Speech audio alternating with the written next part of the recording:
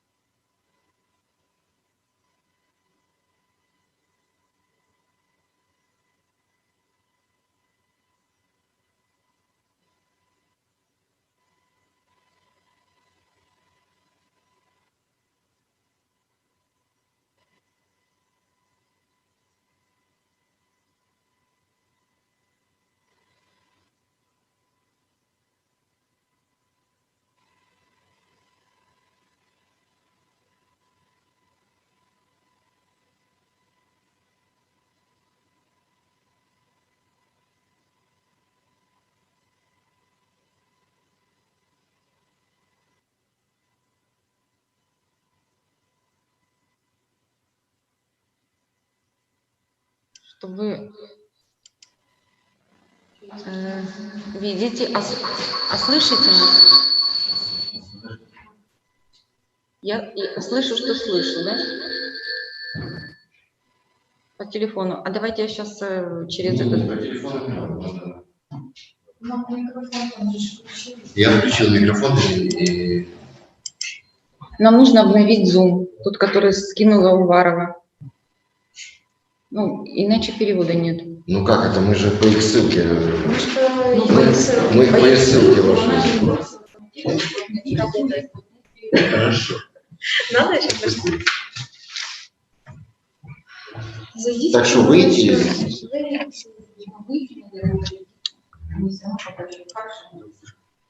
Ну, давай. Ну, еще 2 минуты, подожди. Кого-то еще. Там появились ссылки, символ. Ну, так и я и зашел по их ссылке. Нет, обновить. Она там написала. Для того, щоб взяти участь у всіх.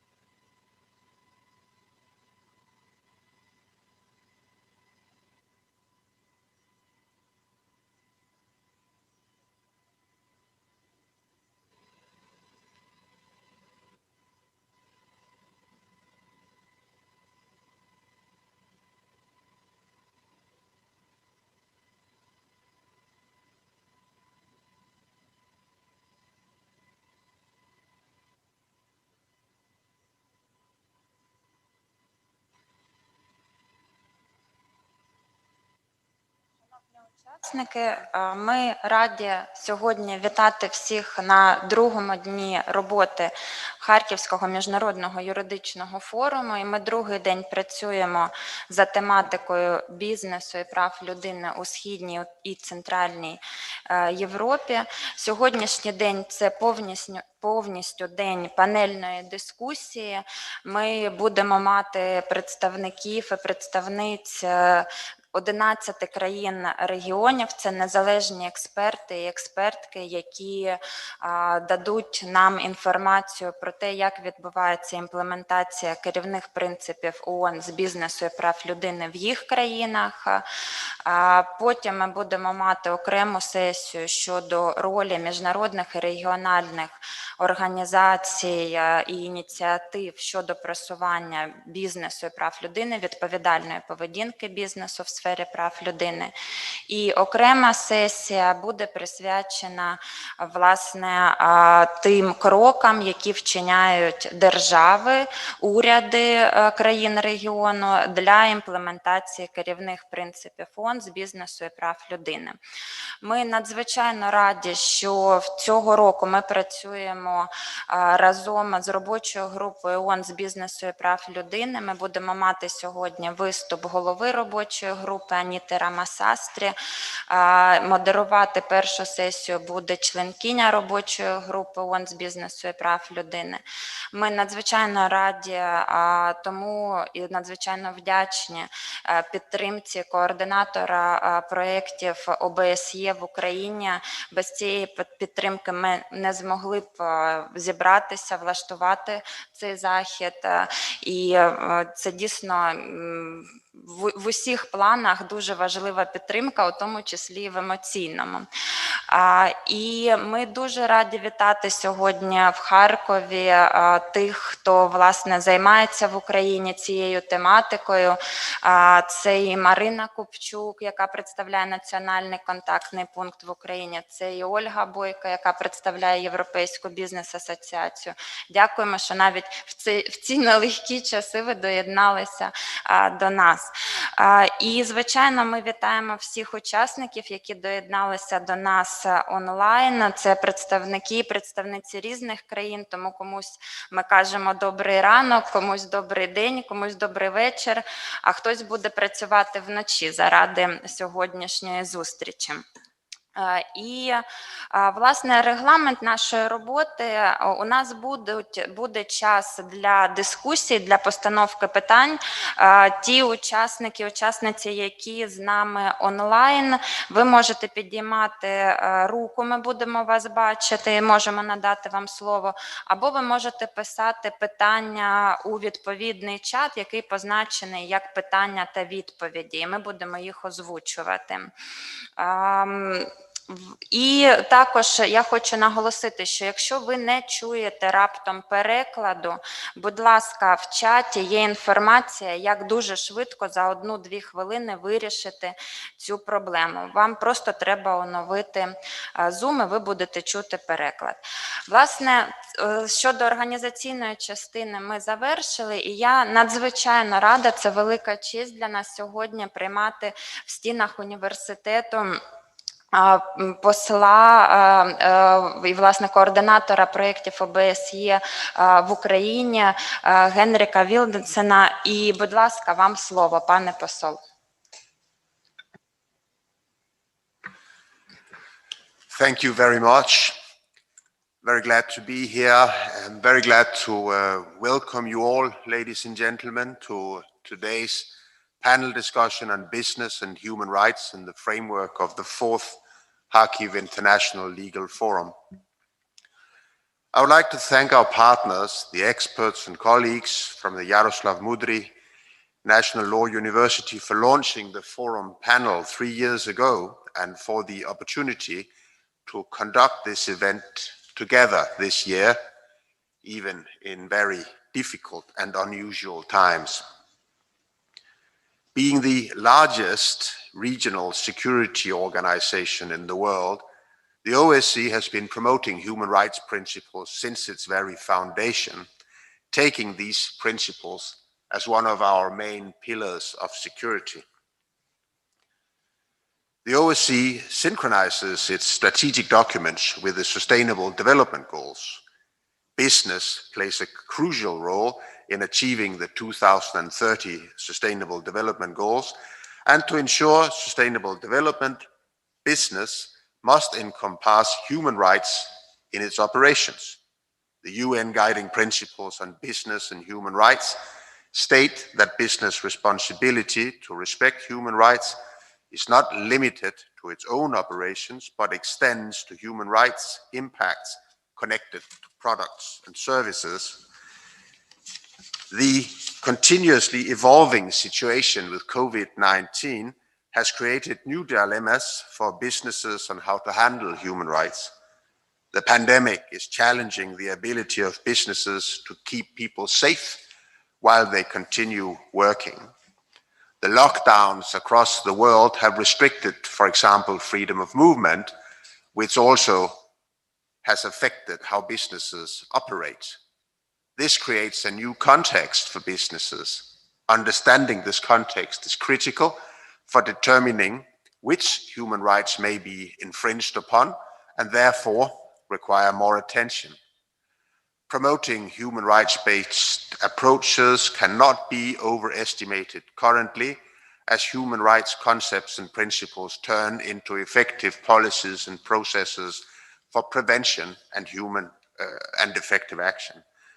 The OSCE project coordinator in Ukraine works with the government of Ukraine, civil society and academia to improve application of international legal instruments and standards and promote human rights-based approaches in different spheres.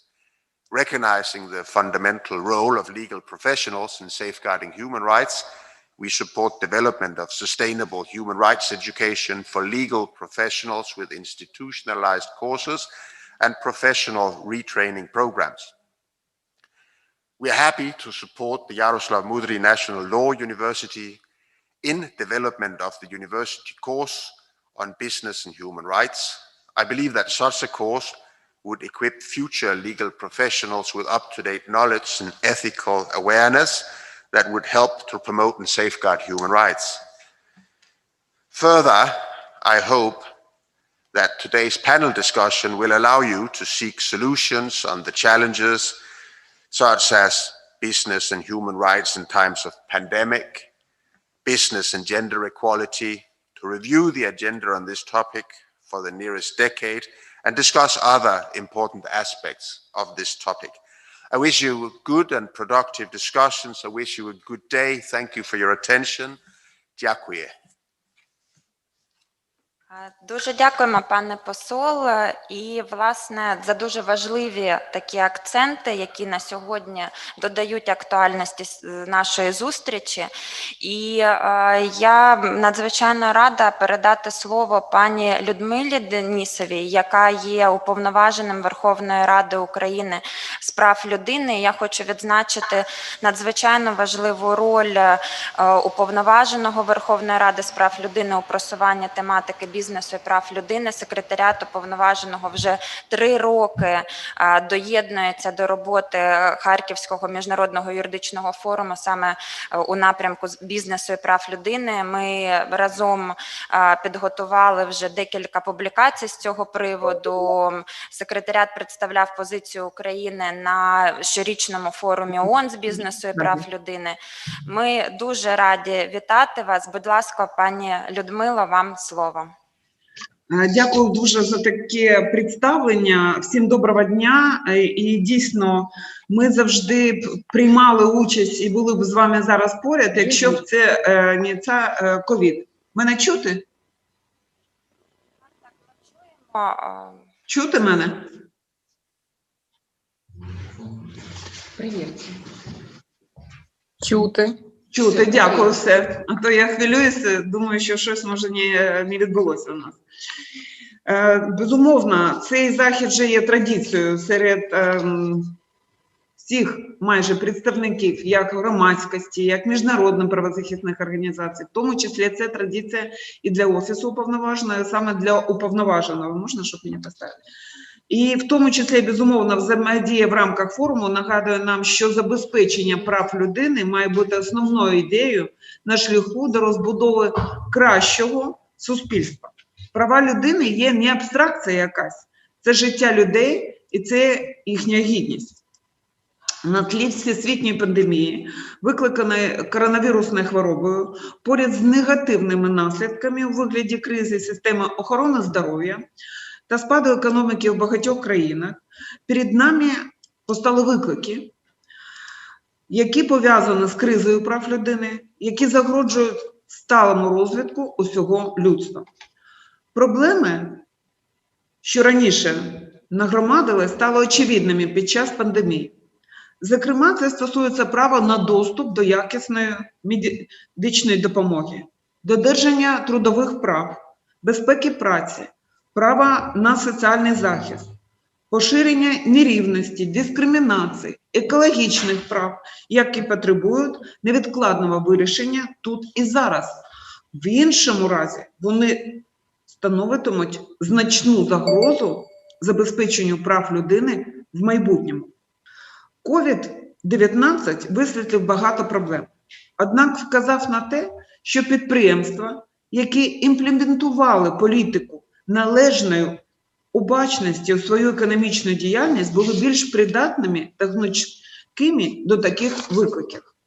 Керівні принципи ООН з питань бізнесу та прав людини є рамковим документом, відповідальний бізнес-поведінки та глобальними стандартами щодо поваги бізнесом прав людини. Їх імплементація та належне застосування це обов'язковими є для нашого суспільства.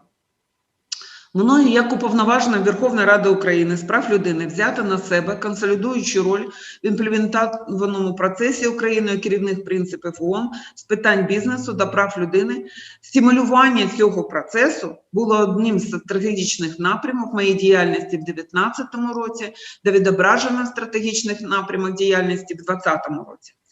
З цією метою на базі секретаріату уповноваженого проведено експертні консультації високого рівня за участю представників органів державної влади, бізнес-середовища, науковців та експертів, міжнародних організацій та громадянського суспільства, під час яких обговорені ефективні концептуальні і практичні підходи щодо інтеграції концепції ефективної права людини в сфері бізнесу в системі загальнонаціональної діяльності. Крім того, мої пропозиції враховані в проєкті Національної стратегії з прав людини стосовно включення до неї окремого розділу забезпечення прав людини в процесі ведення господарської діяльності, це майже вперше. І я тут дякую своєму представнику Олені Степаненко за її наполегливу таку позицію. З рішучістю вона провела, що дійсно такий розділ буде в національній стратегії. Вважаю, що інтеграція положень щодо бізнесу та прав людини у цей надважливіший національний стратегічний документ сприятиме налагодженню співпраці між органами влади та суб'єктами господарювання, підвищенню рівня обізнаності бізнесу з питань поваги до прав людини, становить чіткі орієнтири для держави та підприємств щодо втілення положень керівних принципів ООН з бізнесу і прав людини внутрішньої політики.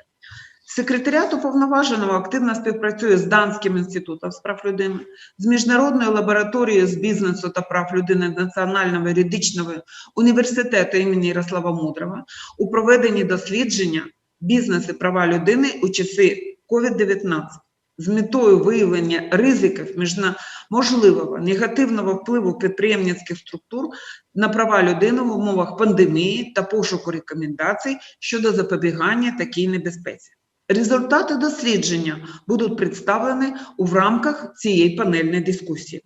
Я впевнена, що сьогоднішня спільна робота стане підґрунтям для подальшої імплементації керівних принципів ООН з питань бізнесу та прав людини в Україні та переконана, що поєднання зусиль держави, громадянського суспільства, науковців та бізнес-спільноти є запорукою успіху на шляху до забезпечення стандартів додержання та захисту прав людини, досягнення кращого рівня життя громадян, заснованого на повазі до прав громадян і людини. Дякую вам, бажаю успіхів. Дякуємо. І я дійсно хочу ще раз відзначити, що команда секретаріату Уповноваженого Верховної Ради з прав людини дійсно активно працює за цим напрямком.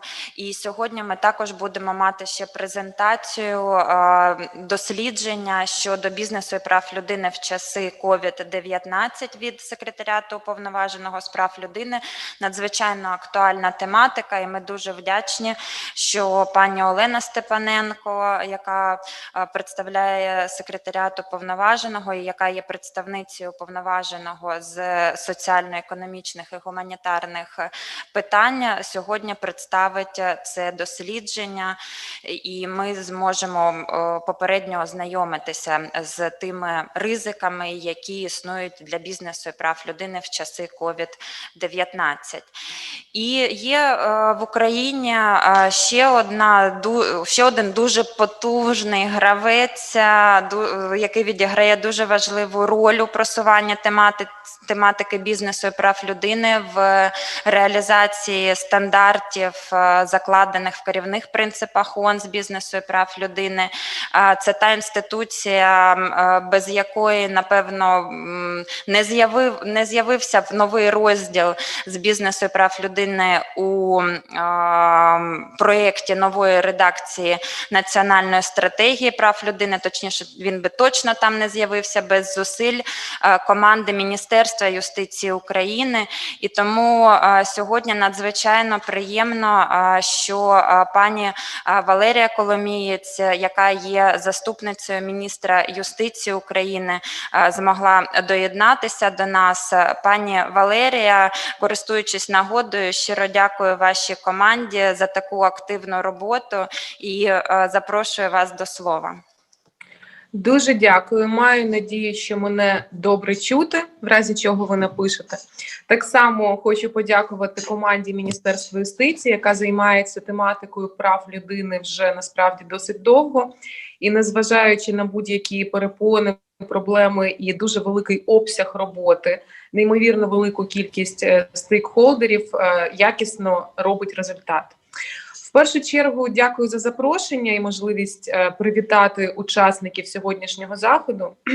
Я хочу сказати, що дійсно найбільша проблема, з якою ми усі стикнулися, це пандемія. Тут зайві слова говорити щось про це. Але з чим стикнулися прості люди, які щодня ходять на роботу як офіційно, так і неофіційно оформлені. Вони зрозуміли і почали звертатися, точніше, вони взагалі не зрозуміли, куди звертатися, з такими питаннями, як: а чому роботодавець змушує мене писати заяву на відпустку? А чи маю право я на якісь соціальні гарантії? А чи мушу я писати заяву на звільнення за власним бажанням? Ці всі питання – це якраз питання прикладні про права людини і бізнес, про права людини у господарській діяльності. І це ті проблеми, які система безоплатної правової допомоги, яка діє в структурі, біля структури Міністерства юстиції, почала намагатися допомагати вирішити з перших днів оголошення карантину. Окрім того, що, власне, ми побачили, що люди стикаються постійно з цими проблемами, і права людини саме в одних з таких основоположних потребах, так, це потреба працювати, потреба отримувати заробітну плату, можливість утримувати себе, свою родину, розвиватися. Ми так само зрозуміли, що дійсно буде дуже важливим все ж таки підійти до цього питання не лише з точки зору тушіння цієї пожежі, але й пристати на абсолютно слушні і доречні пропозиції наших колег з Офісу Уповноваженої з прав людини Верховної Ради і ввести окремий розділ в нашу, якраз на той момент ми розробляли нову редакцію Національної стратегії з прав людини. Чому? Ми вважаємо, що це дійсно доречно і актуально. Тому що так, та патова ситуація, з якою стикнувся увесь світ, показала насправді, що в цій сфері в Україні є дуже багато білих плям, дуже багато проблем, І насправді, незважаючи на існування, можливо, громадських, професійних, державних інституцій, людина, опиняючись з своїм інколи, можливо, не зовсім навіть добропорядним роботодавцем, опиняється сам на сам. Ми зрозуміли так само, що і роботодавець, бізнес, представник юридичної особи, яка надає роботу людям, так само має розвиватися і розуміти виклики сьогочасного сьогодення для того, аби відповідати на них. Що я маю на увазі? Я маю на увазі те, що бізнес насправді, як ми бачимо тенденцію останніх років, досить активно починає в усьому світі займатися тим, що розвиває свою соціальну відповідальність. І ми вважаємо, що саме ці складні умови, в яких опинився весь світ зараз через пандемію, показує, що це має свої позитивні наслідки там, де дійсно цей механізм працює, і має ті наслідки там, де воно не працює, тобто в таких країнах, як Україна. На сьогодні дійсно в проєкті національної стратегії оновленої є цей окремий розділ. Ми ще раз вдячні насправді нашим колегам за активну участь в розробці усього тексту оновленого стратегії і, зокрема, в тому, що дійсно з нашими експертами було напрацьовано саме цей окремий розділ про бізнес і права людини. Це перше. Другий момент, на сьогодні ми якраз працюємо над оновленням методології, і ми якраз працюємо над тим, щоб розуміти чітко індикатори. Так, адже для того, щоб оцінювати, наскільки Україна просунулась, чи, можливо, не дай Бог, стоїть на місці в розвитку інституції саме от права людини в бізнесі, ми маємо розуміти, на яких саме на яких індикаторах ми будемо оцінювати цей рух, або поступ, або стояння на місці. Я маю надію, що ми завершимо цю роботу вже досить скоро, так само її презентуємо публічно. В принципі, Міністерство юстиції усю свою діяльність пов'язану, зокрема, з правами людини проводить досить активно, публічно і інклюзивно.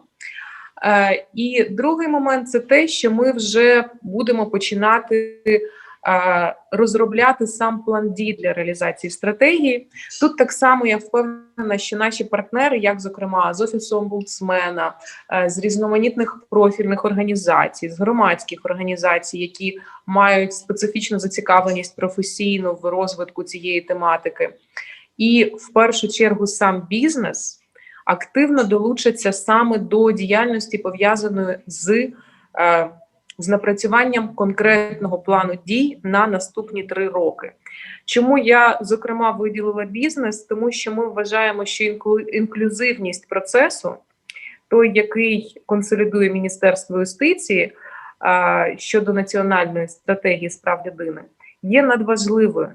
Тому говорити про бізнес, не залучаючи бізнес, бути неінклюзивними – це не в наших інтересах. Цей процес, він зараз вже розпочався, і ми маємо завершити до кінця року. Але так само я хочу сказати, що розуміння важливості як прав людини в бізнесі, так і загалом прав людини ми могли побачити буквально кілька днів тому назад, коли під час підписання указу щодо протидії домашньому насильству президент України привселюдно дав розпорядження Кабінету міністрів, щоб якнайшвидше до Офісу президента вже потрапив наш проект оновлений національної стратегії з прав людини. Тобто навіть президент усвідомлює, наскільки зараз важливо в першу чергу говорити про стратегічне бачення, дотримання і захисту прав людини в широкому розумінні цього поняття. Це насправді дуже добре і показує те, що усі актори, які не один рік працюють для розвитку цих інституцій, працюють для того, аби тематика ця ширилася, люди більше розуміли, що права людини – це не якась філософська тематика, що це досить прикладні і щодня потрібні речі. Насправді ця робота має свій результат, оскільки найвищі посадові особи держави на сьогоднішній момент чітко бачать і розуміють, що цей вектор є одним з основних для розвитку демократичного, правового суспільства і незалежної держави Україна. Я бажаю всім гарно попрацювати і дуже дякую вам за запрошення і за увагу, і за співпрацю. Я знаю, що ви насправді усі учасники дуже активно співпрацюєте з Міністерством юстиції в наших тематиках. Дякую. Пані Валерія, дійсно, це ви вже задали такий робочий тон своїм вступним виступом і дійсно позначили ті головні пріоритети, з якими ми маємо працювати в Україні. І я дуже дякую. І дійсно ми завтра, я хочу вже зараз анонсувати, будемо мати окремий круглий стіл, вже суто такий національний круглий стіл, і напрацьовувати з головними учасниками, експертами, державними інституціями, бізнесами наші наступні кроки для реалізації цих наших планів в Україні. І зараз я також дуже рада надати слово пані Миргородській Грецькій, яка представляє нашого давнього партнера університету і, власне, дружню таку інституцію для нас. Це дійсно наші партнери, починаючи з першого міжнародного Харківського юридичного форуму. Ми завжди можемо спертися на підтримку міської ради, і тому надзвичайно вдячні, що ви змогли сьогодні до нас доєднатися до роботи. І я хочу відзначити, що пані Миргородська Грецька також курує різні дуже інноваційні проєкти в Харкові, креативні проєкти, і які також покликані долучати бізнес до таких нових ініціатив і до реалізації нових пріоритетів. Тому, будь ласка, вам слово.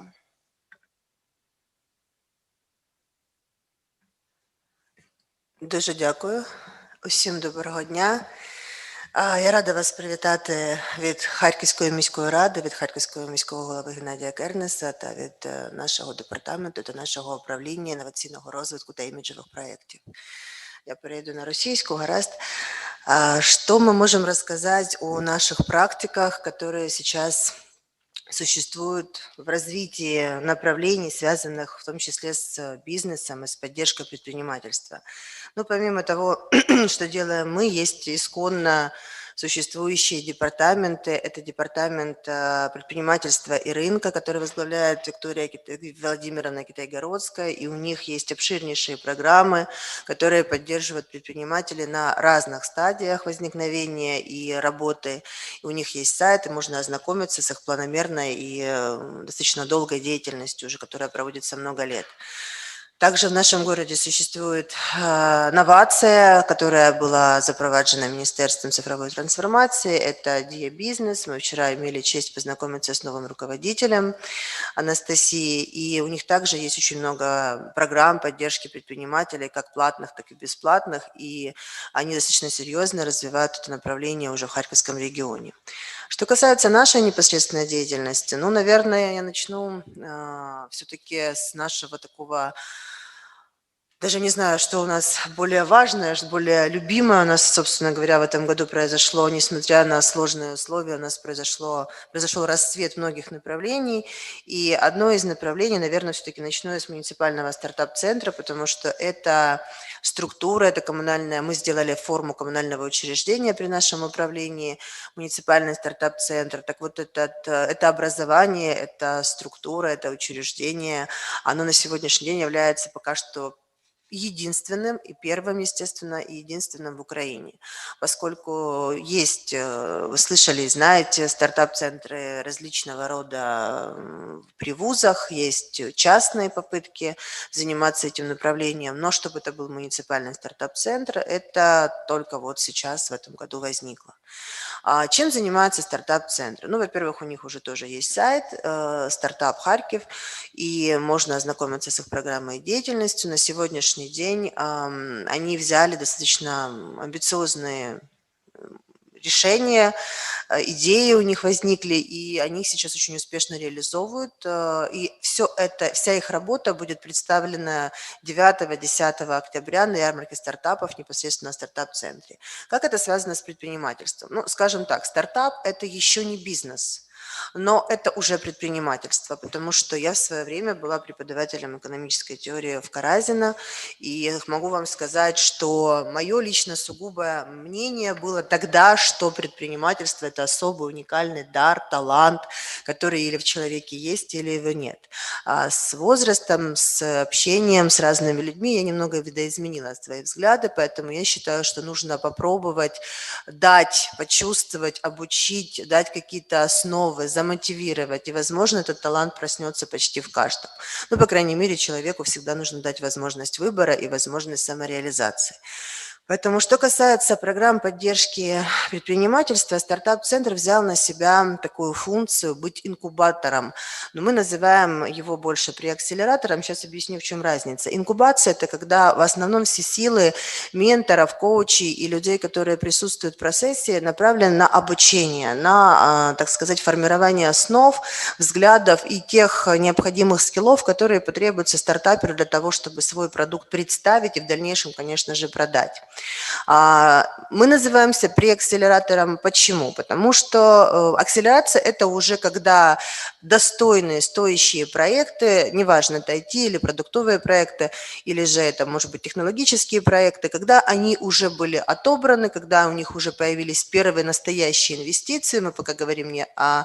Хотя в Дубаях, например, в акселераторах финансирование от 50 до миллиона долларов, до 50 тысяч до миллиона долларов – это считается акселеративный период, начальная стадия. Поэтому каждая страна как бы движется по-своему в зависимости от своих финансовых ресурсов. Но почему мы называемся преакселераторами? Потому что мы даем возможность не просто обучиться, да, то есть стадию инкубации мы проходим на 100%, но мы даем возможность благодаря тем меморандумам, которые были подписаны Харьковским городским советом с массой крупных компаний, это Cisco, Huawei, Hewlett-Packard и многие другие, Microsoft, подписаны были меморандумы, и теперь эти меморандумы, по сути, должны ожить. То есть эти компании не могут абсолютно спокойно на площадке стартапа отбирать проекты, вкладывать финансирование, договариваться с собственниками о тех условиях, которые будут происходить. К сожалению, наше законодательство пока не позволяет делать достаточно широкие, не дает широких возможностей, но, тем не менее, я думаю, этот процесс уже запущен, и через какое-то время это будет, надеюсь, благодаря в том числе университету, Ярослава Мудрого, нашему юридическому, второй моей альма-матери, будет возможность создать действительно хорошие законы, которые позволят сделать в том числе и стартап-визу в Украине. Очень будем надеяться. Да, Юрий? Будем стараться в этом направлении работать. Поэтому… Так вот, немного о стартапе. То есть, значит, стартап-центр на сегодняшний день учит не предпринимательству. Он учит прежде всего тому, как людям отрабатывать и разрабатывать собственную идею, как формировать команды. Потому что на сегодняшний день команды, которые действительно рождают большие смыслы, они состоят из абсолютно разнородных людей. Это, как правило, команды, вот даже в Эстонии есть такое понятие, что команда стартапа не должна быть больше 5 человек. Вот это даже узаконено. В Эстонии почему-то вот они даже так настолько жестко это регламентируют. Наверное, в чем-то они очень правы, потому что действительно, чем больше команды, тем больше разговоров, меньше дела. Но в команде стартапа от 3 до 5 человек всегда должен быть, конечно же, айтишник, всегда должен быть технолог, ну а дальше маркетологи, пиарщики, продажники – это те люди, которые развивают и дают возможность всем этому полететь. Вот, поэтому стартап-центр наш на сегодняшний день – это и инкубатор, и преакселератор, и там есть полное понимание и поддержка не просто молодежи, а всех тех людей, которые пришли с идеями. Учат всему для того, чтобы создать стартап, продвинуть стартап, отпитчить, то бишь презентовать в короткой форме и, конечно же, найти своего инвестора, того самого главного партнера, который даст возможность им стать единорогом. А единорог в стартапах – это компания, которая взлетела, и ее оборот больше, чем $1 миллиард в год. Про креативную индустрию у меня уже времени нет, правильно? Окей. Спасибо за внимание. Дякую. Дуже дякуємо, і я сподіваюся, що єдинорог у бізнесі – це ще й той, хто дотримується прав людини і сповідує відповідальну бізнес-поведінку, правда? І тому ми, звичайно, будемо раді співпраці, щоб ці стартапи починалися вже відразу з відповідальної поведінки у сфері бізнесу. Це буде дуже, я вважаю, круто, якщо вже на початку своєї бізнес-діяльності бізнеси будуть впроваджувати ці стандарти і, власне, вже з самого початку сповідувати ці ідеали. І перш ніж перейти до зовсім нашої робочої частини, я не можу не надати слово пану Юрію Барабашу, який, ну, власне, знаєте, є батьки-засновники Конституції США, а це батько-засновник юридичного форуму. Дякую, пані Олено. Єдине, що в мене рабів немає, я проти рабства з самого початку виступав. Насправді, друзі, я перепрошую за таку замінку, я чомусь відверто мушу сказати, після повернення з столиці таке враження, як з іншого часового пояса. Повернувся, не можу підлаштуватись, тому перепрошую перед вами, насамперед перед пані Оленою. Вчора ми розпочали форум, і у пані Олени був перший захід, присвячений бізнесу і правам людини. Я про це теж скажу трішки пізніше. Насамперед хотів би не тому, що це потрібно, це має бути, а це так хочеться подякувати нашим постійним партнерам.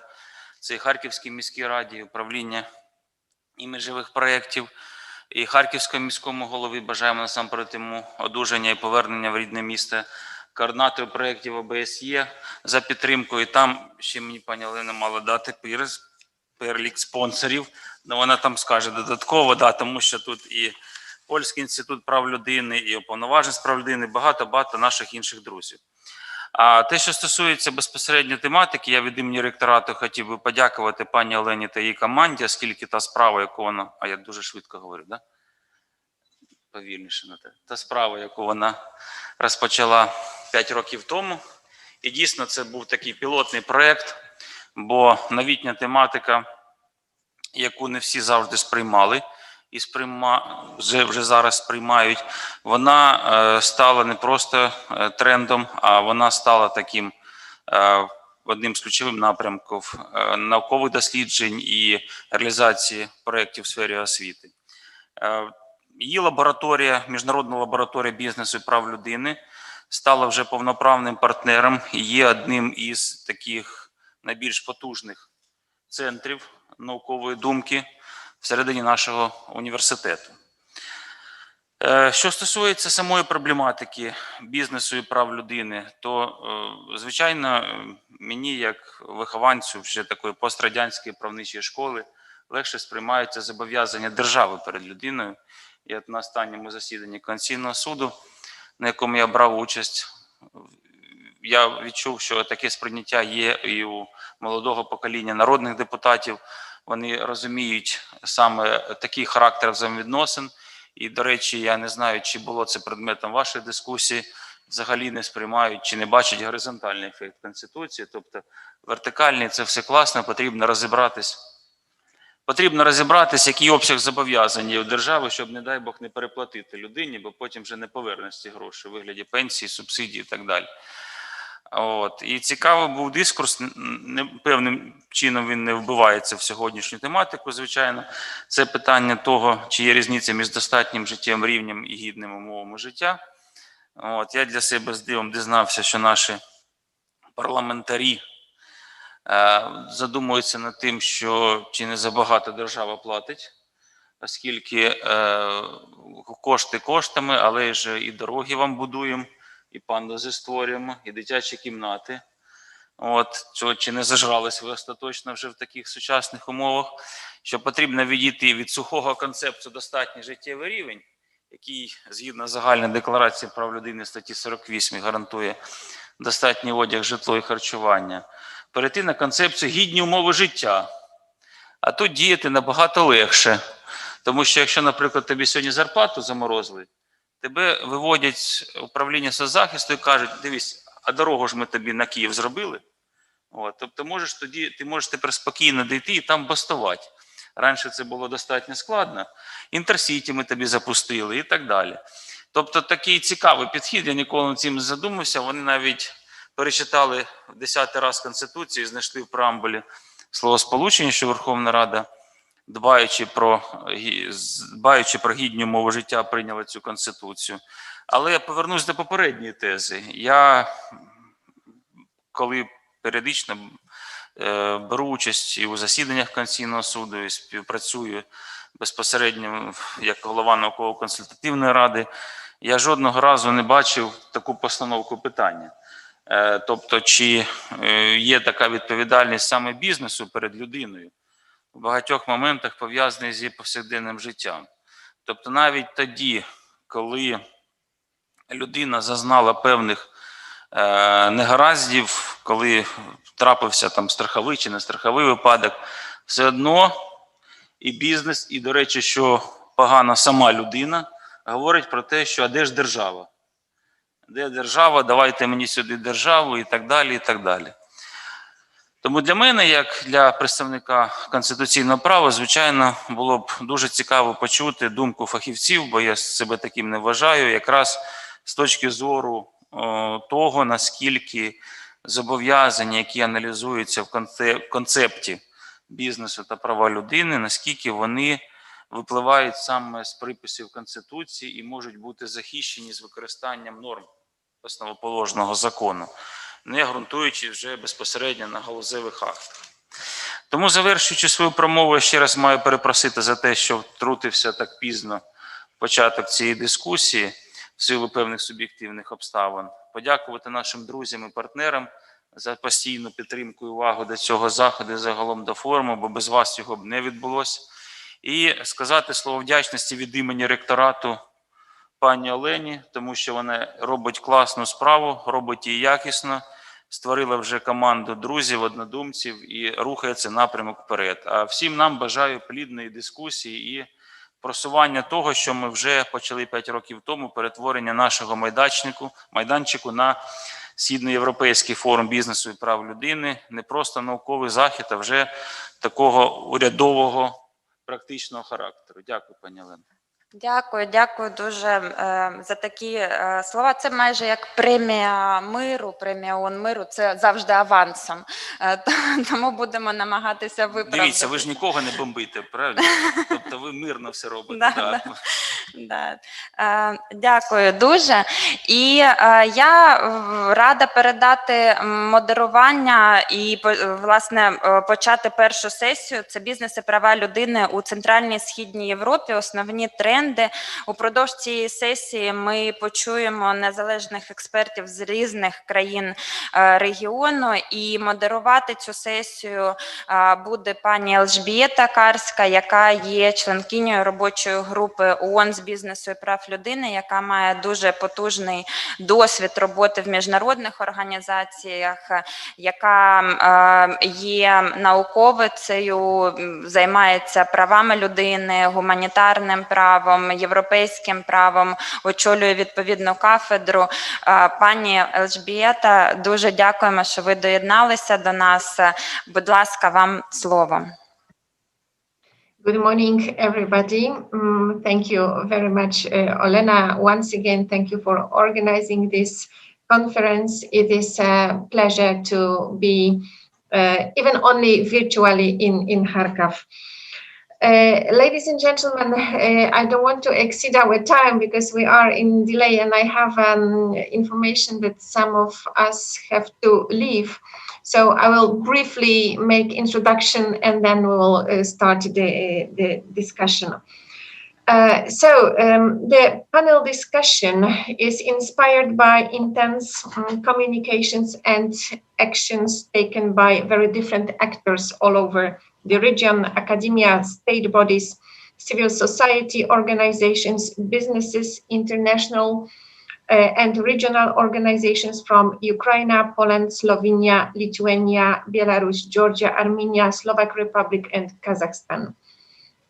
It is a great example of collaboration for a common aim to promote business and human rights agenda in the Central and Eastern Europe. and to involve very different actors into the dialogue to address business and human rights challenges. For example, to raise awareness on effective responses to current challenges, including COVID-19, through the lens of the business and human rights standards, to create the platforms for exchange developments and good practices on business and human rights for the different groups of stakeholders. The huge challenges presented by our times in the region can only be solved by joint efforts.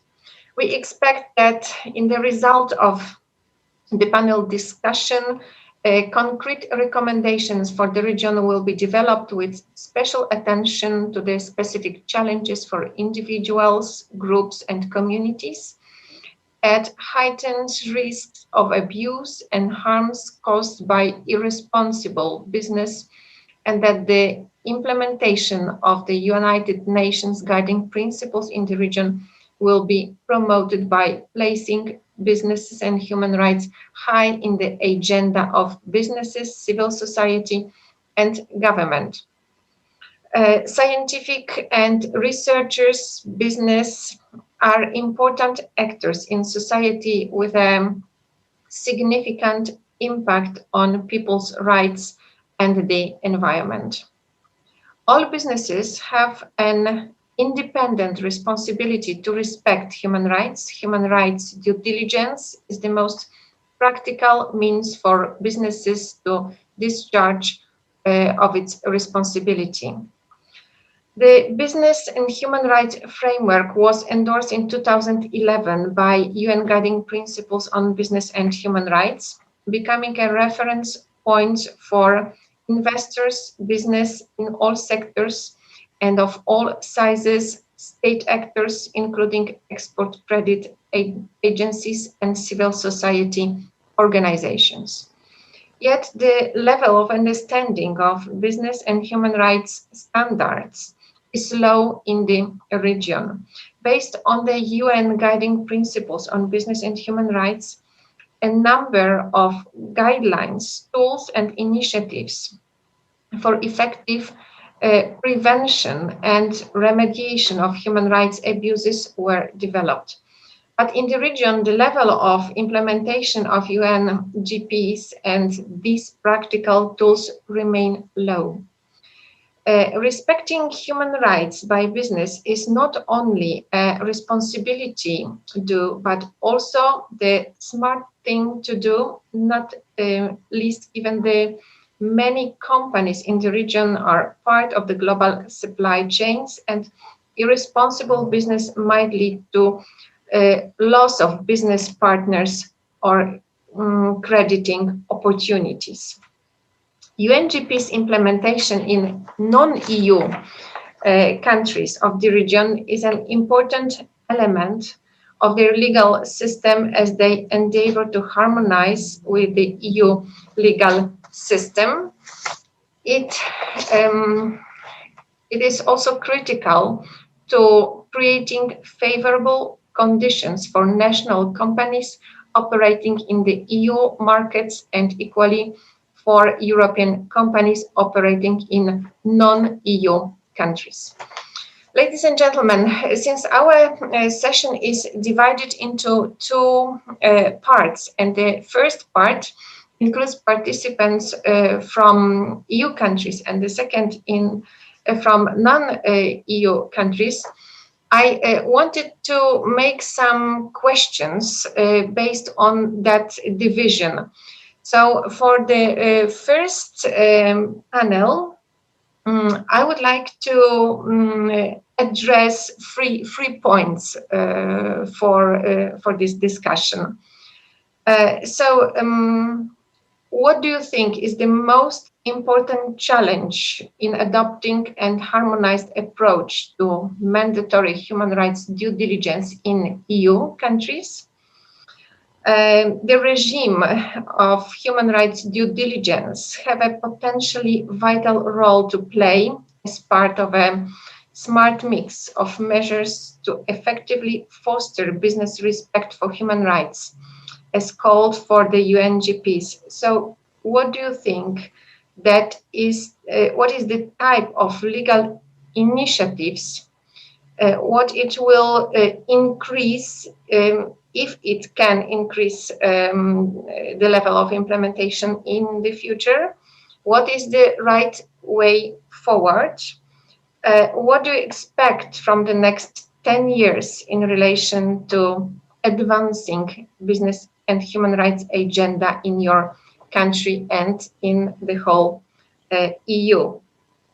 As for the second part of our panel, for panelists from non-EU countries, I also prepared three points to our discussion. All these countries have post-Soviet past. How does that impact on the UNGP's implementation? What are the main obstacles to implement UNGPs in your country, and what positive practices exist on which the country can build on? What do you think it should happen to scale up and speed up action to advance the implementation of UNGPs in the next 10 years? Ladies and gentlemen, I have also the information that our first panelist, Ms. Beata Faracik, has to leave us very quickly. Just 8 minutes, so yes. 8 minutes. Yes, I'm very sorry. I also received an information yesterday evening that we have an urgent meeting of the Senate of my university, and at 10 I have to be at my university. So I would like to give the floor to Beata, and I'm very sorry. I will have to leave also after first two presentations of our panelists. Thank you very much once again, Olena, for inviting me and organizing this forum. Beata, the floor is yours. Thank you.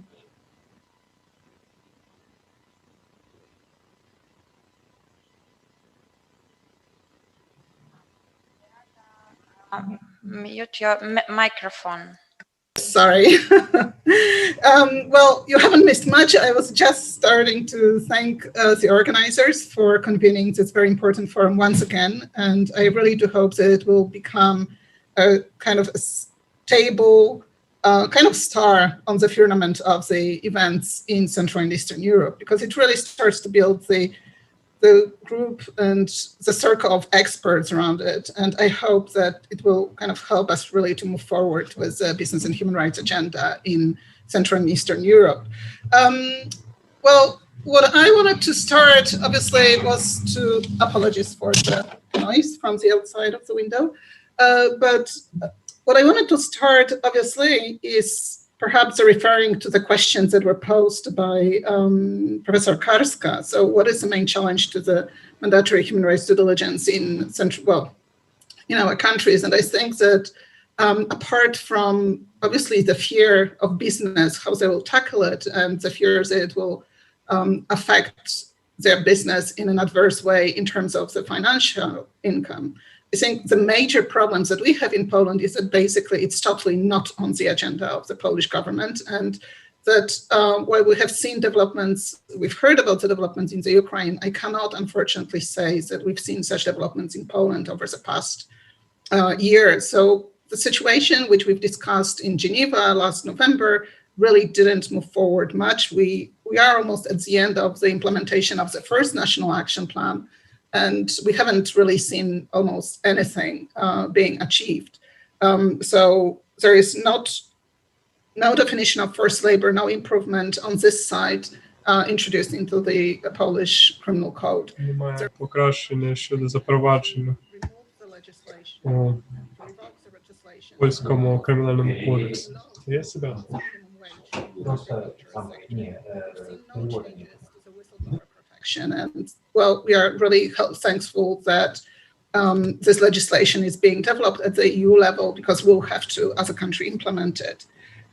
there is no improved protection for children in the hotel facilities simply because there was too big of the opposition on the side of business. And surprise, surprise, by the way, but there was no willingness on the side of the government to actually introduce those increased protections. And by increased protection, we just mean, in this very case, obligation to develop internal protocols of what employees of hotel facilities should do in situation when they have reasonable suspicion that there might be a person who wants to abuse children that is checking into the hotel. So I'm afraid that from the Polish perspective, and obviously it's a perspective of a civil society representative on my side, I haven't seen pretty much anything except for very, very few examples at the working level at several of the ministries.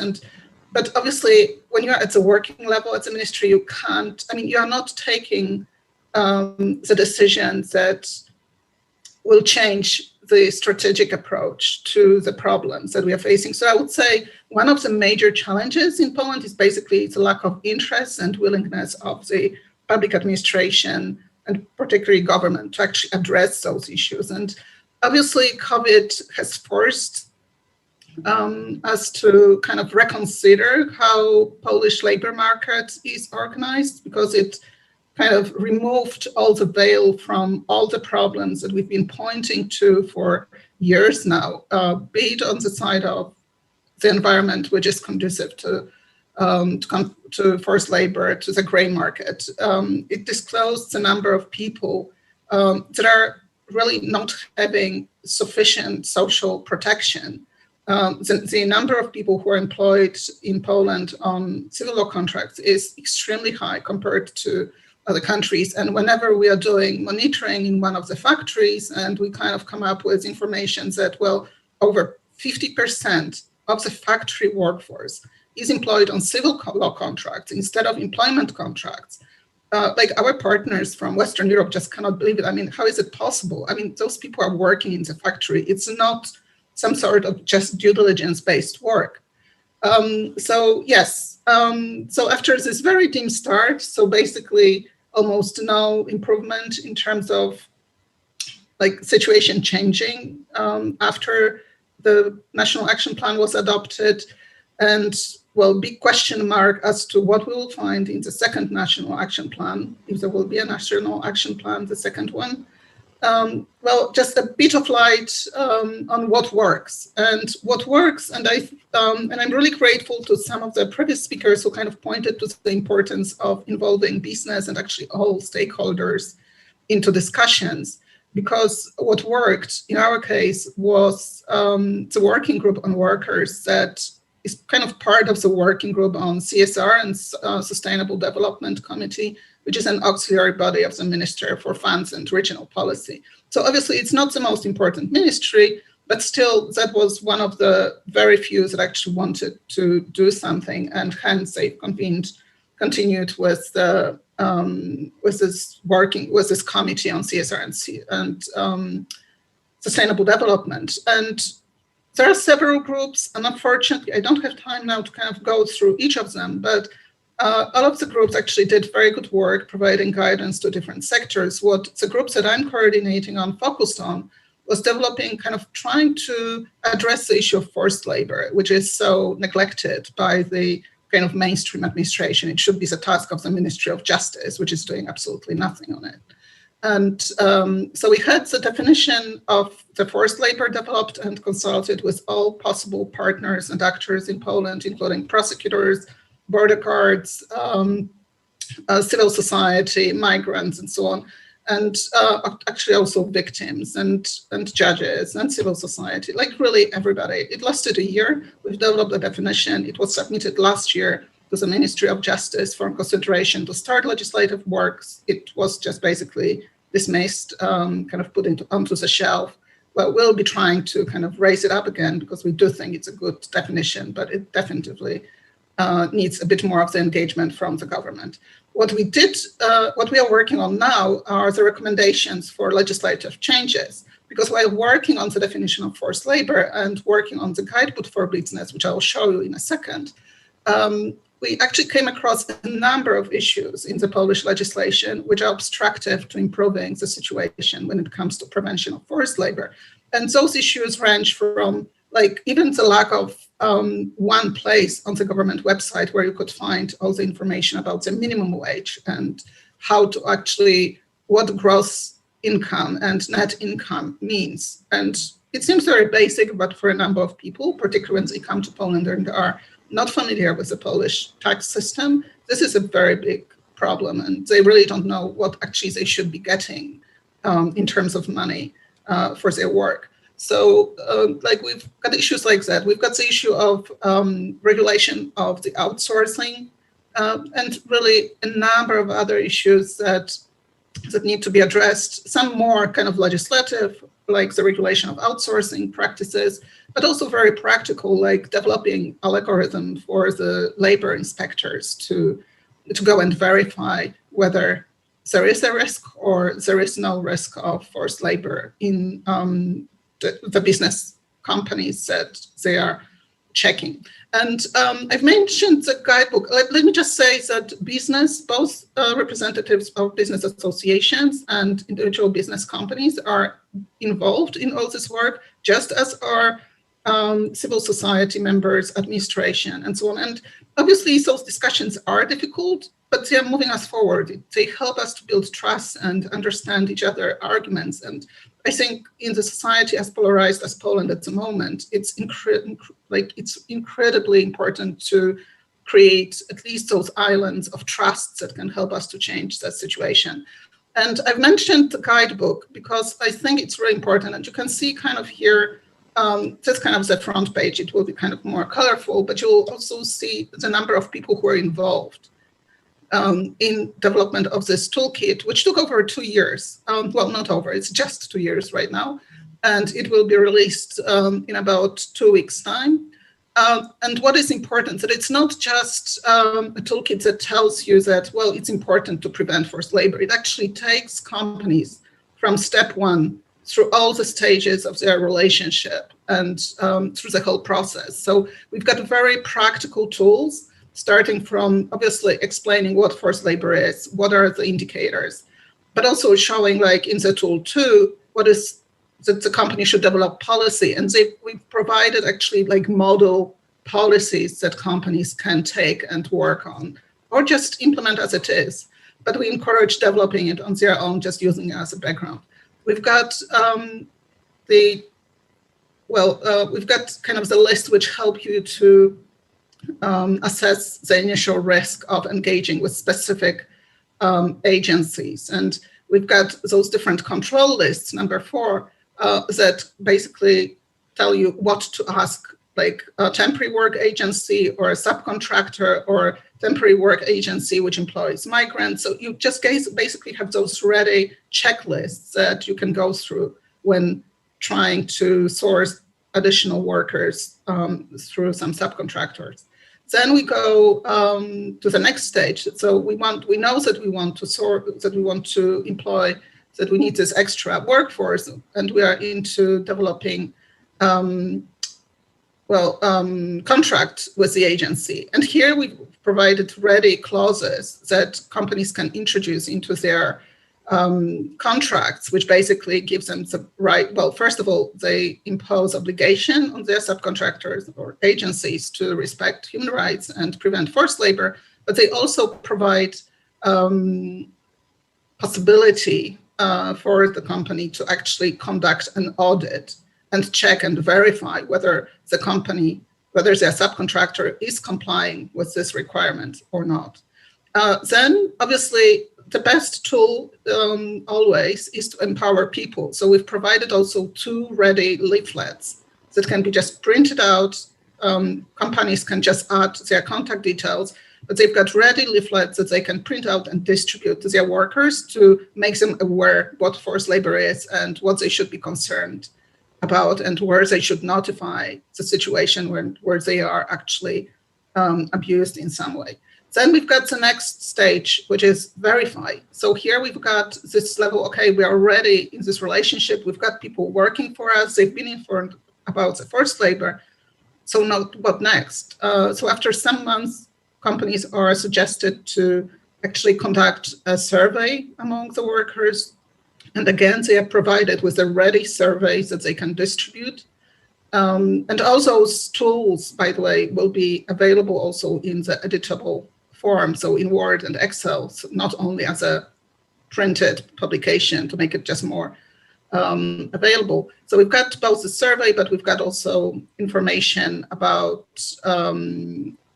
like kind of list of questions that they should be asking also as part of the audit. So we've got survey for the workers, and then you go through the results, but you've got also 2 sets of questions for that you as a company can ask as part of the audit. And then in the end, we've got a clear guidance about what should be done when you've got the results, and obviously what you should do if you actually come across an incident of forced labor, whom you should notify, to whom you should, like police and border guards and so on, or labor inspectorate, but also what to do if you want to continue cooperation with a given agency, because it might have been that, you know, this forced labor happened not at the agency level, but somewhere before. So you can actually join forces with your supplier and agency to try to prevent it from happening further down in the supply chain. So in a way, it takes the companies through all the stages. And when I mean like really concrete tools, here you see the example of one of the tools that is very practical. It's one of the kind of this initial risk assessment tool.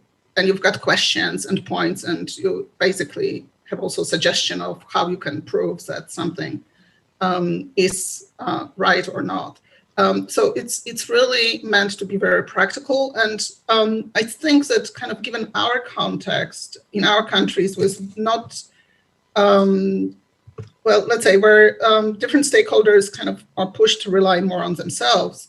Apart from working with the administration, I would really encourage different countries to try to reach out to reasonable actors in their country and try to organize some roundtables, try to just build trust. I know that I was supposed to talk on trends, but I think that unless we've got trust and are able to talk to each other about those very difficult issues and look together for solutions, I mean, we just won't see trends in business and human rights simply because we won't be moving anywhere. Thank you very much. I'm really sorry that I need to leave now. Unfortunately, I've got a medical appointment, which I'd rather not miss. But I do hope to join you later on once I'm back. So wish you for now a very fruitful discussion. Thank you very much. Thank you, Beata. Thank you very much for your presentation. So we are in delay, so I would like to comment, of course, but let me just summarize that I fully agree with everything Beata said about challenges in our country. I would like to pass directly to our second panelist, Dr. Cernic. And I'm very sorry, but I will also have to give back the moderation to Olena. So thank you once again very much for inviting me to participate in this forum. Maybe I will be able to come back in the afternoon, but unfortunately I have an important meeting of the Senate of the university, and I will have to leave in a few minutes. Thank you once again, and Jernej, the floor is yours. Thank you. Thank you very much. Elisabetta. Thank you very much, Olena, for again inviting me to participate at this forum in Kharkiv, virtually from Ljubljana. Now, well, this session, the aim of this session, as far as I understand it, is to consider or to elaborate a bit more for the future of business human rights in Central and Eastern Europe, within the framework of new project by the UN Working Group on Business Human Rights, which is called Business and Human Rights Towards a Decade of Global Implementation. And I gather that the aim is also to collect some recommendations that we could later submit to the UN Working Group by end of November, if I'm not mistaken. Now, as far Elisabetta questions go concerning those countries from Central and Eastern Europe who are already part of European Union and developments in European Union concerning business human rights, many of you would know that there already exist binding regulations concerning some aspects of business and human rights. For example, non-financial reporting. There are several directives which oblige large companies to report not only on human rights, but also other aspects of their social responsibilities. And concerning due diligence, there is a regulation which was adopted a couple years ago called EU Conflict Minerals Regulation, which requires companies to report and introduce and conduct due diligence concerning conflict minerals industry. And this regulation is not yet applicable. It will become enforceable from 1st of January next year. So all of these developments tell us that there are gradual developments in this respect, not only of concerning due diligence, but also overall in business human rights in European Union, but it takes time. And even though we are now considering proposals for general EU due diligence regulation, I mean, still things are still at starting points. And when we consider the title of the UN Working Group project, 10 years of implementation, I guess it's very optimistic to talk about implementation when the standards have not been fully translated in the domestic environments. Yesterday we talked about the importance of implementation of UN guiding principles on business human rights in domestic environments, and the importance of not confusing corporate social responsibility with business and human rights, and particularly in our region, in Central Europe and also Eastern Europe, there's still a great confusion about the standards. Bada already mentioned that there are huge difficulties concerning measuring the impact of business human rights standards in the company's policies. For example, I can give you an example from research I did with my colleagues Goras Justinek and Christian Bucher. We measured the presence of business human rights reporting in the annual reports of companies which are listed on a quotation of Ljubljana Stock Exchange. And what we found, and the research will be published in the next month, what we found is that the companies are very well versed in completing their normative obligations stemming from the EU legislation and Slovenian legislation concerning reporting. They report their actions concerning business human rights, but then what is lacking is the measurement of actual impact of their policies on their business operations, both in Slovenia and also beyond Slovenian borders, because obviously all of our economies are very open. A lot of companies which are based in Central Eastern Europe also do business in other countries of Central and Eastern Europe and beyond. So the question of extraterritorial obligations also comes into play. So to put it shortly, what we found is there is a huge discrepancy between declaratory commitments and meeting minimum obligations, minimum statutory obligations of the companies, and then measuring the impact of this fulfillment of these obligations. And this is one of the challenges, not only in our region, but also beyond globally, how to measure business human rights, how to measure the impact of the standards on the daily lives of workers, local communities, and beyond, ordinary people everywhere. And of course, EU and the member states of EU have another challenge, how to ensure that the standards which are applicable within the EU, for example, directives on non-financial reporting and emerging due diligence legislation, how those standards can be implemented when companies do business, for example, in Ukraine or Russian Federation or Armenia, Azerbaijan, countries beyond the EU borders. And as far as the implementation of those standards beyond the EU, well, there is a huge discrepancy. There is no supervision how EU companies do business beyond EU borders. And obviously, our region of Eastern Europe, as we talked yesterday, is known for systematic corruption, weak institutions, weak rule of law, and obviously all of these factors are very ripe for very, if you want, illegal ways of doing business. And some reports exist. Some reports of independent civil society organizations and also media exist, how EU-based companies do business beyond their borders. For example, last year there was a report published concerning alleged violations of sanctions regime of EU companies which do business in occupied Crimea.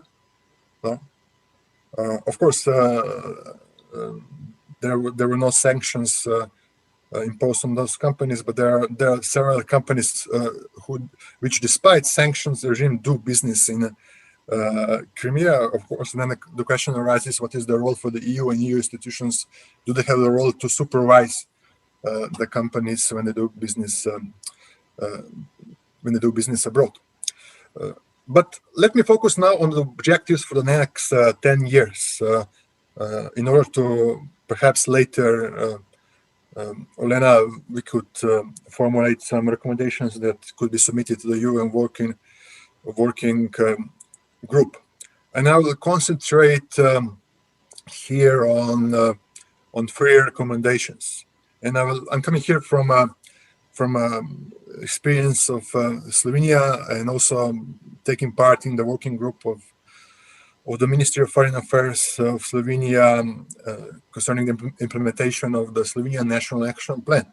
And my first recommendation for our region is to focus to improve business and human rights standards in state-owned companies. State-owned companies are those companies where a state has a partial or full capital investment, and that part of business human rights is perhaps the most straightforward, and also the state-owned companies fall within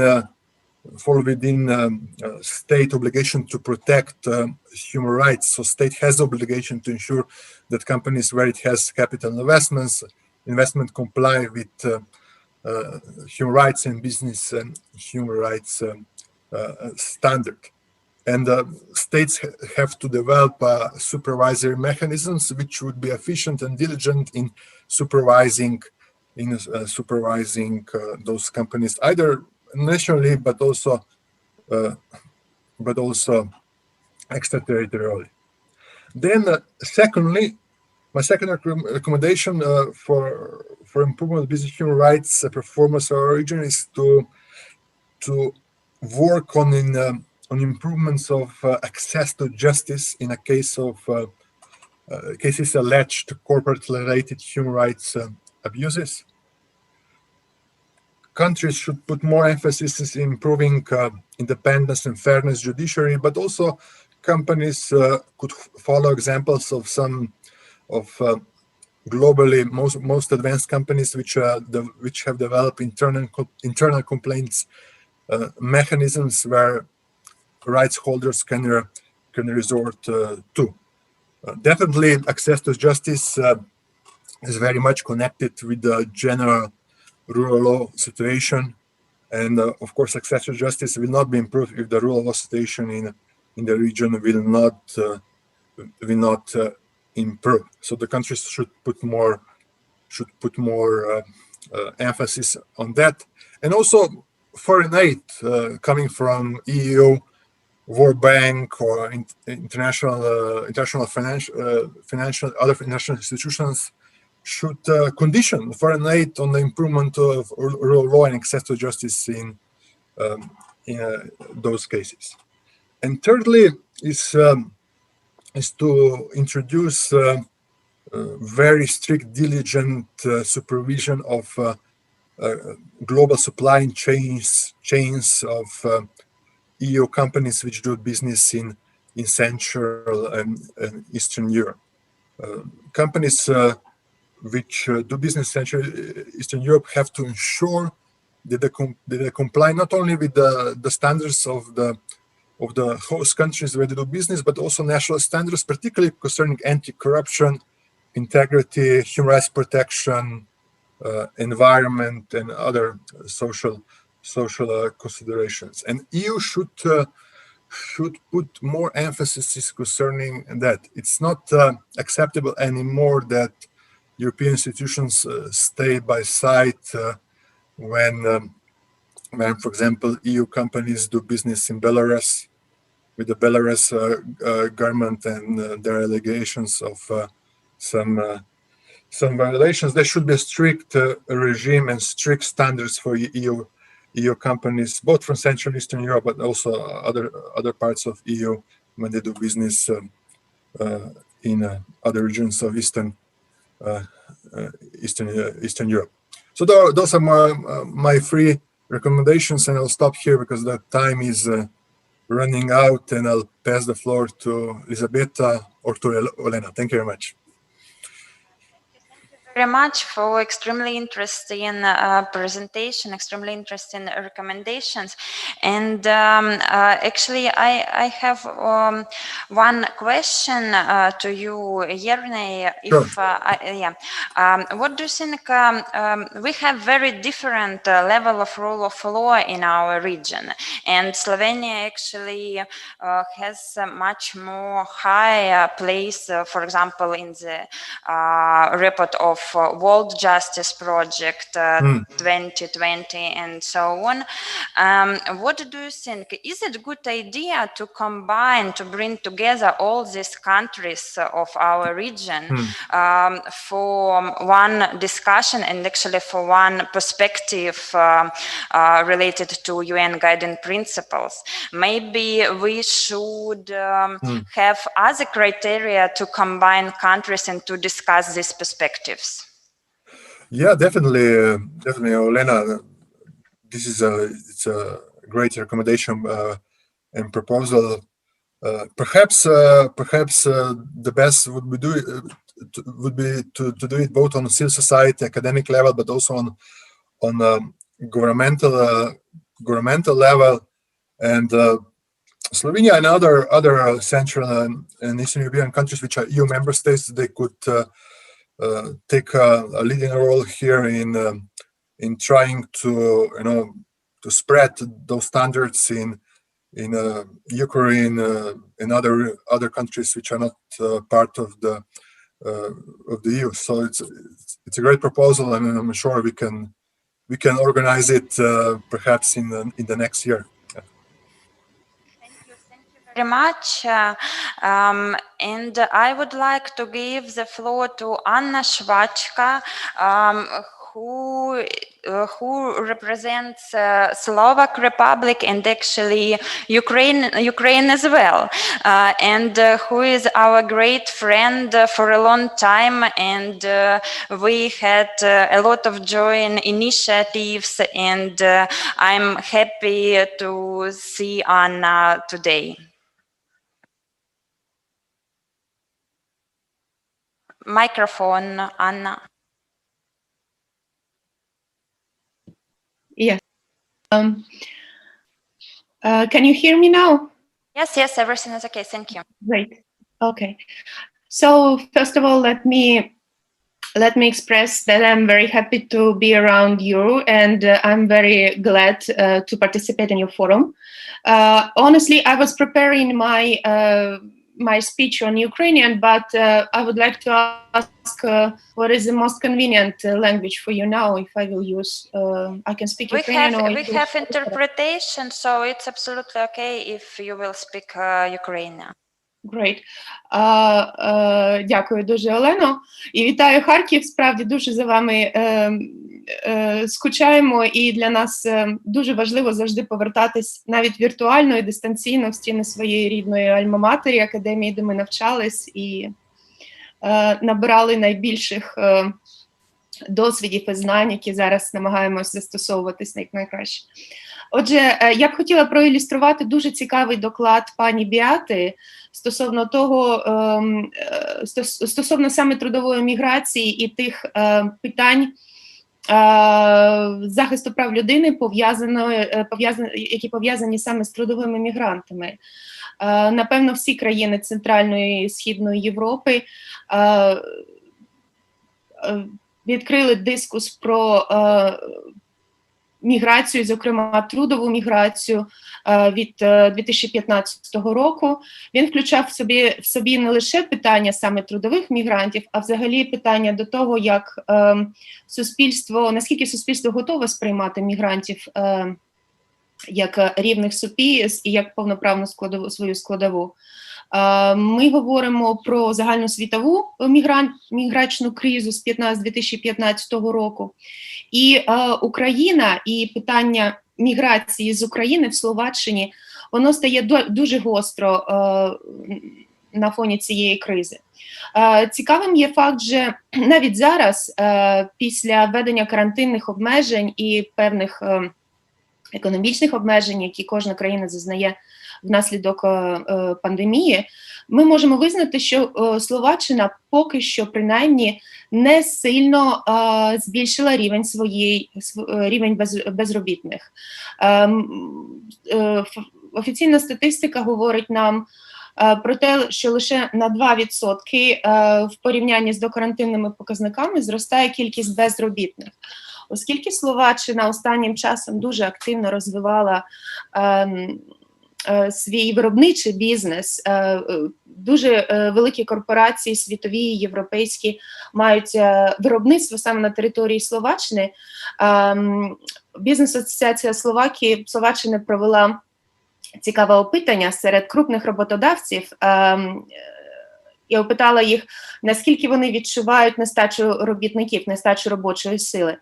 50% визнали, що вони відчувають її дуже істотно, і 41% всіх підприємців визнають, що вони були час від часу вимушені відмовитись від комерційних замовлень, від контрактів, саме через те, що їм не вистачало робочих рук, їм не вистачало робочої сили, яка могла б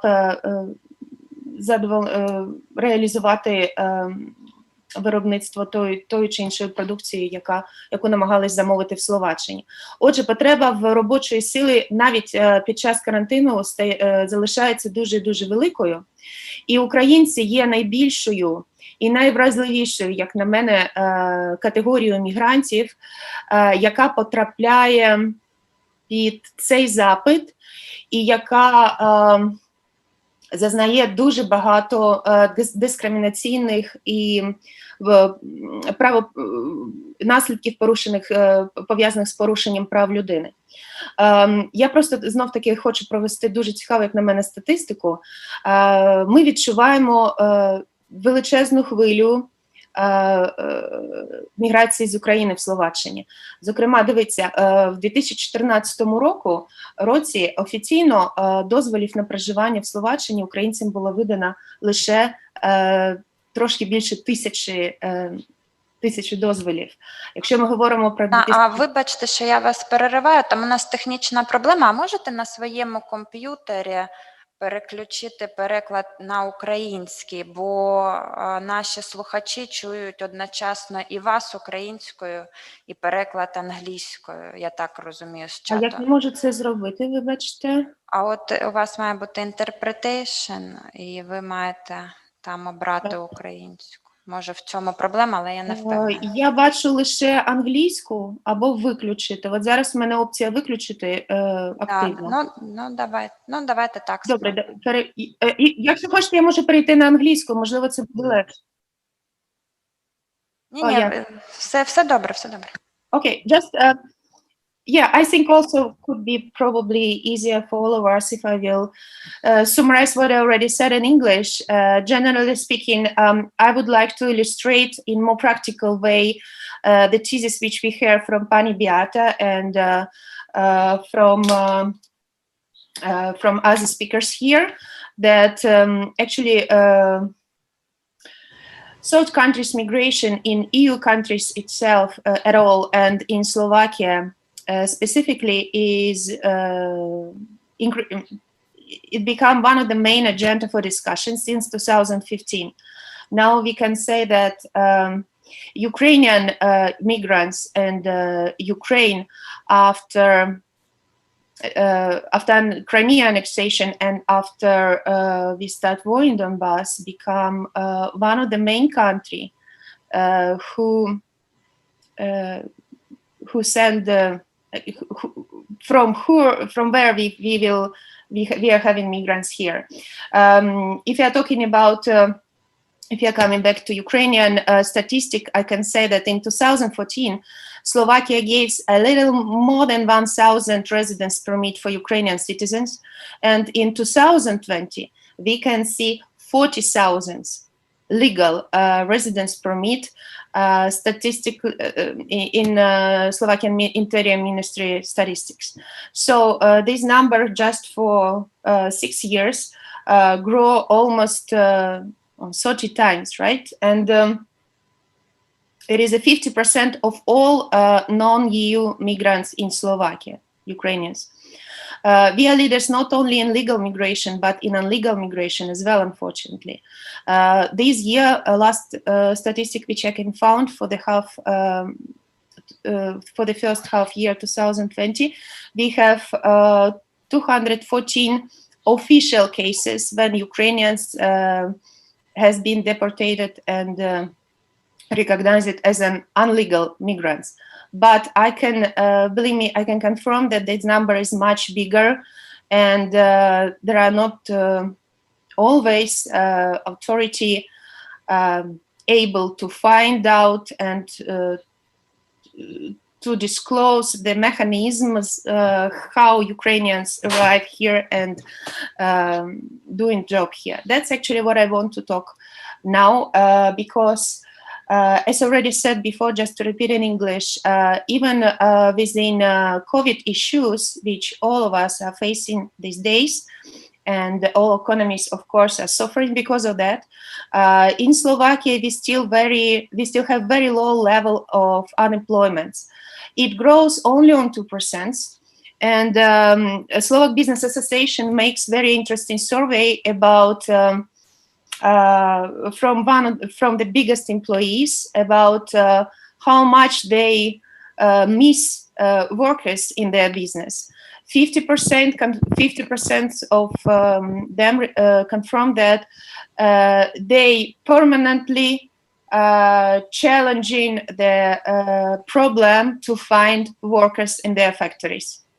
And 41% from the people, from the employees who participated in the survey answer to the questions recognize that they they have to cancel their contracts, or they were not able to start new contracts and start running new business only because they don't have enough workers to provide the contracts. So when they are looking for the workers, Ukraine is a main source for them. And here we are facing very big challenge because since 2014, Ukraine has a huge group of potentially unlegal or at least unprotected legal migrants in Slovakia, which is IDPs. This is the people who cannot find, who cannot be, for several reasons, successfully integrated in other regions of Ukraine, and they are very variable and they are very easy to be catched from the agencies, which working from the both sides, with a cooperation, of course, with Slovakian agencies. But the first step, when we already face, I would say, unfair game and gray or sometimes black business, is the Ukrainian agencies.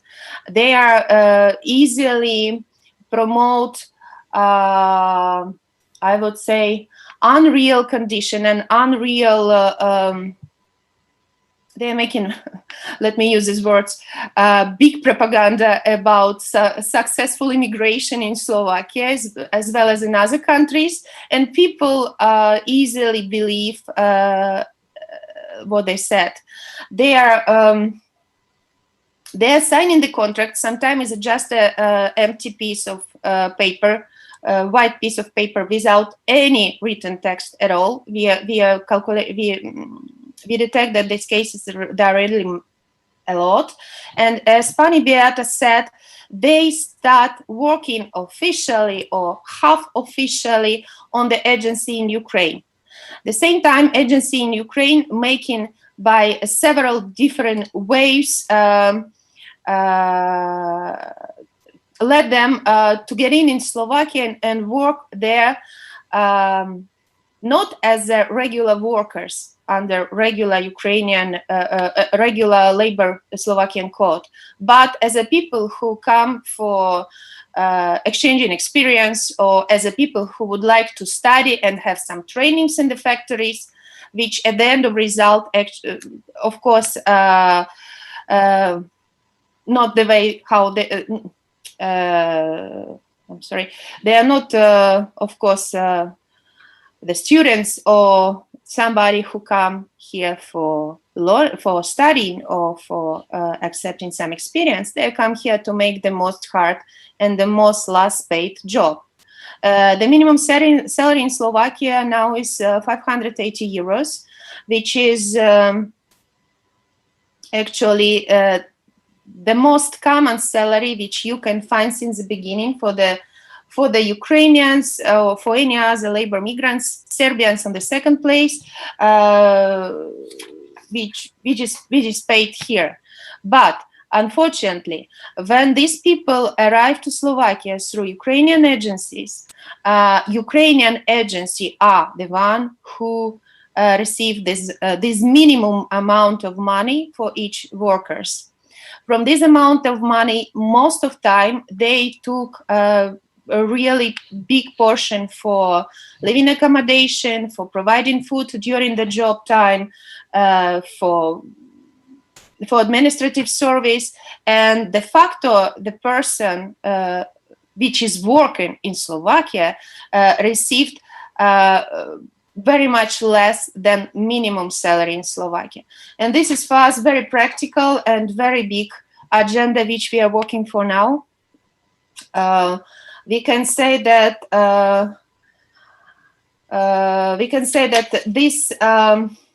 this issue is unfortunately growing very quick, and I would like to develop the opinion which our previous speaker, Mr. Jenny Letnar, did, that it is extremely important to see on this issue not only inside of EU, but in this bilateral or international level. We cannot, unfortunately, Slovakia is also have very limited views for a while in a level of policies and a level of government and public authority consideration. They can only what they want and only what they are doing is actually catching the people and making penalties and sending them back home. They also make penalties for the factory, which is unfortunately not as big, to stop, to prevent this great business for the factory in the future. And we are sure that the middle actors in this scheme, the agency itself, are one of the main one of the main subjects which has to be at least visible for not only for research and for human writers, but officially for the public, for the police who try to prevent this level of crimes. Unfortunately, the end of the result. Sorry, I should ask to finalize, please. Yeah. Okay, sorry. So at the end of the result, we can say that for a while, it is not covered neither by law, neither by legal practice here. And our job as lawyers and as human writers who represent, we are the part of Ukrainian community as well. We want to help our people not only to understand their rights here, but also to prevent them, to make this kind of prevention agenda, to explain them in the level when they start be recruiting in Ukraine about what is waiting for them here and what kind of obligation automatically they will face since the moment when they will cross the border. I would like to cooperate in this issue with our colleagues from Poland and Slovenia, and thank you very much once again to invite us here, and we are very open and ready for cooperation in the future. Thank you.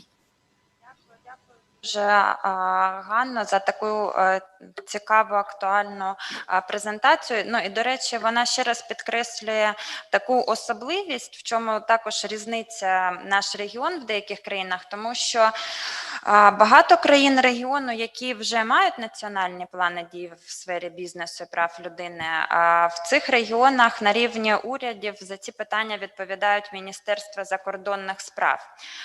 Іноді у співпраці з іншими міністерствами, і іноді як основна відповідальна інституція.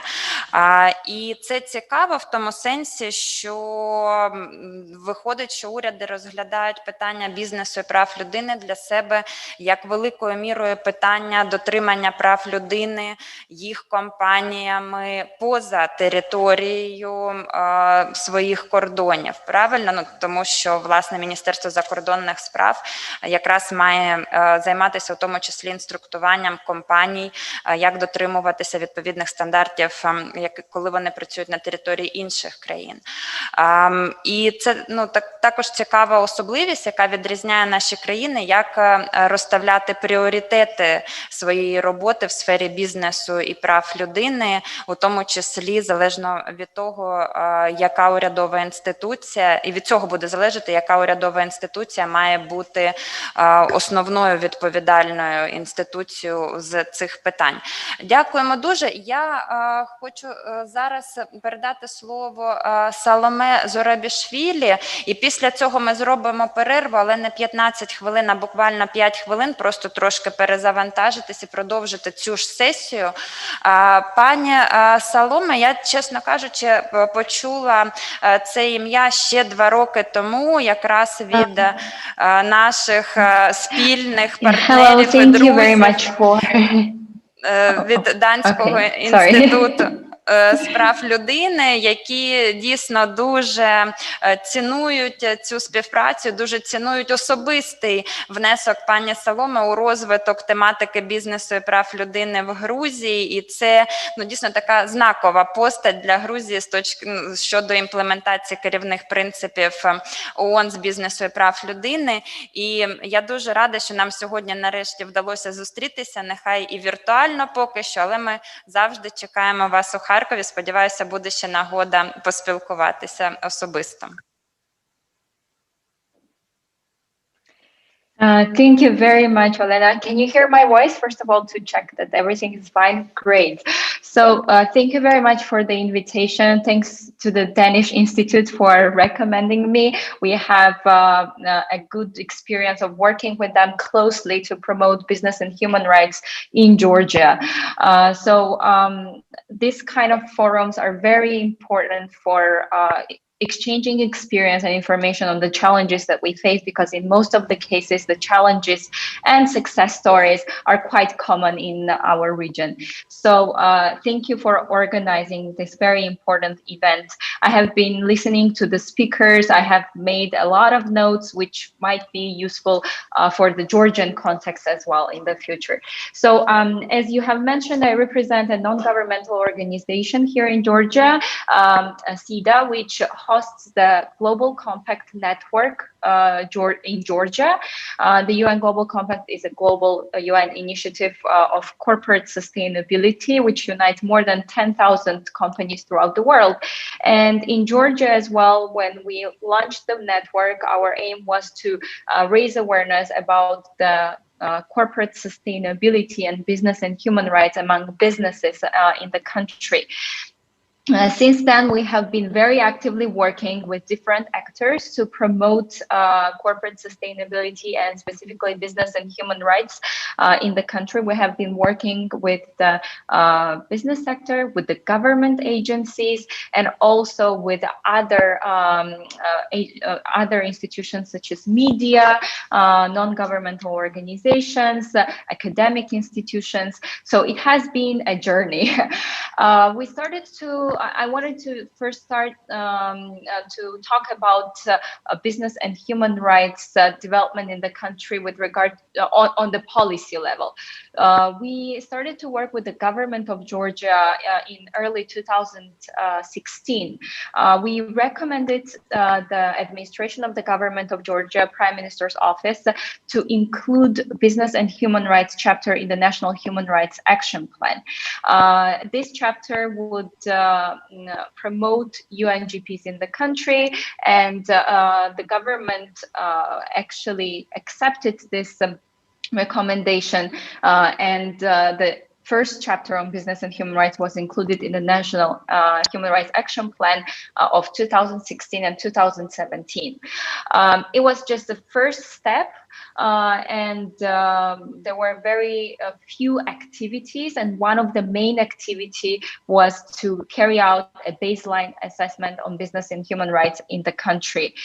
I have heard from different countries presentations that there are either Ministry of Justice involved in the process, there are Ministry of Foreign Affairs and other agencies. In case of Georgia, we have a Human Rights Council, which is under the administration of the government of Georgia, Prime Minister's office, who is responsible for implementation, for the monitoring of the implementation of business and human rights chapter in the National Human Rights Action Plan. So together with the Human Rights Secretariat, we and the Ombudsman's Office of Georgia, we carried out the baseline assessment on business and human rights. The Danish Institute for Human Rights supported us in the process. They provided the tools and guidance in this process, and the baseline study, which we finally drafted. It's around 300 pages. It looks through the entire legislation in Georgia and also implementation mechanisms, and identifies the challenges and opportunities in order to promote business and human rights in the country. Based on the baseline study, then the new chapter on business and human rights was drafted in 2017, end of 2017, for the action plan of 2018 to 2020. So this chapter already included very specific activities which kind of reflected the UNGPs, the first and the third pillars, and some of the activities which are promotion of inclusion of social clauses in the public procurement, for instance, or inclusion of social clauses in the investment agreements of Georgia with other countries. There were also activities such as promotion of business and human rights with the state-owned enterprises, and I've heard from other speakers that this is also one of the directions that they try to promote in the country, which I also agree is very important, because first of all, the state needs to promote the standards, the human rights standards with the enterprises which it owns or has a specific agreement with. So in that case, we tried to include and incorporate all relevant activities which would further promote the UNGPs in the country. I would like to thank the Human Rights Secretariat of the government of Georgia, who actually took upon itself this work to coordinate the process, and finally we had the chapter, a very good chapter, which included a lot of activities in the National Human Rights Action Plan. On the other hand, the implementation of the chapter was not that effective, unfortunately. So we are now in 2020, and a lot of activities should have been already implemented, but for now, we're still kind of in the process of assisting the government to implement those activities. I will talk very briefly about that. So in 2019, the Business and Human Rights Working Group of the UN came to Georgia to do an assessment on the implementation of Business and Human Rights chapter of the Human Rights Action Plan in Georgia. And they drafted a very thorough report, and we have been closely collaborating with the Business and Human Rights Working Group as well. So the report itself highlighted the need of working more on the implementation side, and recommended the government of Georgia to take steps to implement the activities of the action plan.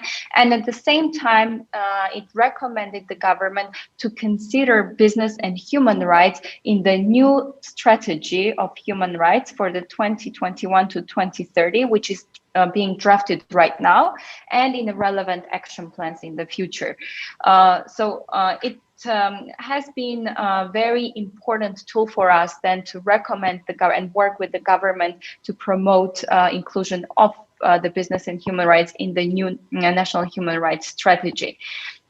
I can say a couple of words on the implementation side and on the challenges that we see right now. So in case of the implementation, the UNGPs are we try to help the government to implement the Business and Human Rights chapter, which complies with the UNGPs in the following ways. So activities such as promotion of education on business and human rights is very important for the government of Georgia and for the society in general in the country.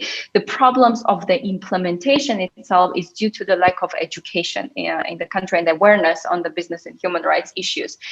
In that case, we partner with the International Labour Organization here on the ground, and we are going to create an online training on business and human rights, which includes different modules, around 12 modules.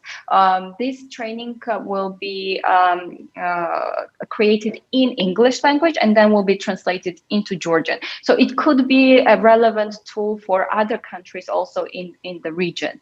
At the same time, we help the government to draft a guideline for the state-owned enterprises on how to better implement the business and human rights and do a due diligence inside the company. We try to also promote business and human rights issues in the public procurement, as I mentioned, and we plan to closely cooperate with the Danish Institute for Human Rights. They have developed very interesting tools which could be replicated and piloted in Georgia. I will not be long as I know that we have only 10 minutes. So I also wanted to just briefly mention that one of the main challenges, as the moderator first asked this very important questions, what is the main challenge? And I think that the main challenge in the region is actually the lack of education in the field of business and human rights. We don't have in Georgia the specific course in the universities. It's not included in curricula. So what we did in the country was we launched the Corporate Sustainability Academy, which will promote the education on business and human rights among different stakeholders such as businesses, government, and media and other stakeholders, which I have mentioned. Here again, to answer the question, how to scale up the action is to first of all raise awareness about the business case of business and human rights and generally corporate sustainability, and show the business it's not only, you're not doing due diligence only because it's good for the society and for the government. You're doing it because it's good for your company. So I would be very happy to collaborate with any of the countries that are in the region that work on the business and human rights, and hear more about their experience and maybe share ours. Thank you very much once again for inviting me to this session. And if you have any questions, I'm ready to answer.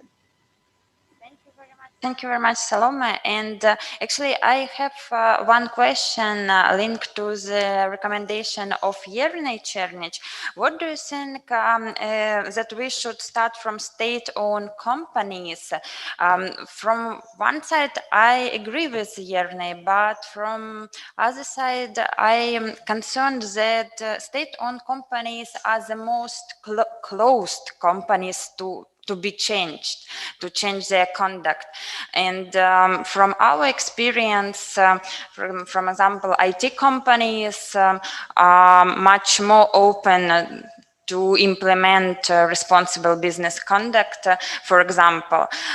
So what do you think? Is it realistic to start from state-owned companies to improve the situation in our region? Thank you very much for a very interesting question. I think I've heard half of it because I couldn't hear the first half, but I've got the point. Of course, it's very hard to start with the state-owned enterprises. The network that we're coordinating in Georgia, the Global Compact Network, and also the Corporate Responsibility Club that we launched in 2015, both unite a number of companies, more than 100 companies in the country who would like to incorporate corporate sustainability standards, but none of them are state-owned enterprises, unfortunately. But state-owned enterprises at the same time have a very big influence on the human rights, on labor rights of the population, because they employ a lot of people on the ground. So when we work with the government of Georgia, we try to convince, because even though we work with the Human Rights Secretariat, the implementation of the Business and Human Rights chapter concerns different agencies, including the Ministry of Economy, who is in charge of the oversight of the state-owned enterprises. So that's why we try to start with a guideline for the state-owned enterprises and a training for them to kind of break this ice and start from something, because we can see that it is a huge problem in Georgia, and as you have mentioned right now, it is a big problem in the other countries in the region as well. But at the same time, as the UNGPs actually specify in the first pillar, is that it is very important that the government takes upon itself the obligation and first of all promotes the UNGPs with the state enterprises in the country, and that's what we're trying to help the government to do. Thank you Much. Actually, we will have a presentation from UN Global Compact in Ukraine. Tatiana Sakharuk will speak during the second session, and we would ask her about UN Global Compact in Ukraine experience to work with state-owned companies. And I should announce the presentation of Index of Corporate Equality, which will take place tomorrow during our forum, and it would be interesting to ask organizers, experts of this index about participation of this index by state-owned companies as well. And now we will have a very small break just for 5 minutes, and then we will be back, and we will have presentations from representatives from excellent experts of Belarus, Kazakhstan, Moldova, and surprise for all participants from Turkey. So we'll see you soon.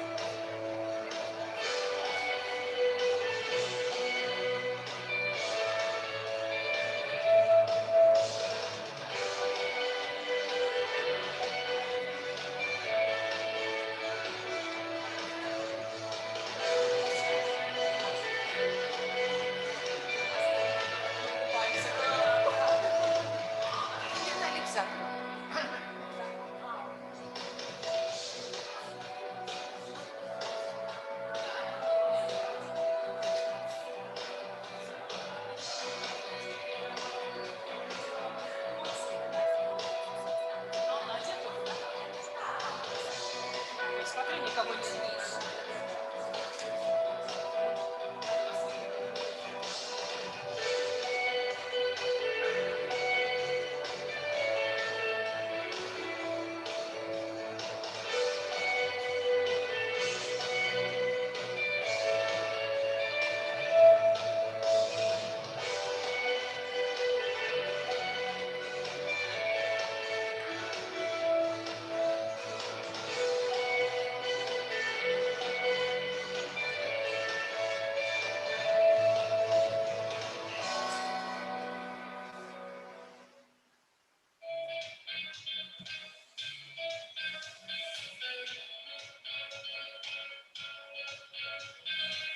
У Національному юридичному університеті імені Ярослава Мудрого в кінці вересня проходить надзвичайно насичено і продуктивно для всієї світової юридичної спільноти.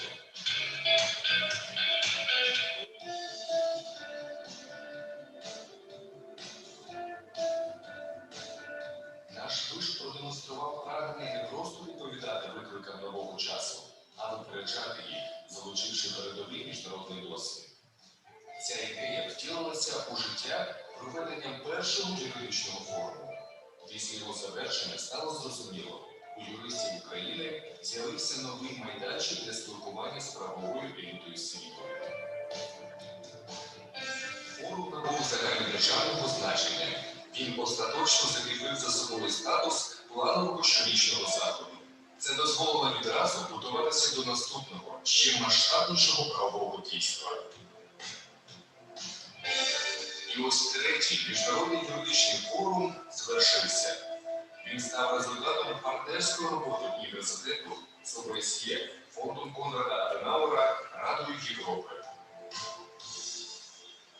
Я пишаюсь тим, що якраз в Харкові створені такі умови, які дають можливість проводити перший поки що і єдиний правовий форум. Форумів багато відбувається різних, але це справжній форум. Це Харківський міжнародний юридичний форум.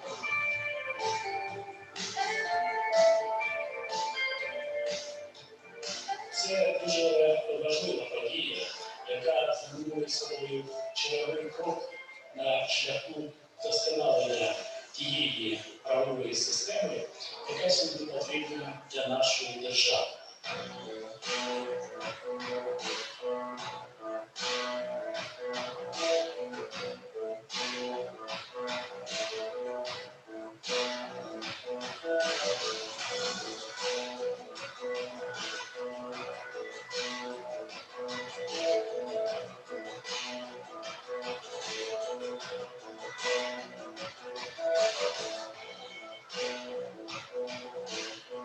Проведення міжнародного юридичного форуму саме в Національному юридичному університеті імені Ярослава Мудрого вже стало доброю традицією, адже тут створені всі умови для того, щоб учасники та гості форуму могли милуватися краєвидами міста та ефективно вирішувати надважливі питання.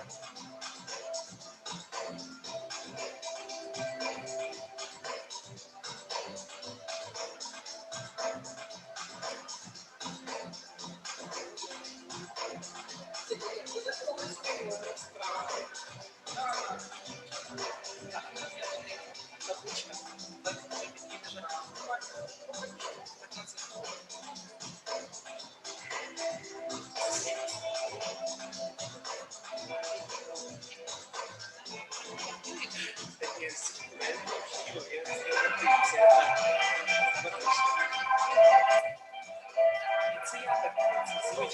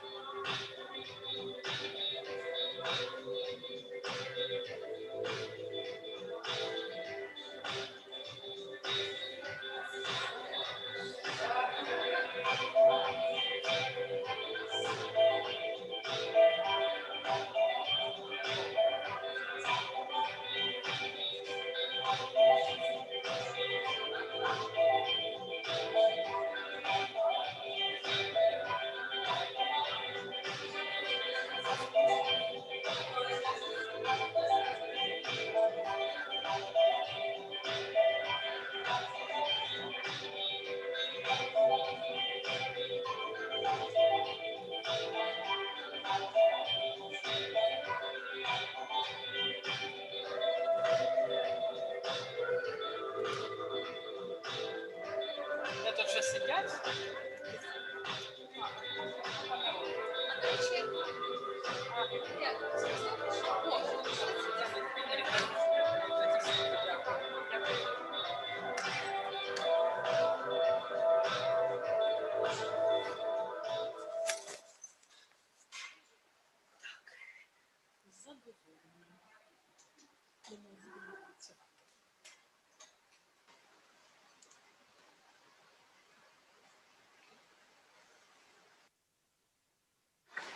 Шановні колеги, ми продовжуємо нашу роботу. Усіх присутніх я прошу вдягнути маски відповідно до вимог карантинного режиму, в якому ми працюємо.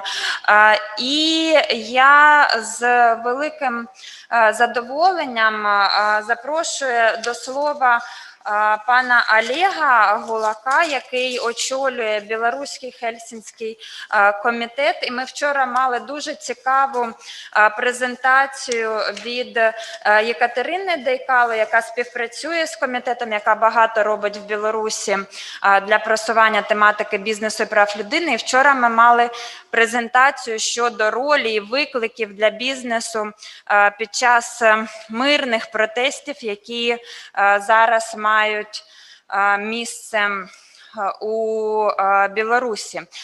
Пан Олег вже давно займається тематикою бізнесу і прав людини в Білорусі, і його організація публікувала і огляд щодо стану бізнесу і прав людини в Білорусі, який був одним з перших в регіоні. А от єдине, що я кудись пан Олег поки що зник. Ага. Тому ми поки що пропускаємо, повернемося щодо пана Олега, але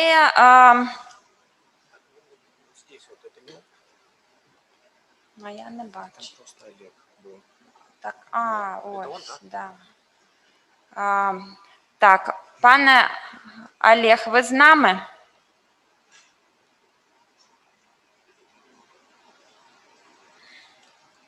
Ну, не знаю, з нами чи не з нами.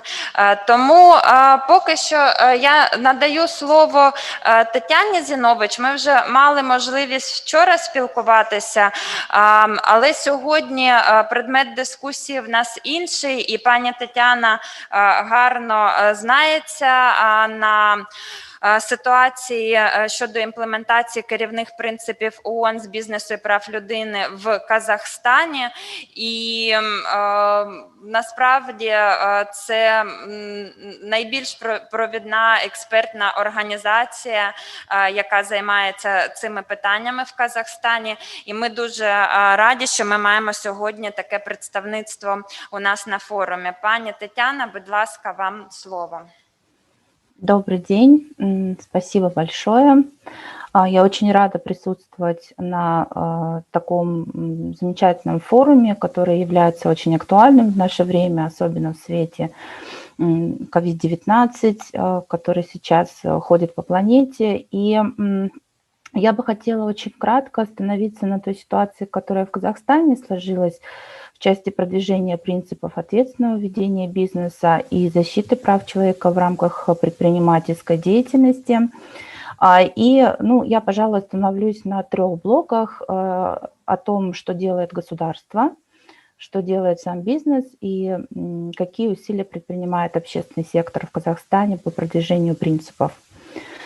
Со стороны государства на сегодняшний день никаких серьезных подвижек по продвижению руководящих принципов мы не наблюдаем. И мы уже давно ведем дискуссию с правительством в отношении необходимости принятия национального плана действий в области бизнеса и прав человека. Эта дискуссия продолжается нами, начиная с 2012 года. И, к сожалению, на сегодня мы не добились каких-то существенных результатов в рамках обсуждений с правительством по этому вопросу, но то, что мы добились, это чтобы эта рекомендация прозвучала из уст ОСР, и Казахстану дали такую рекомендацию разработать национальный план действий в области бизнеса и прав человека. Эта рекомендация была высказана в 2017-2018 году, и, к сожалению, пока никаких усилий со стороны правительства предпринято не было. Что важно, это то, что на сегодня государство Казахстана не содействует тому, чтобы профсоюзные организации являлись такой движущей силой по защите прав трудящихся в Казахстане. И уже многие наблюдатели высказывали, что права работников и независимых профсоюзов в Казахстане не защищены ни де юре, ни де факто. И один из признаков того, что это происходит, это неоднократные нападения на профсоюзных лидеров, которые игнорировались со стороны правительства. И, кроме того, правительство предприняло усилия по формализации деятельности профсоюзов. И результатом послужило то, что в 2014-2015 году у нас шло рассмотрение проекта закона о профсоюзной деятельности, новый закон был принят, и после него, фактически мы вернулись к такой просоветской системе профсоюзной деятельности, где все регулирующие нормы спускаются сверху. И вот все, чего мы добились, это что Федерацию профсоюзов Казахстана исключили из Международной конфедерации профсоюзов. И было такое решение принято участниками 4-го конгресса Международной конфедерации профсоюзов, и которые приостановили членство нашего объединения в составе МКП по причине полной утраты независимости. Но я думаю, это очень красноречивое свидетельство того, что на сегодня профсоюзы в полной мере не могут эффективно, независимо работать по защите прав своих членов, и фактически трудовые коллективы и трудящиеся остались один на один с работодателями. Кроме того, очень примечательно, что в Казахстане очень много трудовых мигрантов из Таджикистана, Узбекистана, Кыргызстана, и наша страна является не только страной-донором, откуда уезжают люди работать, например, в Российскую Федерацию или в зарубежные страны, но и является страной-реципиентом для граждан из стран Центральной Азии. И на сегодня пока мы не видим каких-то существенных изменений в миграционном законодательстве, которые были бы направлены на защиту прав трудовых мигрантов. Кое-какие усилия правительство предпринимает в этом направлении, но с точки зрения гражданского общества они не являются достаточными. Кроме того, наш трудовой кодекс постоянно подвергается существенным изменениям, и каждая следующая реформа негативно сказывается на состоянии работников, и все больше преференций отдается в сторону работодателей. Поэтому каких-то серьезных таких вот мер со стороны правительства на сегодня нет. И в целом вот ситуация с продвижением принципов, она не рассматривается как такая цельная и глубинная работа по реформам. То, что мы точно наблюдаем, это то, что правительство создало национальный контактный пункт, который действует в рамках руководящих принципов ОСР по многонациональным предприятиям. Но на сегодня этот контактный пункт, он называется Национальный контактный центр, действует при Министерстве национальной экономики. И он в целом пока не рассматривал каких-то жалоб на нарушение прав человека, поэтому еще очень преждевременно говорить о каких-то результатах. Кроме того, мы наблюдаем, что сам бизнес тоже не очень активно продвигает эту тему. У нас в Казахстане существует Национальная палата предпринимателей, которая является фактически таким квази-органом, в куда отчисляют членские взносы все субъекты бизнеса. И эта организация, она направлена на то, чтобы изменить ситуацию с защитой прав бизнеса и активно представлять интересы бизнеса в коммуникациях с правительством. Национальная палата предпринимателей, она предпринимала попытки по созданию национальной стратегии по корпоративной социальной ответственности, которая, к сожалению, не пошла в народ и никак не была воспринята национальными компаниями, как государственными, так и частными, и сама Национальная палата предпринимателей не смогла отследить, кем и насколько эффективно эта национальная стратегия используется. Но, тем не менее, мы знаем, что палата ведет работу по некоторым каким-то сегментарным вопросам, затрагивающим права человека и затрагивающим все, что связано с защитой прав, но больше с фокусом на добросовестные деловые практики. Активно ведется работа по продвижению новых стандартов корпоративного управления в предпринимательском секторе, ведется работа по внедрению каких-то системы комплаенса, и вот сейчас большая работа по антикоррупционному комплаенсу ведется. Ими со стороны правительства внесена поправка в действующий закон о противодействии коррупции, благодаря которой мы надеемся, что будут введены обязательные механизмы комплаенса в квазигосударственных предприятиях. И что же мы делали как гражданское общество со своей стороны? Ну вот, как я отмечала, мы вели долгие коммуникации по продвижению национального плана действий в области прав человека. Мы стремились внедрить практику по due diligence on business and human rights в предприятиях энергетического сектора и делали бесплатные пробные due diligence в предприятиях энергетического сектора в Казахстане, как пример, чтобы сподвигнуть их выполнять это самостоятельно. Мы коммуницировали с университетами по вопросам продвижения специального учебного курса по бизнесу и правам человека в предпринимательских университетах Казахстана. И в одном университете нам такой курс удалось внедрить. И вот в первом году его на факультативной основе проходили 16 студентов. В прошлом году мы провели большой форум по бизнесу и правам человека. Он был такой трековой направленности.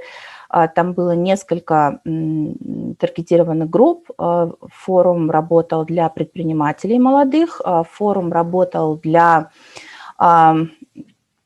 также работал для преподавателей университетов. И для того, чтобы мы там уже практически разрабатывали с ними силабус по теме Business and Human Rights. И форум работал со студентами, которые также учились, студенты предпринимательских факультетов, которые учились как раз-таки вопросам, как разрабатывать стратегию корпоративной социальной ответственности на предприятии, что такое due diligence и как его проводить. Ну, вот такие вот точечные, очень навыковые вещи мы передавали, и форум получил очень хороший отзыв. Вот. Мы также участвовали в создании национального контактного центра, и вот мой центр, где я руковожу, это Центр исследований правовой политики, мы вошли в состав национального контактного пункта Казахстана ОСР, и сейчас разрабатываем совместно с правительством положения и правила по рассмотрению жалоб в рамках национального контактного пункта. Но то, что мы точно видим, что пока нету такого, знаете, всецелого понимания всего объема возможностей, которые предоставляет тема ответственного ведения бизнеса для бизнес-сектора. И в Казахстане есть такая особенность, у нас очень большое идет сращивание бизнеса и государства. Происходит это потому, что есть большой квазигосударственный сектор, который является самым крупным налогоплательщиком. У нас очень большая система государственных закупок, где участвуют компании доверенных лиц, и это тоже создает условия отсутствия подлинной конкуренции. И, естественно, все это не содействует тому, что вот ответственное ведение бизнеса развивается таким естественным, нормальным путем, так как это происходит на Западе, да, то есть вы понимаете, когда нету подлинной конкуренции, когда нету стимула получать иностранные инвестиции и следовать требованиям глобальных финансовых корпораций, которые продвигают, да, тоже какие-то стандарты через инвестирование. Когда нету таких стимулов, нету желания ничего внедрять. И государство со своей стороны не устанавливает каких-то специальных требований по продвижению тоже вот этих вот принципов ответственного ведения бизнеса и соблюдения прав человека. Поэтому, когда отсутствует воля со стороны самого правительства и со стороны бизнес-сектора по добровольному продвижению стандартов, действовать общественному сектору становится тяжелее. То, что мы для себя поняли, это то, что мы будем действовать через университеты, то есть мы будем стремиться создавать новые учебные курсы и стимулировать молодых ребят, студентов, которые завтра пополнят ряды работников бизнес-сектора, к тому, чтобы они уже выходили с комплексом знаний в отношении соблюдения прав человека в рамках бизнеса, о том, чтобы они знали, как работает корпоративная социальная ответственность, для чего она нужна и почему, как взаимодействовать со своими стейкхолдерами, как повышать свою инвестиционную привлекательность через эти все механизмы и процедуры. И вот большой интерес со стороны молодежи мы видим.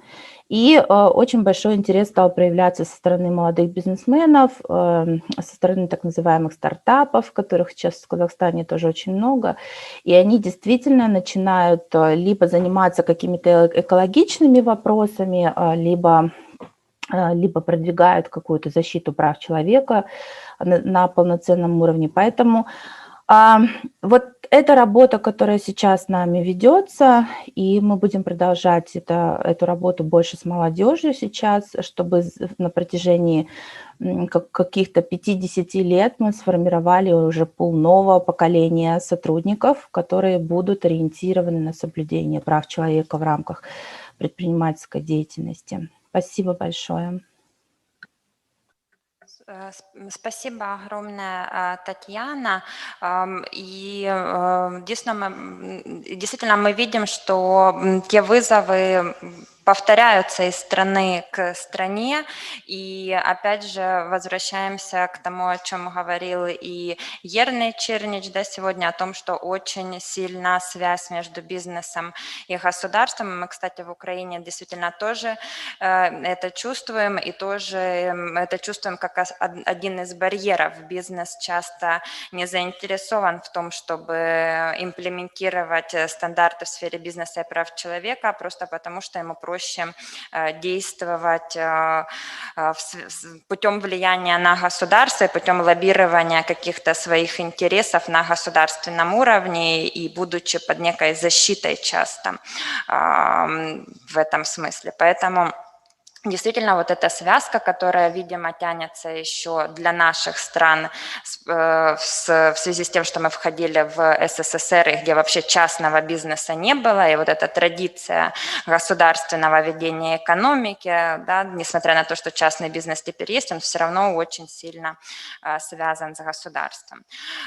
Спасибо большое, и я з радістю передаю слово пану Олегу Голаку, якого я вже представила, але я з задоволенням зроблю це ще раз. Це пан Олег минулого року відвідував наш форум, і ми дуже уважно слідкуємо за діяльністю Білоруського Гельсінського комітету, за їх ініціативами з бізнесу і прав людини, і тому дуже раді, що сьогодні пан Олег зміг доєднатися і зможе нам представити ситуацію в Білорусі щодо імплементації цих стандартів, які він бачить головні виклики в цілому і головні виклики в поточному моменті, і як він, можливо, чи насмілиться він прогнозувати наступні 10 років розвитку тематики бізнесу і прав людини в Білорусі. Так, доброго дня, шановні друзі. Привітання, Альона. Я буду по-русски говорить, пробачьте. Сразу скажу, что загадывать на 10 лет я не буду. В нашей ситуации эта штука очень неблагодарная, потому что события развиваются очень динамично и непредсказуемо. Например, еще в апреле никто не предсказывал того, что у нас будет то, что сейчас происходит. То, что можно точно сказать, что в нашей стране, в нашем обществе эта тема двинулась гораздо активнее, да, приобрела динамику позитивную, и, надеюсь, это будет развиваться. Но ведь развитие зависит, оно же не идет само по себе, оно зависит в том числе от того, что делают люди, гражданское общество в том числе. С государством пока говорить сложно в нашей ситуации. Вот, поэтому мне очень приятно быть снова на Харьковском форуме, правда, из Минска, не так, как в прошлом году из Харькова, но тем не менее приятно, что мы все собрались и эту тему обсуждаем. Вчера моя коллега Катерина Дейкава рассказывала, затрагивала тему о том, что происходит в Беларуси. Я продолжу, может, какие-то вещи будут повторяться, но смотрите, что принципиально интересного произошло за этот год, как ситуация развивается. Белорусская система, белорусское общество, белорусское государство отличалось всегда тем, что государство было очень сильным, таким супер ролью государства, и в контексте бизнеса и прав человека это тоже серьезным образом сказывалось, потому что государство контролировало все сферы и вмешивалось во все сферы, в том числе в контексте бизнеса и с определенными позитивными моментами с точки зрения там, гарантий для работников, и с многими негативными. Вот. В этом году мы столкнулись с тем, что государство показало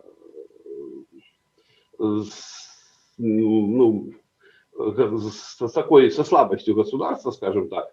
Во-первых, это проявилось во время пандемии, и мы увидели, что государство не имеет рецептов, как поступать, и государство не готово брать на себя ответственность.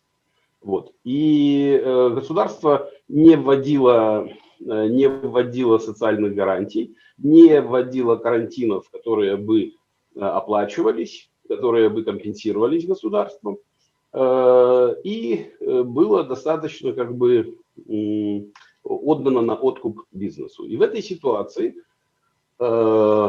возник у людей, к бизнесу возникло требование, значит, вот такого ответственного поведения в контексте права на здоровье, в контексте получения информации, и мы увидели разные практики бизнеса в этом направлении. Были позитивные, были ответственные примеры, когда бизнес по своей инициативе вводил там дистанцирование. Особенно, конечно, это касалось сфер публичных, где бизнес, ну, магазинов, например, сферы обслуживания, вот там, где бизнес с клиентами работает наиболее плотно. Вот, в этих сферах. Ну и в контексте прав работников это также было важно, было видно, особенно в разных бизнесах, на сопоставлении там IT и других сфер. И было и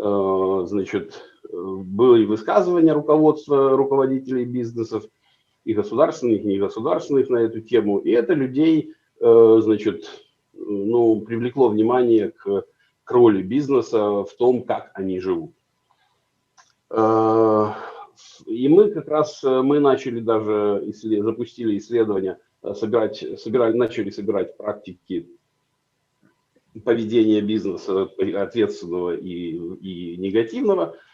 Вот. Но, к сожалению, не успели его доработать, как у нас началась политическая кампания, она в мае началась, уже еще в середине апреля тоже ситуация так активизировалась политическая. И уже в ходе политической кампании по выборам, и особенно вот сейчас, уже после выборов,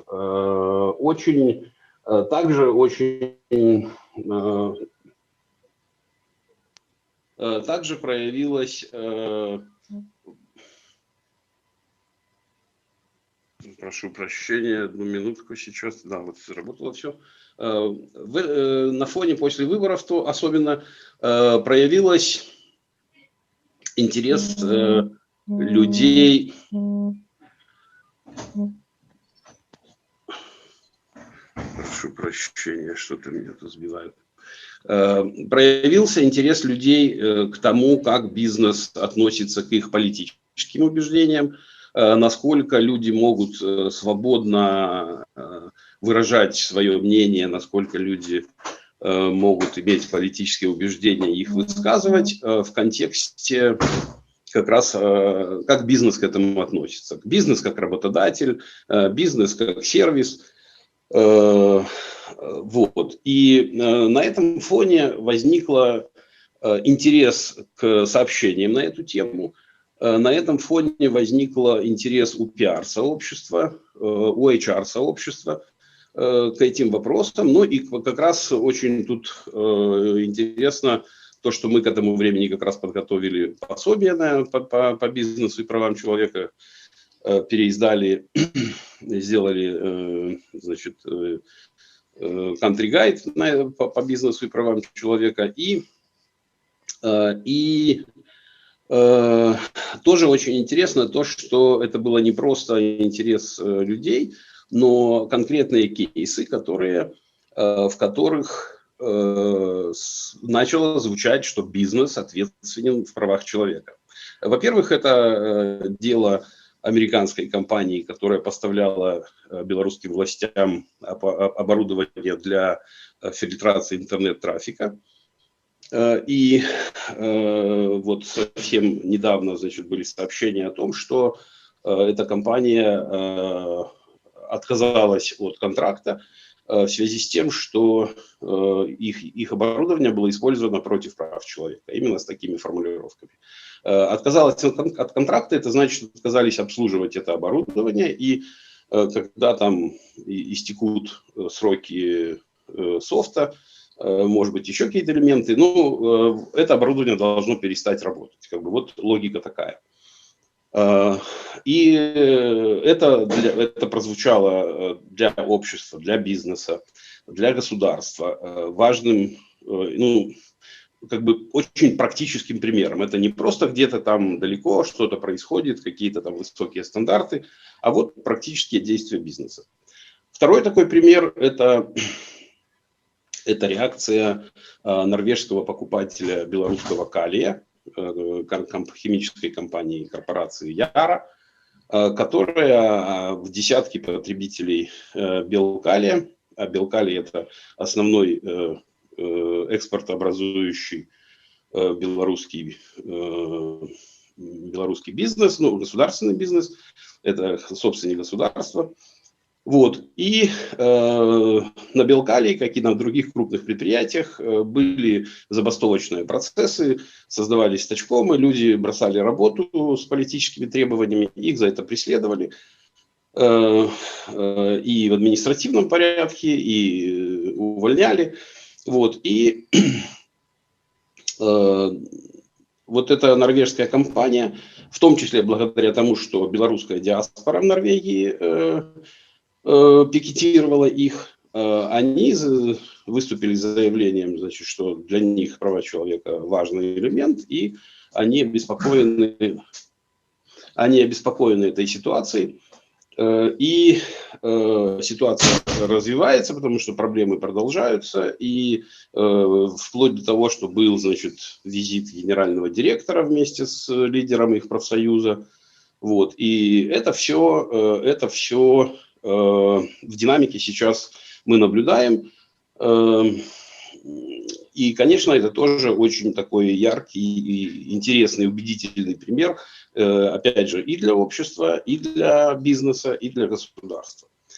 Вот. На этом фоне, конечно, важно, чтобы гражданское общество прилагало свои усилия в этом направлении. Важно, конечно, чтобы нужны мониторинги, нужны конкретные кейсы, нужна конкретная конкретика, конкретные люди, конкретная демонстрация конкретных проблем, предложение решений. Вот это такой живой процесс, который сейчас реально происходит. И я думаю, что в будущем вот также сообщество и пиарщиков, HR-щиков, и юристов, которые работают в первую очередь вот в этом контексте должной осмотрительности, это их профессиональная как бы сфера, в первую очередь, обеспечение для бизнеса должной осмотрительности.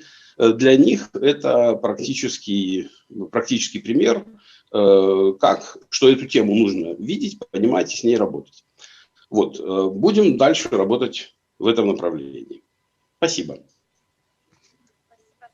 Огромное. Ну, действительно, это очень интересный такой в моменте, я понимаю, вы непосредственно в ситуации, мы с переживанием наблюдаем за ситуацией, но это действительно такой интересный момент, когда мы можем еще и проследить роль бизнеса при реализации политических и гражданских прав, и мы, да, действительно вчера об этом говорили, и это может быть важным компонентом для отражения бизнеса и влияния бизнеса на определенные демократические процессы в регионе, что тоже очень такое ключевое значение имеет для нашего региона и, видимо, во многом отличает регион от ряда других регионов, в частности, от Западной Европы, какой может быть роль бизнеса вот при таких демократических изменениях, при попытках, во всяком случае, демократических изменений в странах региона.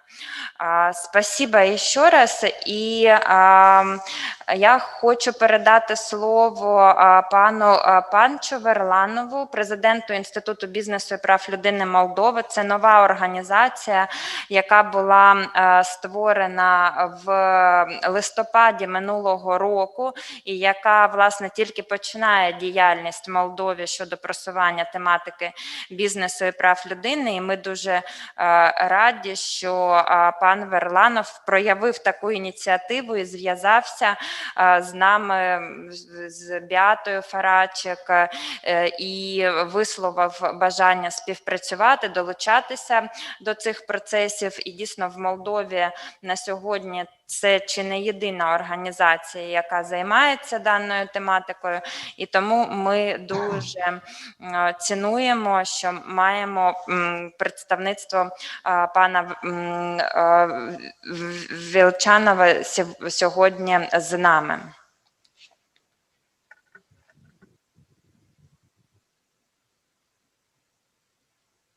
Здравствуйте. Меня слышно? Я хочу поблагодарить сначала вам, что вы нас пригласили участвовать в этот высокий форум. И высказать свою благодарность Беате Фарачик и вам, Елена, что вы так оперативно нас включили, и мы сможем участвовать в первый раз в этом международном форуме. И для нас честь и возможность, эту возможность обсудить с коллегами из многих стран, как вопросы бизнеса и права человека могут быть продвинуты в более широком масштабе. Так как наша организация, наш институт создан в прошлом году, в конце прошлого года, наш институт молодой, и у нас цели, которые мы себе поставили для реализации в этом 2020 году, из-за пандемии и мер защиты мы не успели многие из них реализовать. В принципе, я бы хотел вкратце несколько слов о нашем институте, рассказать наши цели, наши желания и что мы хотим сделать. Мы создали нашего института в 2019 году с целью, чтобы вопросы о бизнесе и права человека мы смогли реализовать и внедрить в Молдове, которая, как многие государства, как все государства бывшего Советского Союза или постсоветского пространства, не имели бизнес дел или бизнес приоритеты до момента, когда все приобрели свои свободы. Наши приоритеты – это помочь или повысить осведомленность правительства Республики Молдовы, необходимость разработать стратегию и национальный план действий в области бизнеса и прав человека, реализации положений соглашений, которые подписала об ассоциации Республика Молдова с Европейским Союзом, где четко в членом 35 указано, что стороны будут поощрять социальную ответственность и кооперативную ответственность и поощрять ответственные методы ведения бизнеса, такие как те, которые продвигают глобальным договором ООН, международным декларацией принципов многонационального предпринимательства и социальной политики. Мы будем ратовать и будем стараться укреплять деловые навыки сообщества, чтобы оно знало, что такое трудовые и бизнес-права, и могло их уважать. Мы будем хотеть создать и координировать коалицию по мониторингу и соблюдению прав человека в сфере труда и бизнеса в Молдове. Также вот мы с сегодняшнего дня присоединились и хотим присоединиться к международной сети платформ деловых и правозащитных организаций, институтов в качестве экспертного центра, который будет иметь эффективное влияние на соблюдение прав человека как в контексте своей деятельности, так и путем влияния на разработку вот этих соответствующих политик и нормативных актов в Молдове. Проблема бизнеса и права человека в Молдове очень актуальна сегодня, потому что Молдова начала свой путь в 90-е годы, когда по методам приватизации многие предприятия были приватизированы, уничтожены, а другие были созданы. И права человека в сфере бизнеса никак не соблюдались. Потому что Молдова, как и все страны Восточного партнерства, постсоветского пространства, не имела информированность или общество и гражданское общество Молдовы не было информировано о этой проблеме, которую нужно решать в Молдове. Один из проблем, которые в последние годы в Молдове существует, это то, что и многие из моих коллег на этот панель вот, как озвучили, это проблемы с банковской системой, это проблемы с уважением права человека в доступа до правосудия, это миграция, это академические круги, которые не подключились или не подключаются к этим вопросам. Это профсоюзы, которые на сегодняшний день в Молдове не играют или не имеют ту роль, которая им поставлена для обеспечения прав рабочих.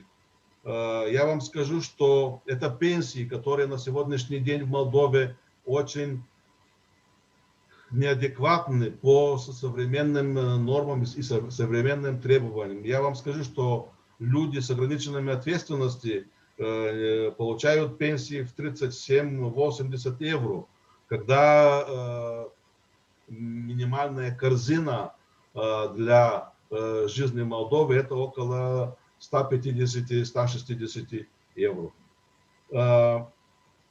Мы хотим, чтобы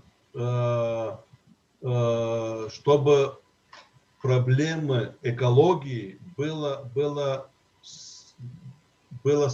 соблюдена от молдавских компаний, которые на сегодняшний день сбрасывают большую часть своих отходов в реку Днестр, откуда молдавские города и молдавские села, и, скажем, большая проблема для Кишинев, который черпит воду, питьевую воду для Кишинева с Днестр. Это такая же проблема, предполагаю, что и в Одессе. Вот. Не имение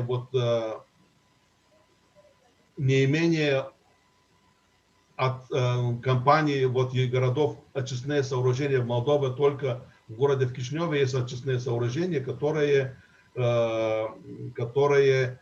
старые и не выполняют свою роль как нужно. Компании, молдавские компании, которые добывают камень и песок, загрязняют окружающую среду. Компании, которые занимаются проблемой, которые мы вот видим, которые мы должны будем решать, которые занимаются трудоустройством за рубежом, во многих случаях способствуют торговле людьми и принудительному труду. Очень часто в компании, которые работают в сфере сельского хозяйства, используют принудительный труд и детский труд. Это все вот почему? Потому что в Молдове пока нет правовой институциональной базы, которая фиксировалась на бизнесе и правах человека. Молдова одна из немногих стран в Европе, также и Восточному партнерству Европейского Союза, которые отсутствуют минимальные рамки в области бизнеса и права человека, принятые государственным учреждением или добровольные реакции или действия частным сектором. Мы, если зайти на сайтах больших компаний, вот, транснациональных компаний и маленькие, но вы нигде не найдете, ни на одной, вот, я не буду называть имена компании, вот, вы ни на одной сайте не найдете упоминания об их социальной ответственности или правозащитной программе. Вот. Мы на базе всего этого, все вот эти анализы, которые мы имеем и которые мы сделали, мы, в принципе, имеем один маленький, пока что маленький план, вот, но у нас стратегия до 25-го, до 30-го года у нас развита, мы имеем видение, как в Молдове и что мы хотим сделать в Молдове, чтобы продвигать бизнес и права человека, чтобы в Молдове была разработана стратегия и национальный план действий по реализации вот этого плана, значит, в Молдове мы должны провести исчерпающего анализа законодательства в сфере бизнеса и прав человека. А я прошу прощения, а можно вот минуту на финализацию, потому что у нас регламент, мы все время выходим за рамки. Спасибо. Да, хорошо, я постараюсь быстренько. Если вы мне дадите время, я могу вам говорить сутки. Вот по вопросам, которые в Молдове. Значит, я это почувствовала. Да. Давайте я вам сейчас тут... Так. Какие у нас перспективы? Хорошо, давайте сделаем так, что, в принципе, коротко, очень коротко, проблемы, которые существуют в бизнесе и права человека в Молдове, эти проблемы одинаковые в всех странах постсоветского пространства и Центральной Европы. И у нас есть видение, что вот перспективы, какие наши следующие, быстренько скажу, следующие действия.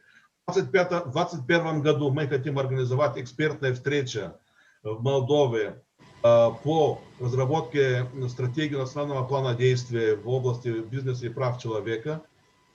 Пригласим эксперты, иностранные эксперты, коллеги из Восточного партнерства и Центральной Европы и из стран, которые уже имеют разработанную стратегию и введен национальный план действия.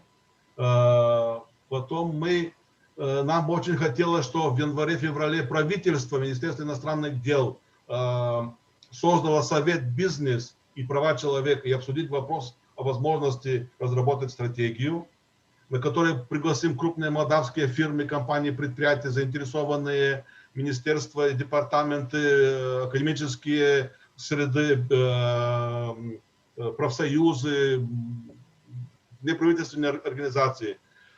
Вот. За всего этого нам будет нужна помощь всех коллег. Я к вам всем обращаюсь. Помогите нам советами или со все, что вы можете, вот, потому что мы начинаем только сейчас нашу деятельность. И за все ваши советы, все, мы будем вам очень благодарны. Как мы видим Молдова до 30 года? В 2025 году разработанная стратегия и внедрен национальный план действия. К 30-м годам мы надеемся, что политическая действительность Молдовы будет более предсказуемой, и бизнес и государство наладят крепкие взаимоотношения. Понимаете, у нас есть большая проблема. Бизнес, политика и бизнес очень крепко и тесно связаны, потому что в парламенте политики и в парламенте сидят люди, которые имеют бизнес или крупный бизнес, или являются представителями бизнеса по родственным и дружеским линиям. Так что нам нужно убедить политиков в Молдове, что нужно разработать стратегию и национальный план действия для бизнеса, по бизнесу и правам человека. Я очень благодарен вам за предоставленные возможности, слово, которое я вкратце вам сказал. И желаю всем коллегам, если будут потом вопросы и будет время, я готов ответить на любой вопрос. Спасибо вам большое. Спасибо огромное.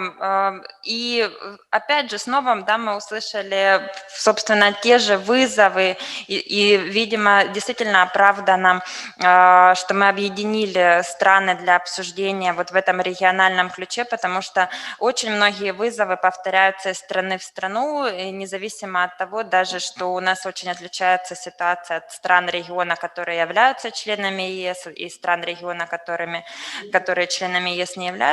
Тем не менее, вызовы, которые перед нами стоят, они во многом повторяються.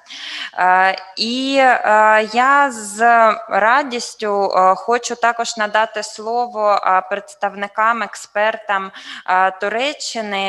Я хочу сказати, що відповідно до такого поділу країн на регіони, який лежить в основі роботи робочої групи ООН, Туреччина не відноситься до Східної і Центральної Європи, але в той же час ми вважаємо, що що знову-таки багато тих визовів щодо викликів, щодо імплементації керівних принципів ООН з бізнесу і прав людини в нашому регіоні, вони є близькими і схожими і до тієї ситуації, яку має на сьогодні Туреччина, і принаймні обмін досвідом точно буде... Обмін досвідом точно буде для нас корисним і цікавим. Тому я представляю пана Хакана Косака, який є незалежним експертом з питань у сфері зайнятості і праці, і також Хусейлікана Ерелмяу, який є координатором з моніторингу рівних прав у Туреччині. Будь ласка, вам слово. І будуть працювати перекладачі. İlk önce ben bir kısa bir giriş yapacağım. Sonrasında Hakan Hoca aslında yaptığımız çalışmanın sonuçlarını sizle paylaşacak. İlk olarak Mr. Koçak is going to share with you the results of the study. I would first of all like to start with a word of thanks. I'd like to extend my thanks to Olena as well as her team in the organizing committee. I also would like to thank the interpreters. Additionally, we have the Helsinki Committee, Dutch Helsinki Committee, Ebru Akgün, who is our partner because they have been the ones establishing the connection. My name is Hüseyin Can, and I am from AMER, Association for Monitoring Equal Rights, and we have the Helsinki Committee as well as the coordination. A report is going to be shared with you. Hakan Koçak is going to be presenting you the report. The report is going to be presented by him, and this is related to the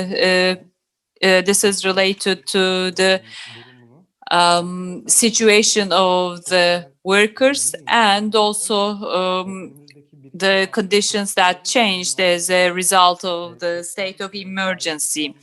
I will be sharing with you, I already shared with you the email address through chat, so if you're interested, we may share with you further details about the report. I will be briefly sharing with you the discussions associated with equal rights and monitoring equal rights, and why we felt the need to prepare this report. Regarding business and human rights, we hardly have an action plan in the national strategy, and in the action plans, there is no reference made to the UN's guiding principles. As for the private sector, similarly, these are hardly integrated with the management of companies and businesses. Major companies mainly are members to Global Compact, UN Global Compact. Approximately 260 companies have been part of the Global Compact. So corporate responsibility and sustainable development goals are mainly on the forefront. They are proceeding with these when it comes to equality of rights. But then again, we don't see too many activities. So as for supervision and monitoring, there are hardly activities. Hakan Koçak is going to provide you further details. But then again, international contracts, international mechanisms such as ILO, international trade unions, utilizational mechanisms such as ILO, etc. They try to utilize them, but then again, in the last decade or so, business and human rights, within the framework of business and human rights, not much information has been submitted from Turkey regarding human rights in business. Of course, this is related to the approach to human rights. Businesses are including this into their agenda rather recently, and they are a bit hesitant. They are a bit hesitant because there are some discussions about the responsibility and obligations. Who is obliged to monitor? Who is obliged to supervise? Of course, companies have to make sure that they adhere to these and that the state and government undertake the monitoring and supervisory role. However, the state does not have such an attitude. That's why they are saying that if this is not the approach, well, companies don't have this approach because they are for profit. They are for-profit organizations. So why will they be acting in accordance with these international things? One last point before I hand over to Mr. Koçak. Business and human rights. This should be starting within the business environment to supply chain and then to the outer circles, and then it will be extended to the circle of influence. Of course, inevitably, social and cultural rights are to be included in this sphere as well, and that's why human rights organizations are attracted to this. Even though slowly this is taken into consideration, and this is bringing along the debate about human rights in general. One example I can give, PISA Children Rights Center engellemek üzere başlattıkları kampanyada initiated a campaign, and this was to prevent child labor, and they had a contact with Ferrero,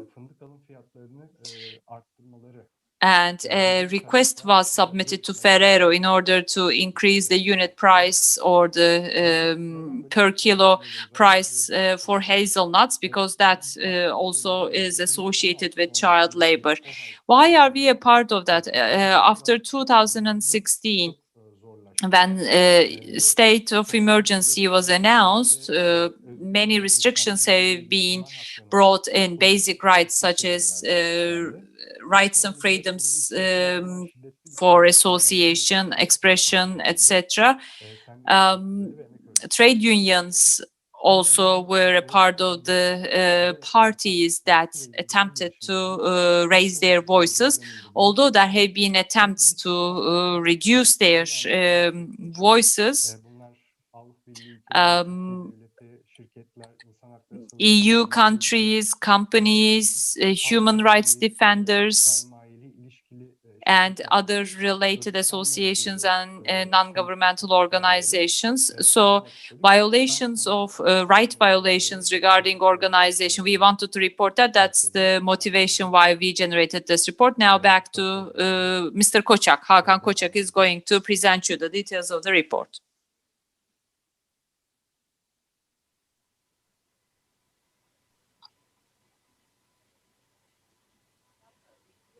Буду просити вкластися в 4-5 хвилин, тому що ми маємо дуже обмежене... Could you make it in under 4 or 5 minutes?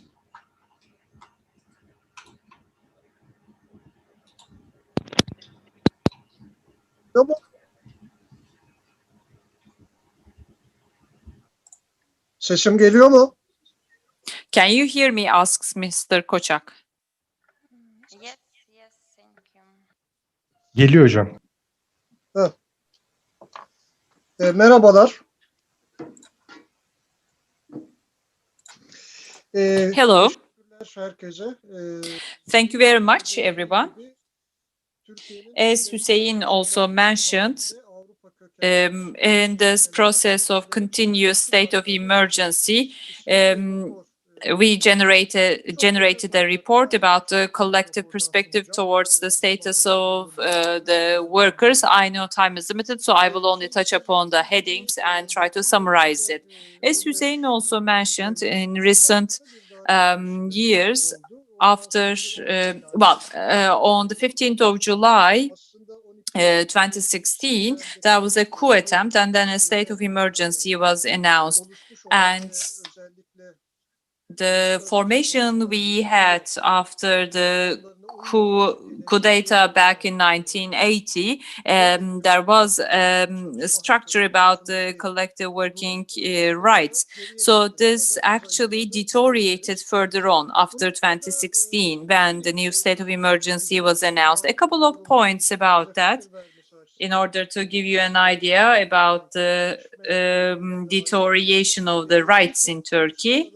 İTÜK, International Trade Union Confederation, generates an annual report about the violations, and 2020 report has been generated, and Turkey is included in the top 10 list for the worst conditions.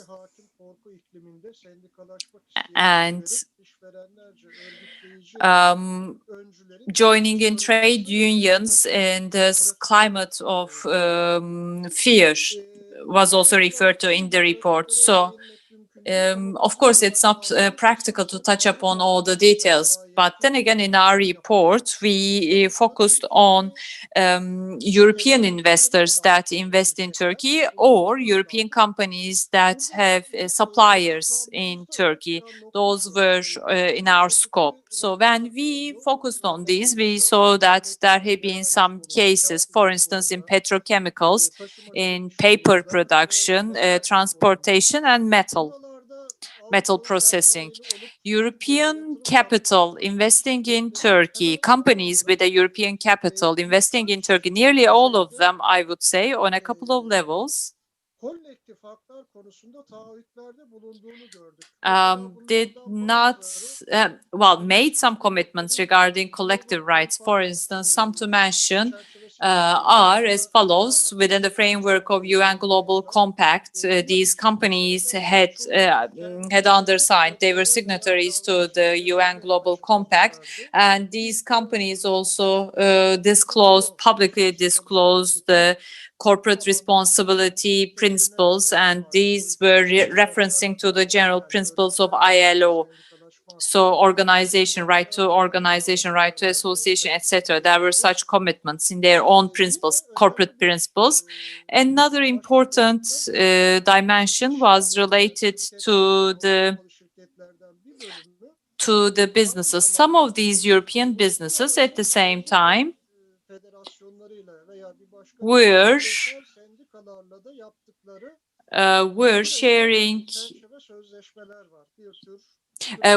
sharing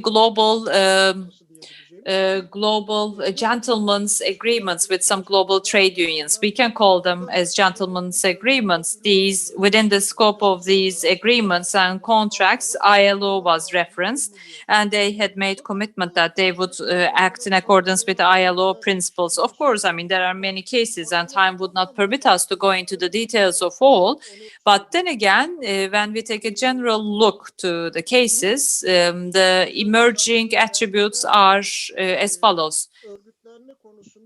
Regarding organization, these companies are making commitments about their prospect to show respect to these workers' rights. However, when it comes to their presence in Turkey, when workers or trade unions attempted to organize workers, their rights were violated. In most of the cases, the leading figures, the leading workers that attempted to start the association, performing of the association, their contracts would be terminated and they would be fired. And then again, although attempts were underway to organize among themselves, some workers were forced to resign. And even more important than that, according to the legislation in Turkey, currently, if there's a collective bargaining process at a company, there should be a certain amount of workers that are members to a trade union. And at some companies, workers indeed were members to a trade union, and they had applied to the ministry to be certified. When they applied to the ministry to be certified according to the regulation, the employers have the right to object to that, and nearly all employers are utilizing this mechanism. I'm unable to go into the details of this complicated mechanism due to shortage of time, but then again, this prolongs the process for the trade unions. And this certification, this is actually a certification that verifies authorization. So when that certificate is issued, it takes another 1 year or 1.5 years to complete the process. And most of the time, this is criticized by the experts and relevant professionals because this does not comply with the ILO principles. The discussion here always focuses on this. Trade unions remind employers or companies about the commitments that they make, and trade unions tell companies that you have made commitments that exploitation of this mechanism should not be performed by yourself. Trade unions remind the employers, because if you do that, then that's in practice preventing performing of freedom of association by the workers.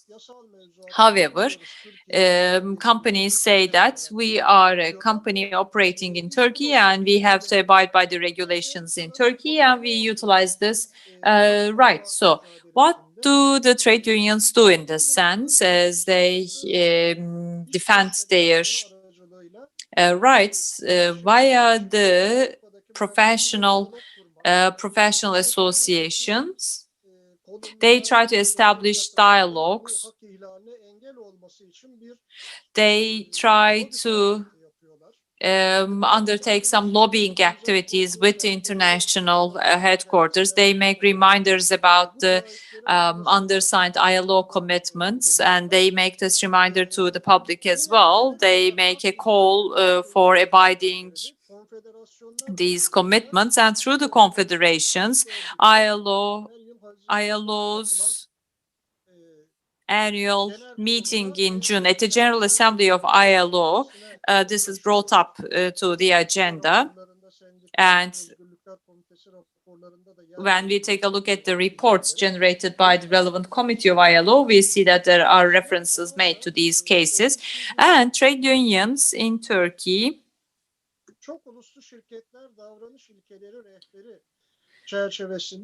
within the framework of the guideline, contact points of contact are being communicated with, but these are quite lengthy, time-consuming, and complicated processes. And in practice, when there are violations of rights at the workplace, although trade unions work effectively, we see that most of the time collective bargaining and becoming members to trade union most of the time are not possible. So the right to become a member to a trade union is thus violated. So only a certain percentage of the applications are concluded with a collective bargain, the reference documents show. So in a nutshell, what I can say is that companies and businesses sign UN Global Compact, and they also focus on their ethical codes and behaviors, or the OECD guidelines. these guidelines have to be more effectively and efficiently supervised. They should have some sanctions if not abided by. And other dimensions have to be considered. And in addition to governments and states, companies have to be handled one by one, and violations have to be followed up one by one individually. So the Turkish example shows us that this is in a nutshell what I can share with you. Thank you very much for allocating time to me. Would like to wish everyone an enjoyable and beneficial forum. Thank you. Надзвичайно вдячні.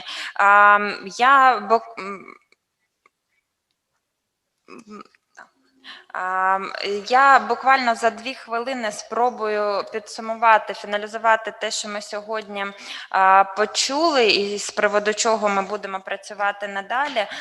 Всі спікери сьогодні, незалежно знов-таки від країни, яку вони представляли, говорять про те, що в нашому регіоні дійсно викликом є брак обізнаності і бізнесу, і громадянського суспільства, і правничої спільноти, і як наслідок державних інституцій у сфері бізнесу і прав людини.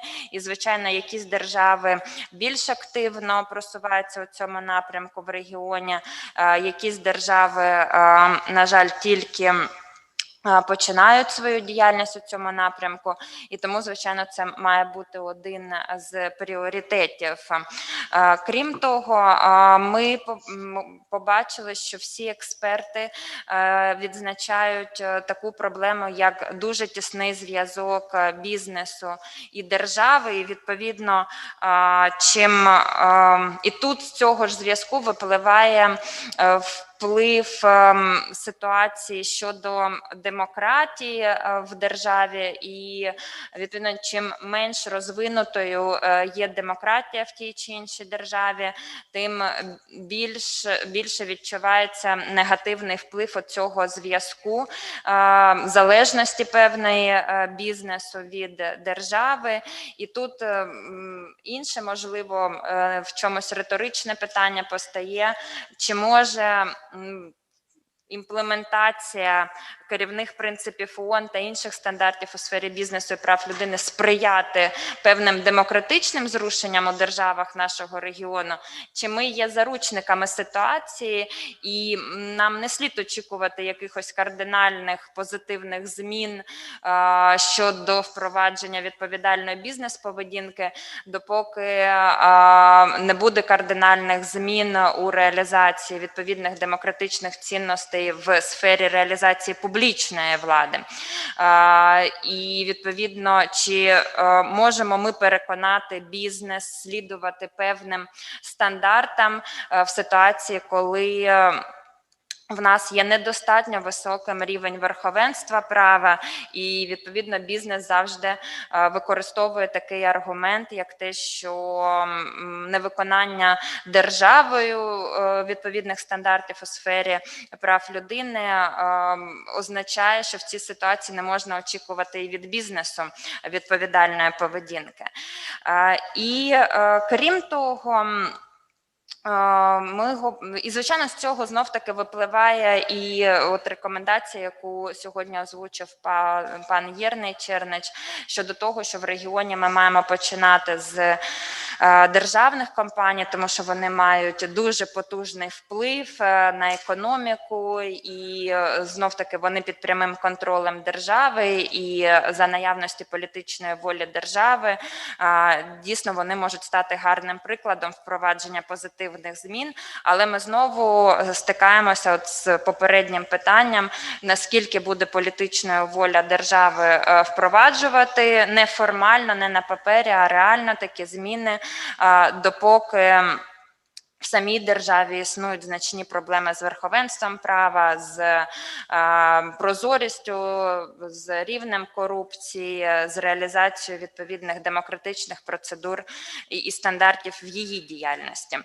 І все це, звичайно, про важелі впливу на бізнес, тому що розраховувати, що тільки за допомогою державних важелів ми можемо змінити ситуацію, ми бачимо, що тоді ми опиняємося от в цьому замкнутому колі, і відповідно тут ми маємо знаходити інші важелі впливу, позицію інвесторів, позицію громадянського суспільства, формувати очікування суспільства від бізнесу, щоб бізнес розумів, що невідповідальна поведінка – це втрати для нього в його репутації, у ставленні суспільства до відповідних бізнесів і так далі.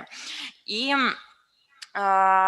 на мій погляд, от, оскільки ми все ж таки в університетській аудиторії, то тут, звичайно, дуже цікавий цей поділ суспільства на державу, економічних суб'єктів і громадянське суспільство, от класичний поділ на цю триаду. І якщо ми у розвинутих демократіях бачимо, що бізнес більше тяжіє, скажімо, до громадянського суспільства, як певна сила, яка може також стримувати державу, давати їй певний такий отпір, якщо держава переходить певні межі у реалізації своїх повноважень, зазіхає там на автономію, у тому числі ведення бізнес-діяльності, то, напевно, наш регіон стикається от з таким викликом, що бізнес, навпаки, більше тяжіє до держави, а не до громадянського суспільства, і дуже рідко виступає таким бастіоном захисту відповідних цінностей на боці громадянського суспільства, а не держави.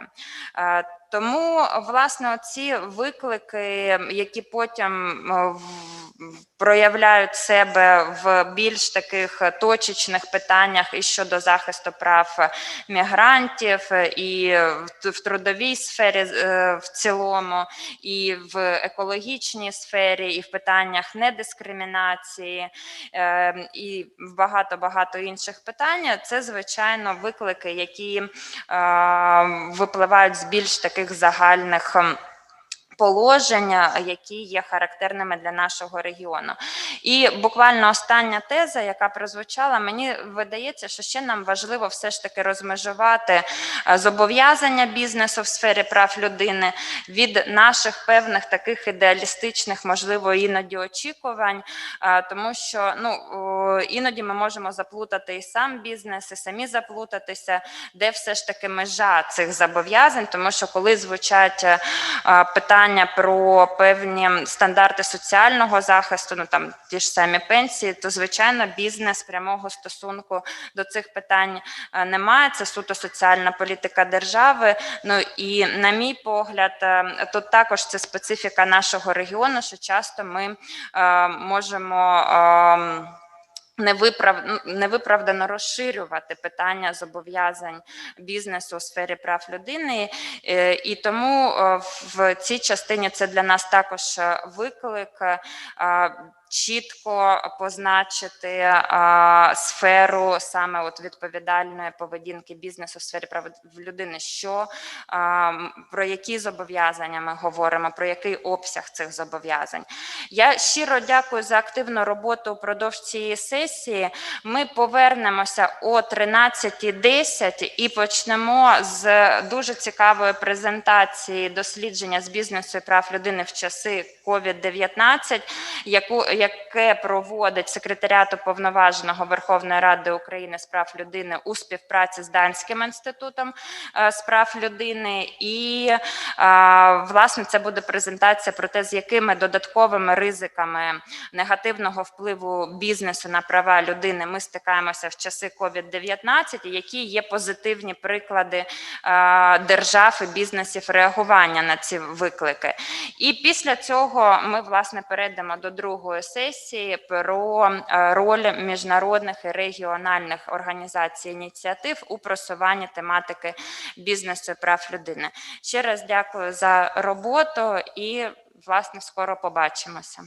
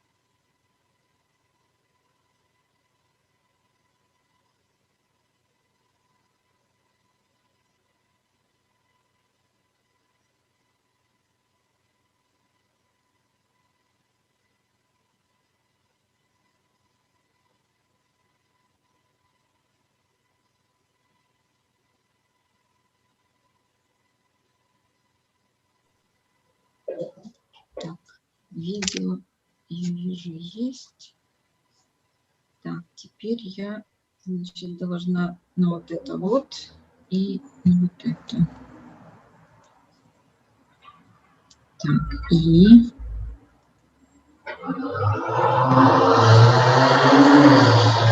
Угу.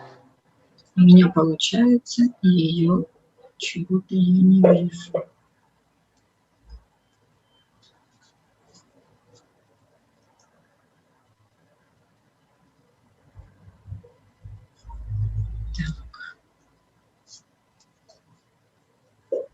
Это же должна его открыть, да, у себя на рабочем столе. Леночка, ну я сейчас выключу телефон. Так, а вы так меня слышите? О 13:10. Тому, будь ласка, ще є 7 хвилин на чай і каву. А меня вы слышите? Слышите меня? Так, теперь я... Мне же эта презентация нужна.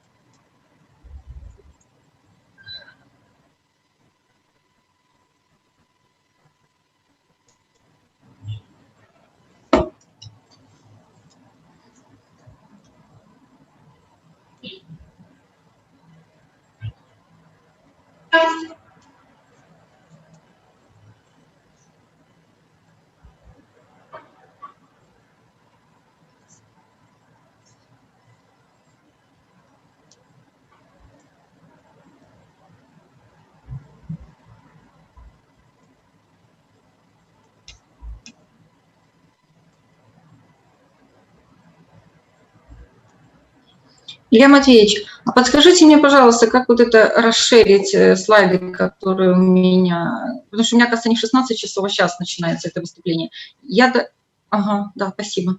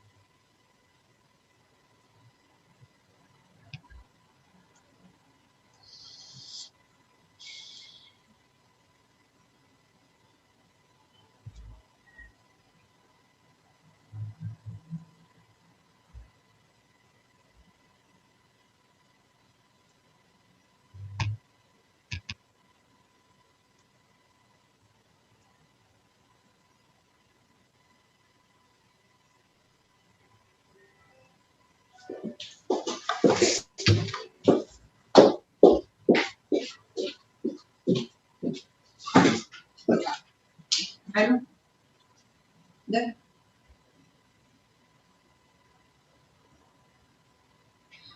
Я собираюсь в отпуск идти где-то, наверное, с 15 или с 20 октября, и тогда мы тебя будем.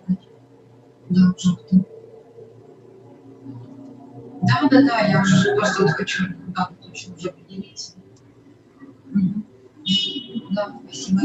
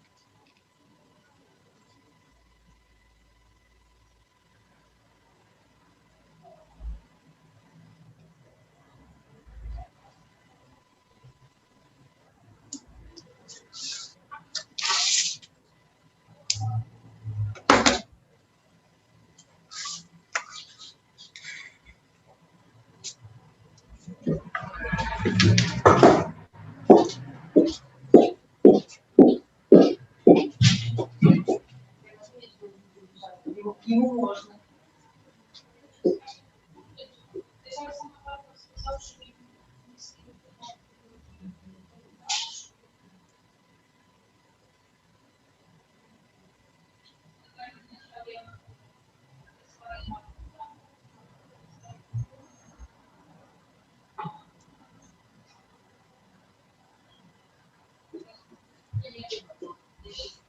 Часа на связи, и потом...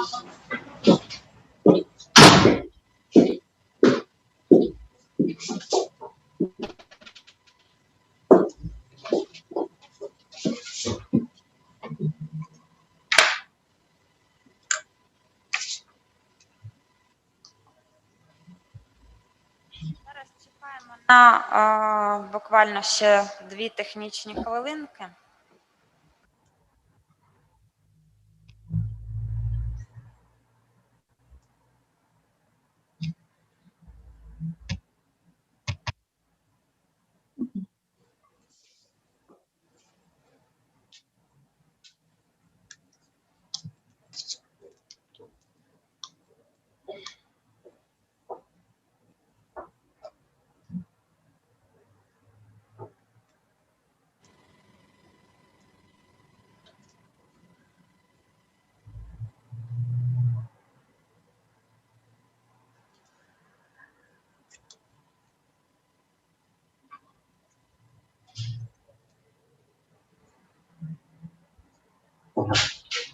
Це я. Что сегодня с этими Да это вообще что-то. придурками? Смотрите. Так, что у вас? Так, ну смотрите. Во-первых, вот это вот. Я вот эту... Вот жена. Да. Тогда она у вас распахивается. Теперь вы можете вот здесь, ну вот это вам тоже нужно распахнуть, да? Это вы уже показываете или как? Сейчас, секунду.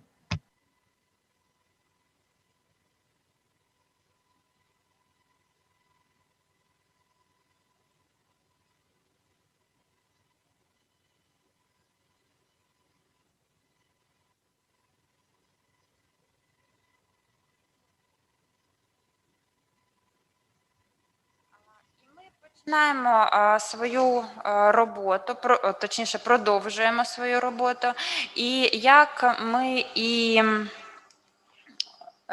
ми і анонсували, у нас, це не моя, Ми зараз матимемо презентацію дослідження з бізнесу і прав людини в часи COVID-19. Це дослідження проводиться секретаріатом Уповноваженого Верховної Ради України спільно з Данським інститутом прав людини у тісній такій співпраці і комунікації. І я дуже вдячна пані Олені Степаненко, яка є представницею Уповноваженого Верховної Ради України з дотримання соціальних та економічних прав, яка дуже так детально займається цим питанням. І, власне, пані Олена бере участь кожного року у нашому форумі в панельних дискусіях з бізнесу і прав людини. І, власне, саме пані Олена представляла Україну, позицію Уповноваженого Верховної Ради України з прав людини на щорічному форумі ООН з бізнесу і прав людини минулого року. І надавала інформацію щодо того, які ініціативи в Україні реалізуються за цим напрямом. І тому дуже вчасна ініціатива щодо позначення тих ризиків для прав людини, які додатково виникають у зв'язку з пандемією чи з будь-якою іншою глобальною небезпекою. І тому ті напрацювання, які готуються, вони можуть стати корисними, по-перше, не тільки для України, а по-друге, не тільки для часів COVID-19, але і на майбутнє, на випадок інших певних небезпек, від яких людство не застраховане і до яких краще бути готовими. Тому, будь ласка, пані Олено, вам слово для презентації.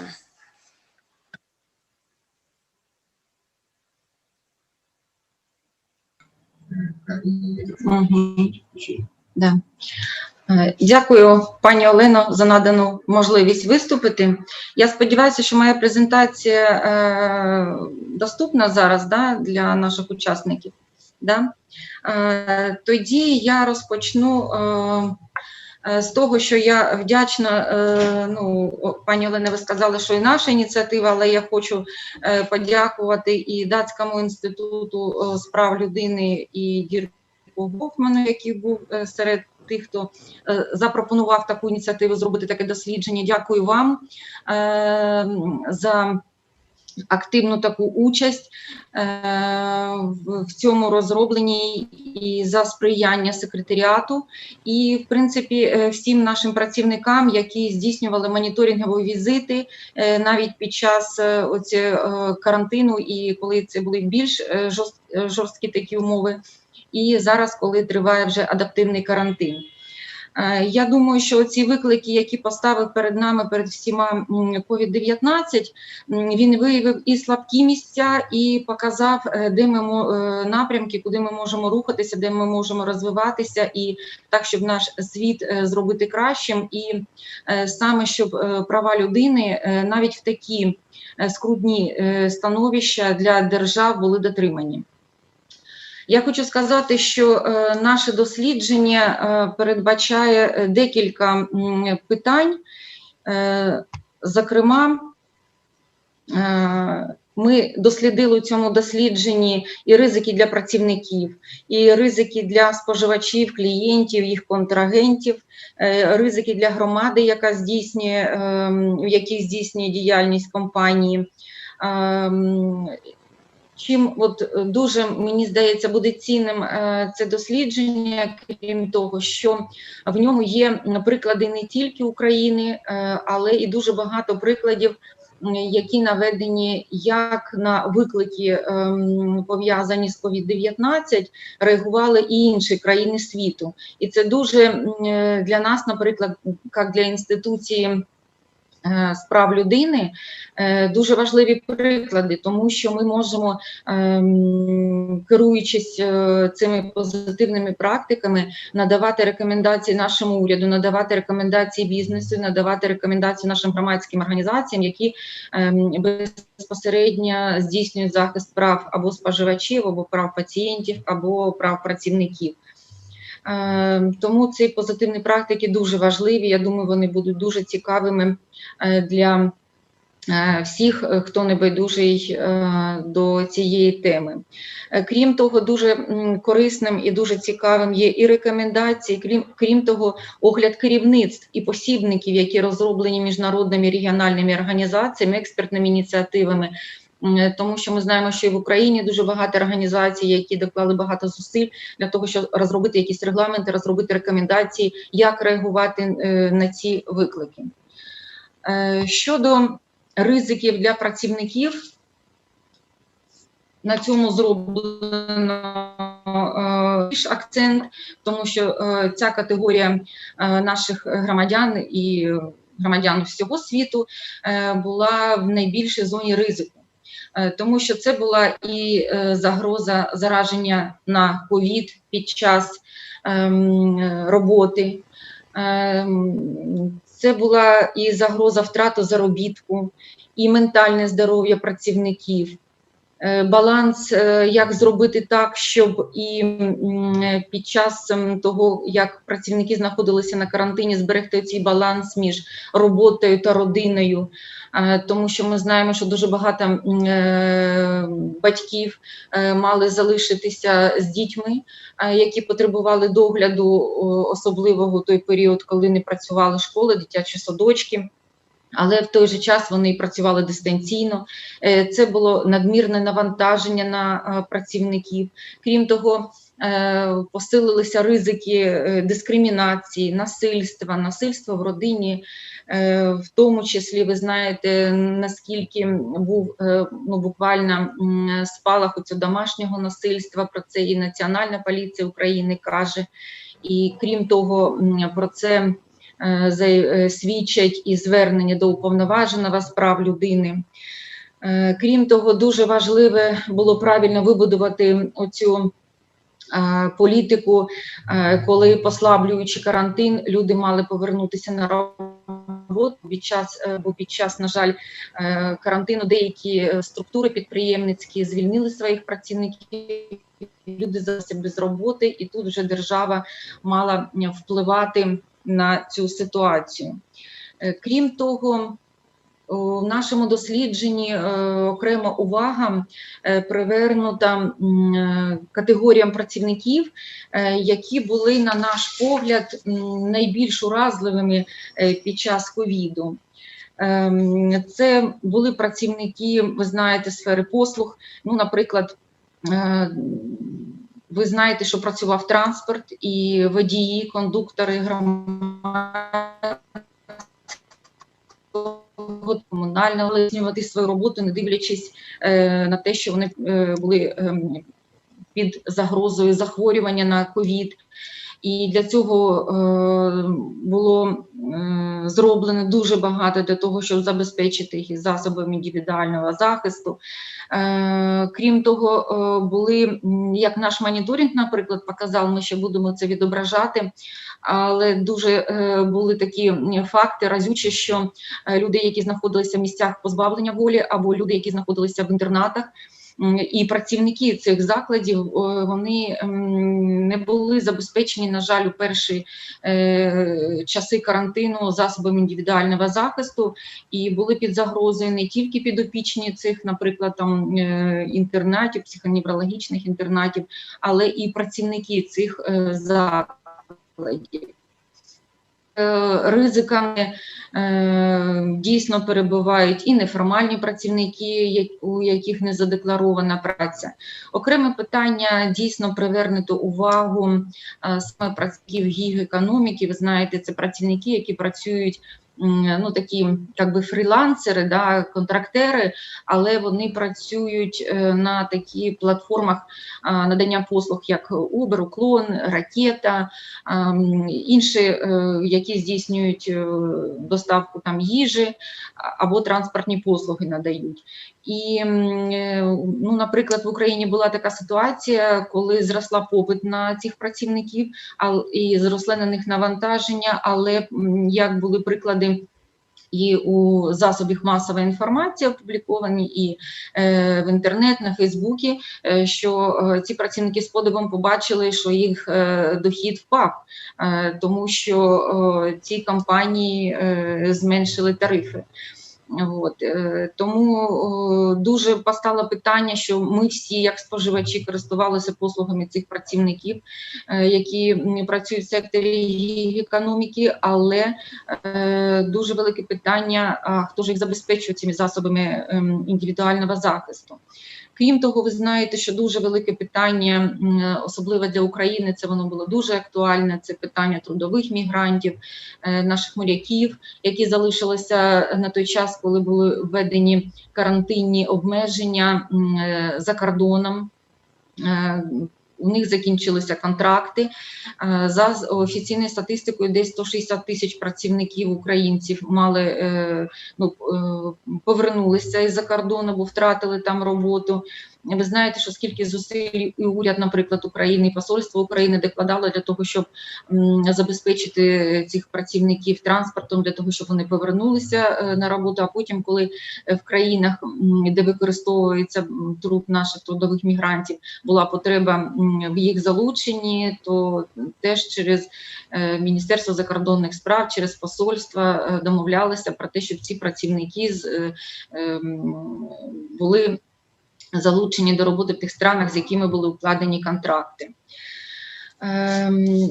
Дуже цікавим, я б хотіла подякувати дуже Олені Уваровій за її участь у дослідженні, тому що дуже цікаві приклади, як для нас, як профспілки, наприклад, реагували на виклики, які постали в зв'язку з тим, що вносилися зміни до трудового законодавства, і намагалися уряди, всі столкнулися з таким викликом вперше, намагалися якось врегулювати питання. В деяких країнах збільшували робочий час, в деяких країнах дозволяли більш вільне трактування законодавства.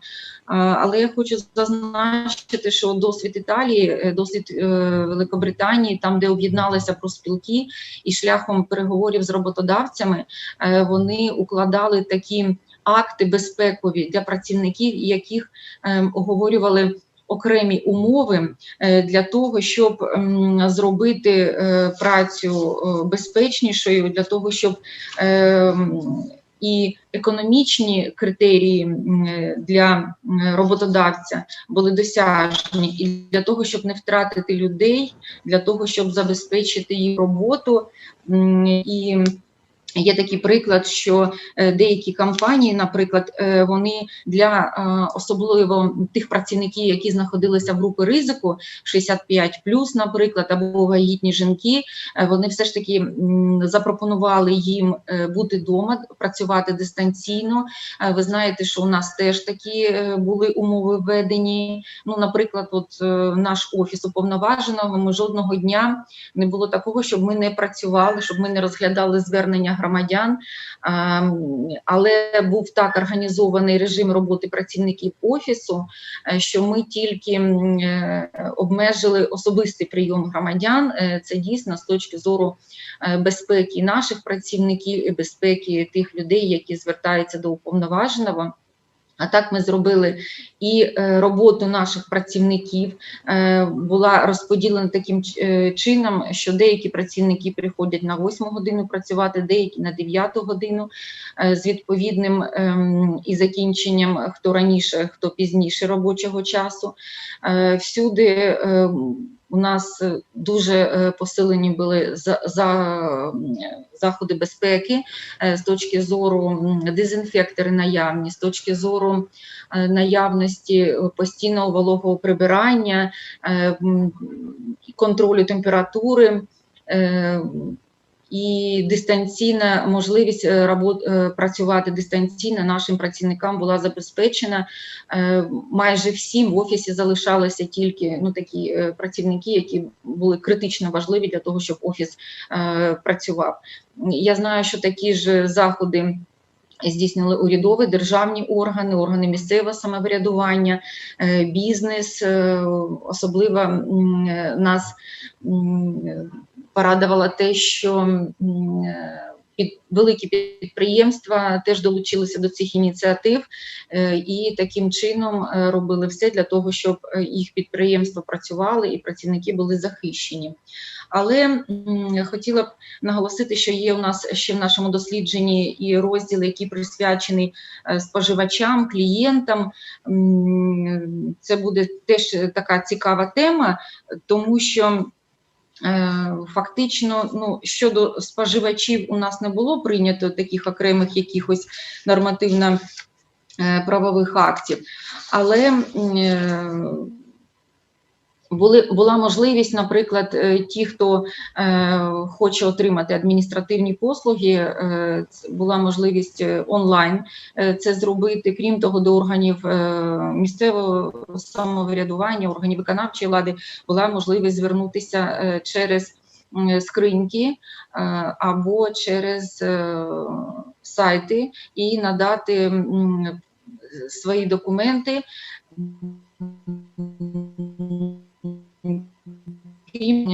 Установи було прийняті такі рішення, завдяки яким під час карантину і місяць після того ще не буде нараховуватися, тобто люди зможуть статися цим. Дійсно, але що клієнтів, от як наші спостереження показали, в принципі, що деякі саме люди, клієнти несли ризики для працівників, які працюють у сфері послуг. Це стосується, наприклад, коли споживачам, людям давали зауваження працівники закладів одягнути там або рукавички, або маску. Це іноді викликало такі обурливі в адрес цих працівників висловлення, навіть насилля було зафіксовано з цієї сторони, і це дуже такі неприємні моменти, в принципі, щодо яких потрібно розуміти навіть для роботодавців, які забезпечують своїх працівників засобами безпеки в тому числі. Крім того, дуже велике питання – це право на приватність, це таке використання безпідставне персональних наших громадян. Про це уповноважена постійно тримається це питання на контролі, є роз'яснення у нас на сайті, на Фейсбуці. Крім того, ми здійснювали моніторинг у цієї програми «Дії», яка контролювала знаходження людей під час карантину на предмет, чи не порушуються персональні дані осіб, чи не порушується право на приватність. І завдяки такій тісній співпраці в цій програмі «Дія» були усунуті ще на етапі розробки, на етапі її впровадження такі ризики. Я хочу сказати, що ще питання дуже важливе – це питання навколишнього середовища, яке там знайшло відображення в нашому дослідженні. Позитивні приклади, я вже казала про позитивні приклади щодо профспілок.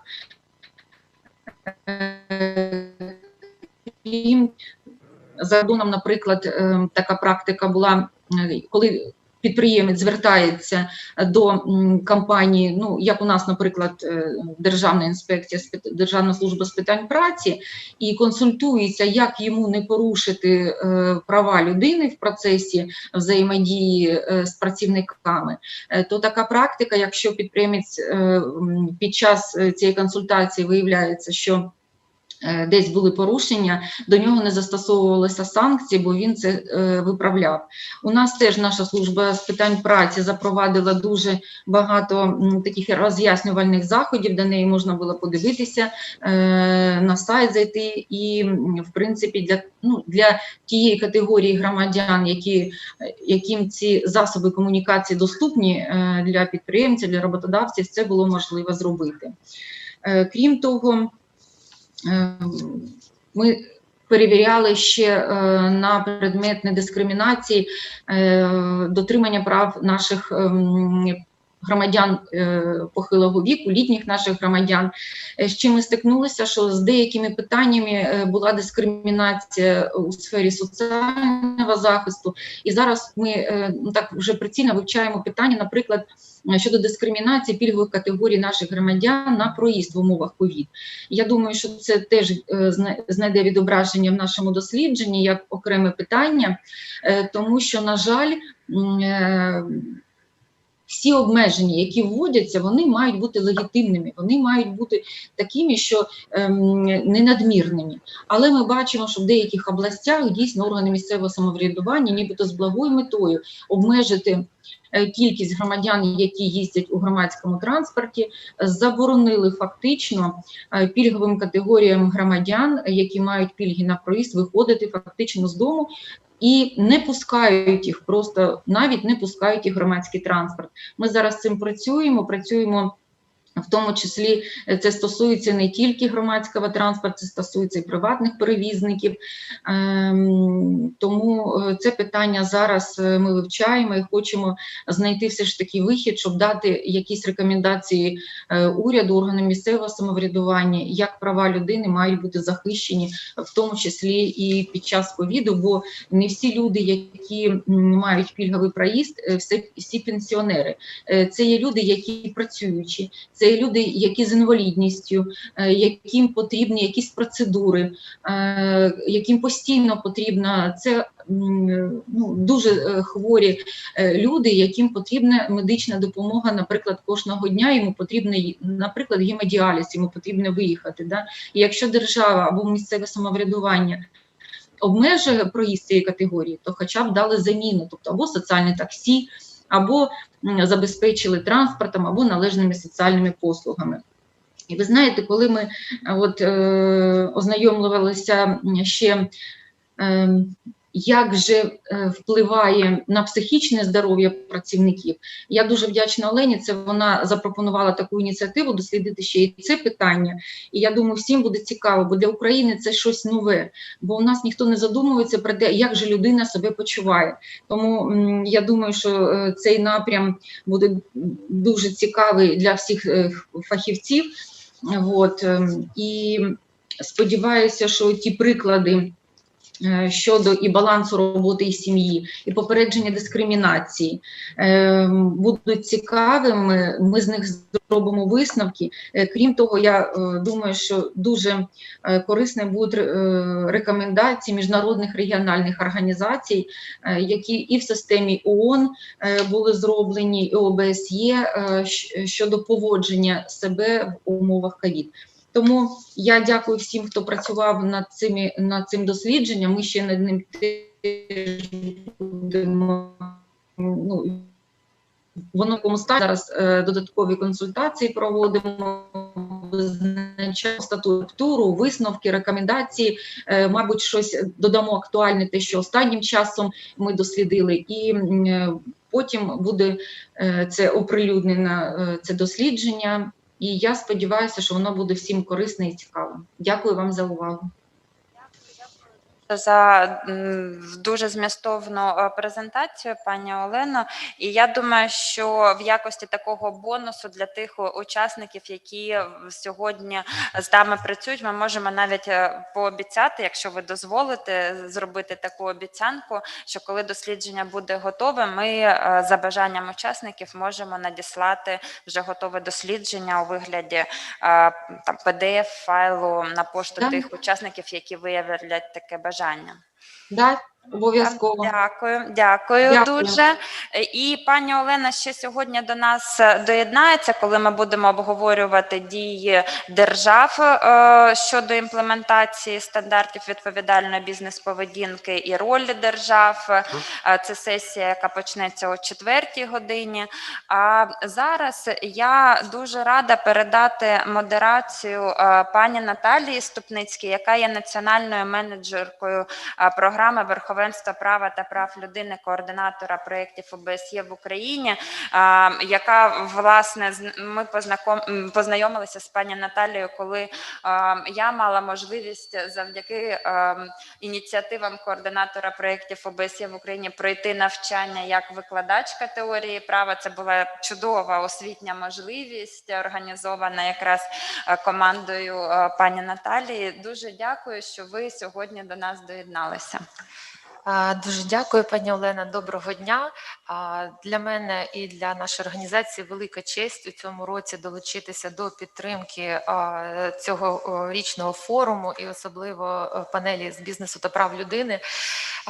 Ми з захопленням слідкуємо вже впродовж останніх років за поступом цього форуму, і особисто хотіла подякувати вам, пані Олено, за ваше лідерство і за те, що вам вдалося наразі створити такий нетворк найкращих експертів і підтримувати постійний зв'язок.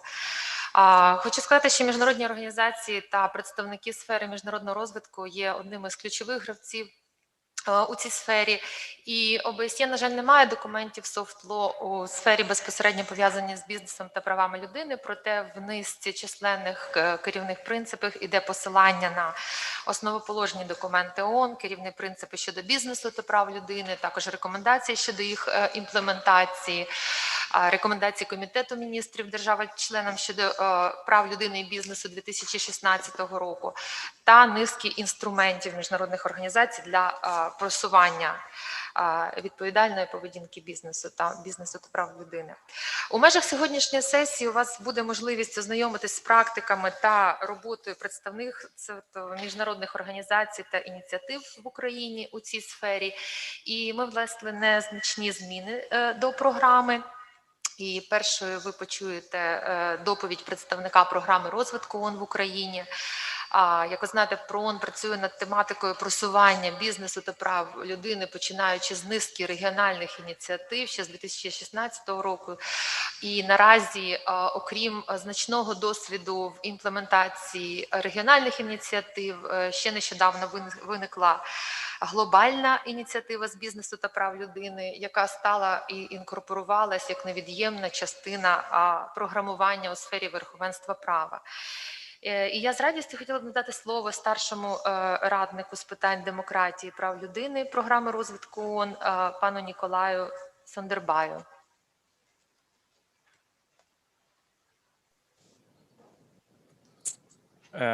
Thank you so much. Can you hear me all loud and clear? You hear me? Yeah. Okay, thank you so much. And thank you, Madam Chair, and thank you, Elena, for reaching out to UNDP. It's interesting to me and to participate in this regional forum and this very important agenda on promoting business and human rights in Central and Eastern Europe. And of course, getting academics and practitioners together to discuss challenges and opportunities. So I have been asked to speak a little bit into UNDP's potential role in promoting business and human rights in Ukraine. I'm very new to Ukraine and to UNDP. I've in the past worked as a chief advisor for Danida in the Danish Ministry of Foreign Affairs, and now been seconded to the UNDP in Ukraine. And in the past had the opportunity to do reviews and short-term missions around democracy and human rights in Ukraine, but also acted very closely with the Danish Institute of Human Rights in the field of business and human rights, and worked extensively on human rights and democracy globally. Business and human rights per se is an area that I've been more and more interested in since the last couple of years, and I've also attended the Global Forum in Geneva a few times. But here I am to speak a little bit on UNDP, in particular with regard to UNDP's role in promoting business and human rights in Ukraine. So this is this is an area which is an area that we're currently actually exploring.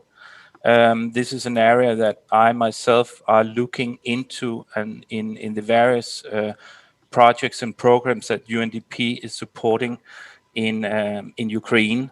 Just to give you an overview, it's not really an area, to my understanding, where UNDP have played a very big role up to now in UNDP. We are playing a very big role in Asia. UNDP's office in Bangkok has been quite instrumental involved in the drafting and advising on the national action plan for Thailand.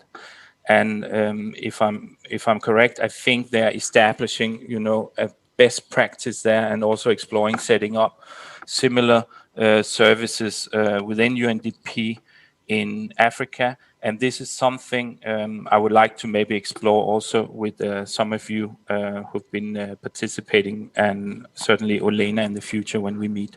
So I can only speak a little bit based on my limited knowledge to UNDP. I'm all fresh here. We are working really a lot at the human rights promotion. UNDP is working on a number of projects on human rights promotion, and advising the Ministry of Justice, the previous Human Rights Directorate, but also the office person's office. There's another large program focusing on the Parliament, advising and doing capacity development on human rights-based approaches, on applying a human rights lens when you comment and comment to draft legislation. So here, of course, we both deal with really key governmental institutions, such as I said, Ministry of Justice, the Ombudsperson's office, who is really the key organization to bridge the dialogue between right holders and duty bearers. We also have been involved in commenting and advising on the pre-draft human rights strategy. It's still a pre-draft, and then in addition to that, of course, UNDP is very instrumental in working with civil society organizations throughout the country. They have established regional hubs in 15 oblasts. They are working very closely with legal and human rights defenders organizations who are having an oversight on the government's responsibility to protect and fulfill human rights and promote human rights, so including advising on shadow reporting at the various instruments from the UPR to the other bodies around human rights.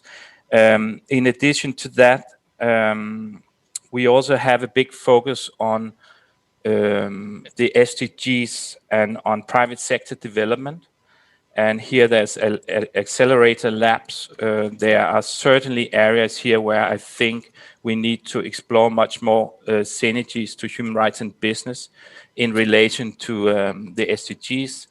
As you probably know, there's been a study on this, on the linkages between the SDGs and human rights, also done by the Danish Institute of Human Rights, showing that about, I think, 95% of the SDGs and its indicators are very much linked to human rights. So this is an area, just to say, that we have a very, very close collaboration with government. We have advisors in the ministries, we have advisors in the parliament, we have advisors working very closely with the Ombudsperson office, as well as we have a very broad outreach on civil society, as well as close relations with the private sector, as well as academia. So this is just to give you an overview on why I think this is critical, that UN as you know, as this is our core mandate. But not only that, it's also part of our portfolio here in Ukraine to be involved not only on other aspects of human rights, but also human rights in business, applying a human rights-based approach and a systemic matter, looking at the different stakeholders. So a little bit on the status, challenges, and opportunities and lessons. Olena, you're much more an expert on this. I've read the national baseline survey with interest. You were part of the team on this, and we take note of the different gaps, legislative gaps, and state of affairs. I understand, as I said before, the human rights in business has been now included in the pre-draft human rights strategy.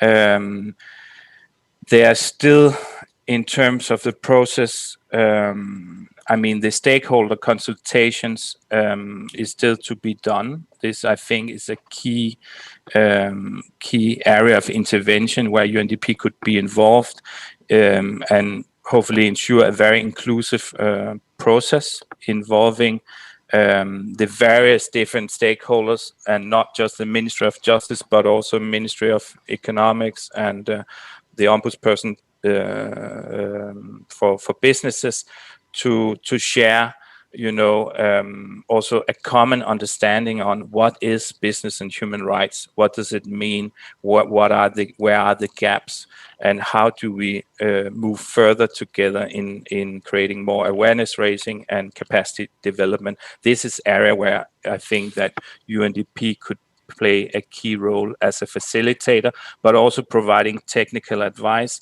and probably also be involved in developing tools similar to or in collaboration with the Danish Institute for Human Rights, and based on some of our experience that we are now rolling out both in Southeast Asia and Africa, as I explained. So I'm very pleased to be invited to this and explore that. I think in some, these are simply some of my key points to give you an overview of UNDP. I think there are lots of challenges, needs, and opportunities ahead. We need to, I think, ideally there should be a specific national action plans on business and human rights, and not just a broad strategy, but there need to be a specific national action plans with baselines, targets to be able to measure. This is, of course, also part of our core areas of work: monitoring and evaluation, ensuring that right holders can demand their rights and duty bearers are held accountable.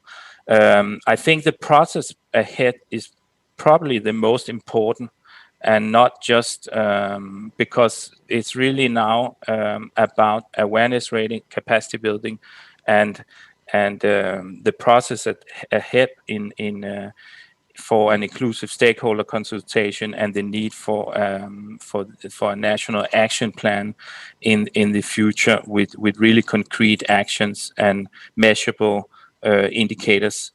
I think, again, as I said before, we are very happy to be part of this, and I think we really have given our close collaboration with both the government, but also the private sector and civil society. We can facilitate that role together with key experts around this regional forum. Apart from that, of course, I've worked in many other places and come across how civil society and the Danish Institute for Human Rights and businesses are working together. And hopefully this is an area, you know, and this experience is something I can bring to the table in UNDP and explore further with colleagues and with you. So on that note, thank you so much. I learned a lot already, and I look very much forward to interact with you in the future. Пане Сандербай, за те, що ви такий надали огляд діяльності і планів програми розвитку ООН у цій сфері. Дійсно чудово, що ООН має таку інституційну пам'ять в розробці ключових документів та інструментів у сфері запровадження стандартів з прав людини. Це і універсальний періодичний огляд, і національна стратегія з прав людини, і попередня її версія, і новий проєкт, яка вже містить розділ щодо бізнесу та прав людини. Дякую вам. І наразі ми переходимо до наступної теми, наступного спікерки. Стосуватиметься доповідь імплементації цілей сталого розвитку та їх взаємозв'язку зі стандартами у сфері бізнесу та прав людини. Як ви знаєте, на сьогодні імплементація цілей сталого розвитку тісно пов'язана з стандартами у сфері бізнесу та прав людини, і у зв'язку з новими викликами сьогодення загальновизнаним є підхід, який передбачає поєднання зусиль і уряду, і бізнесу в обранні сталого та людиноцентричного підходу у своєму розвитку. Для багатьох бізнес-стратегій, які наразі розробляються або розроблялися для забезпечення досягнення цілей сталого розвитку, опорною є концепція професора Гарвардської школи бізнесу Майкла Портера щодо створення спільних цінностей. Це політики і практики, які передбачають конкурентоспроможність бізнесу з одночасним посиленням економічних та соціальних умов громади, у якій цей бізнес оперує. І дуже добре, що наразі функціонує мережа і ініціатива, яка є транслятором цілей сталого розвитку у сфері бізнесу і яка є платформою для поєднання зусиль різних стейкхолдерів для досягнення і посилення прогресу у цій сфері. Це глобальний договір ООН, найбільша ініціатива корпоративно відповідальних учасників. Наразі налічується понад 11 тисяч в понад 160 країнах. І я з радістю передаю слово для ключової презентації, яка відбудеться в дуже інтерактивному форматі, наразі ви дізнаєтесь. Пані Тетяні Сахарук, виконавчій директорці глобального договору ООН в Україні. Будь ласка, пані Тетяно. Дякую, пані Наталю. Дуже дякую за презентацію ідей пана Майкла Портера. Це можна вважати, що один із засновників трансформації бізнесу у нову модель. І ми сьогодні будемо повертатися до його праці декілька разів. А наразі я хочу зробити невеличку перерву і запросити всіх погратися. Якщо можна, достаньте, будь ласка, свої телефони чи інші девайси, не ті, з яких ви зараз дивитесь цю трансляцію. І я запущу Kahoot і запрошу вас відповісти на декілька питань стосовно цілей сталого розвитку. І яким чином ці цілі сталого розвитку можуть бути використані бізнесом чи впроваджені бізнесом в його діяльність. Я прошу всіх взяти телефони, зайти на сторінку Kahoot.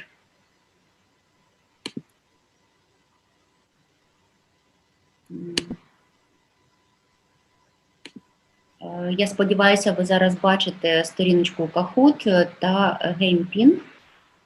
Олена, допоможіть мені, будь ласка, чи бачать всі? Всі учасники бачать. Супер. Якщо ви зайшли на сторінку kahoot.it, необхідно ввести GamePin, ви зараз його бачите на скріні, це 1756 810. Я це роблю зараз разом з всіма учасниками.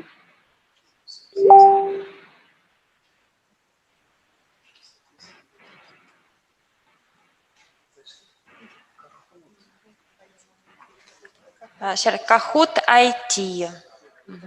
Kahoot.it. Пін і грати.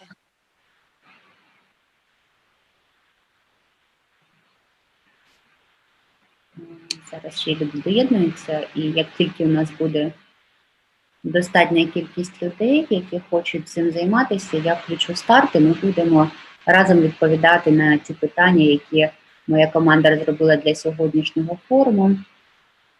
Вони досить прості, навіть якщо ви ніколи не стикалися з цілями сталого розвитку, це буде цікаво. Якщо ви є професіоналом, то ми подивимося, хто найбільше обізнаний у цій сфері.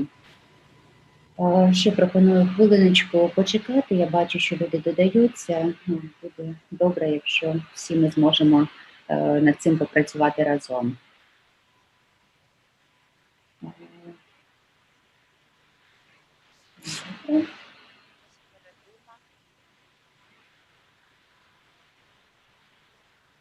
Що ж, пропоную розпочинати. Хто доєднається, я думаю, зможе наздогнати всіх тих, хто почне раніше, тому що впливають на це час, який ви витрачаєте на відповідь, і впливає на це правильність, звичайно, відповіді.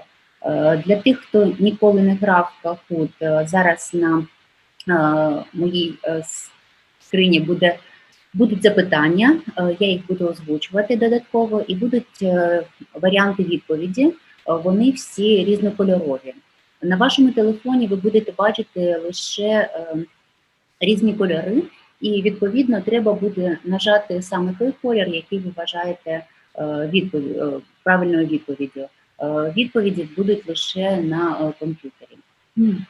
То ми розпочинаємо. Я нажимаю «Старт».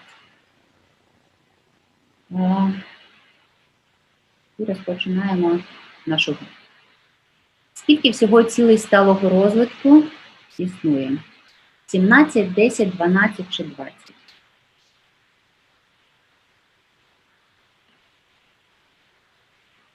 Гуглом не користуватися.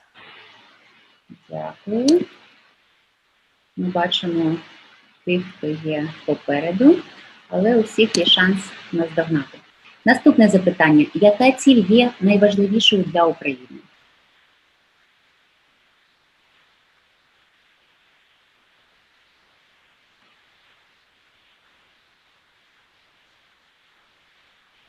Супер. Коли йшла адаптація цілей сталого розвитку для України, було визнано, що існує певне дерево цілей сталого розвитку.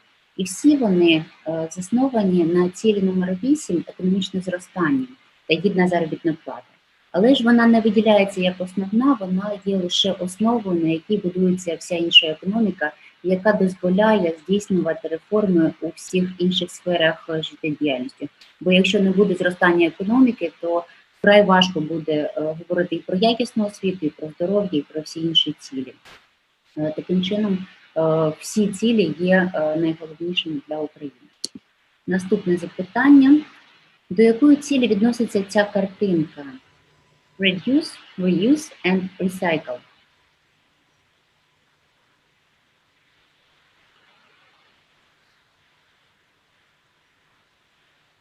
Дякую. Це відповідальне споживання, і ми до нього сьогодні будемо повертатися у наших кейсах, які ми будемо розглядати про Україну і про інші країни світу. Я є лідером, але ж ми не будемо на це звертати увагу, бо я знаю всі відповіді, тому що приймала участь у їх написанні. Яка країна перша надала право жінкам голосувати?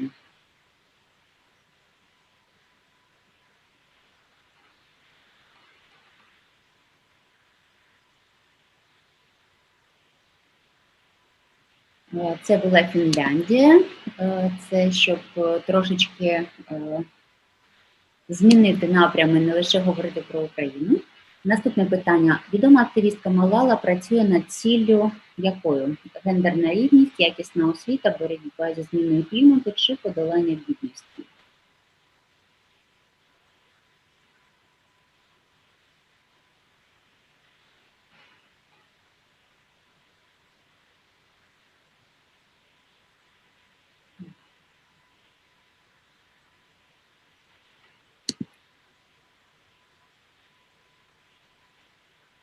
Катерина мене наздогнає. Наступна Олена. До якої цілі можна віднести ці слова? Science, years, warming, weather, change, etc. Боротьба зі зміною клімату, подолання бідності, мир та справедливість, відновлювана енергетика.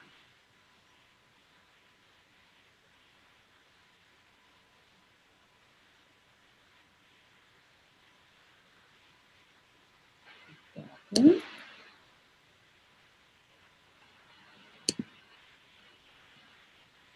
Скільки країн світу мають серед прем'єр-міністрів та президентів жінок?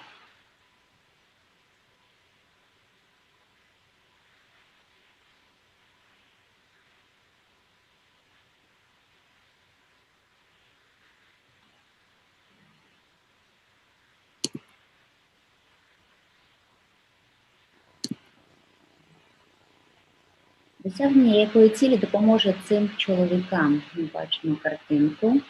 Це гідна праця, економічне зростання, скорочення нерівності, мир та справедливість, чиста вода. Чи це було останнє запитання? Я не встигла. Чи звітувала Україна про досягнення цілей сталого розвитку перед світовою спільнотою? Чи є у нас за 5 років досягнення, чи повинні ми з кимось поділитися цими досягненнями?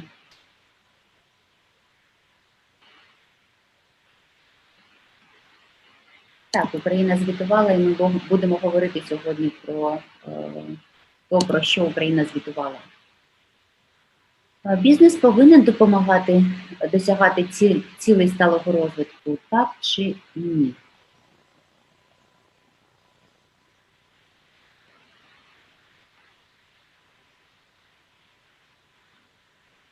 Звичайно, повинен. І ми будемо говорити, навіщо це бізнесу, якщо всі розуміють, що він повинен це робити. Скільки складає прожитковий мінімум в Україні?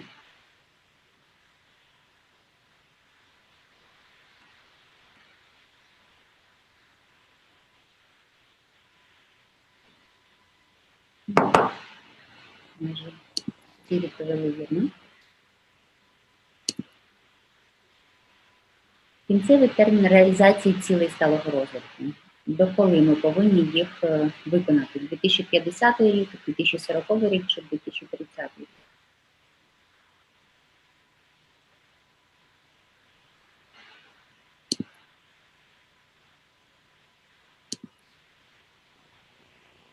Який відсоток жінок має бути в органах управління компанією відповідно до стандартів глобального договору ООН?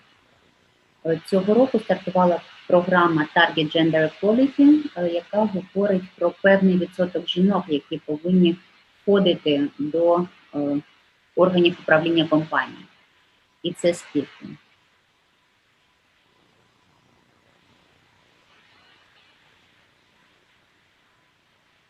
І це 30%. Коли ми обирали нашу наглядову раду глобального договору ООН, то ми стикнулися з цією проблемою, що ми не можемо обрати навіть 30% жінок у наш борд, тому що їх немає серед керівників бізнесів, які складають, власне кажучи, нашу ініціативну групу, так, яка є наглядовою радою глобального договору ООН. І навіть для того, щоб ми, як система ООН, змогли виконати вимоги нашого глобального офісу, прийшлося обирати інших людей.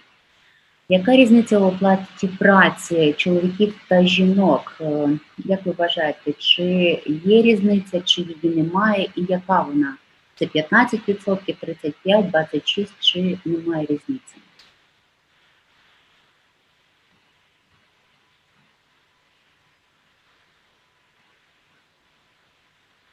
Так, це 26% за даними України.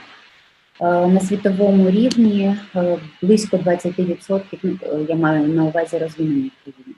168 мільйонів дітей у світі змушені працювати. Скільки з них задіяні в агробізнесі?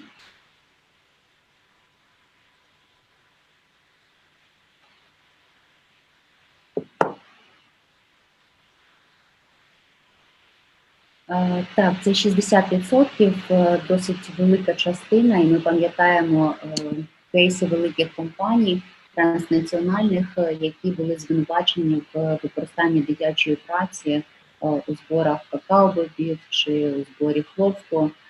І навіть в Україні цей відсоток досить великий. В Україні нефінансова звітність є обов'язковою, так чи ні? Як ви вважаєте, чи повинна вона бути обов'язковою для українських компаній?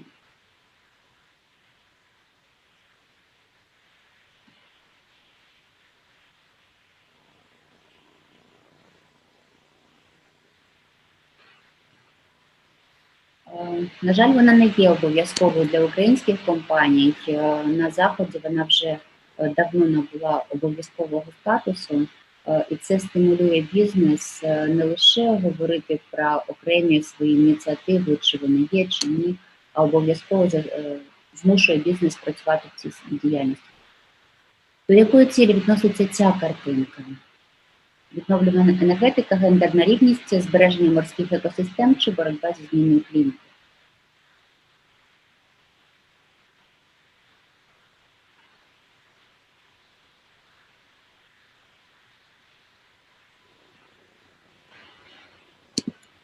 Майже всі відповіли вірно.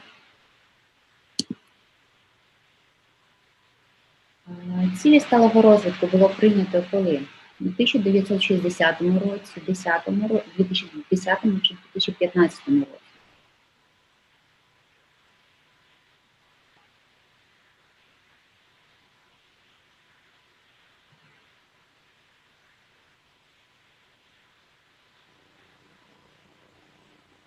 Так, це 2015 рік.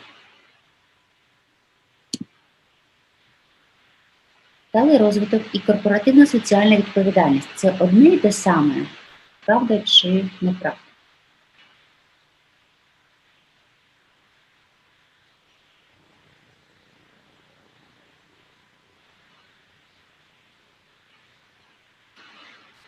Це неправда, це різні поняття, і якщо ми говоримо про сталий розвиток, то він повинен бути включений до оперативної діяльності бізнесу, а не лише виступати окремими ініціативами. Які сектори найбільш вражені корупцією у світі, як ви вважаєте? Це освіта, це здоров'я, це телекомунікації чи суд і поліція? Я думаю, юристи повинні знати.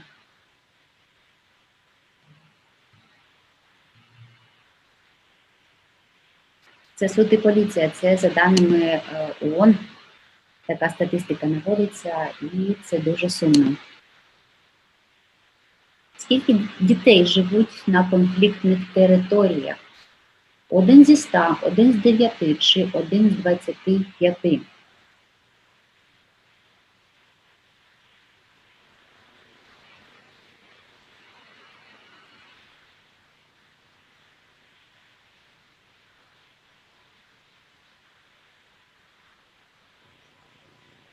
Це 1 з 9 дітей, тобто 230 мільйонів дітей по всьому світу, які живуть. О, Катерина була найпершою. Скільки гектарів лісів вирубується щороку у світі?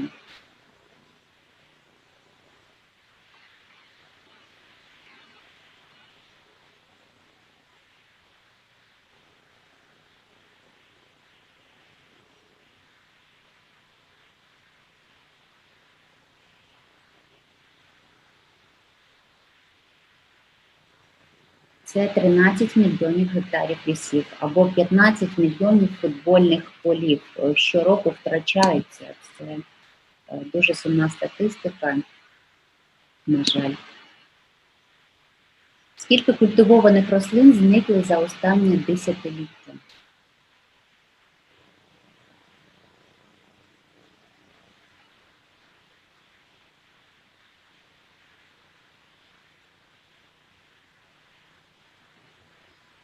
Це 75%.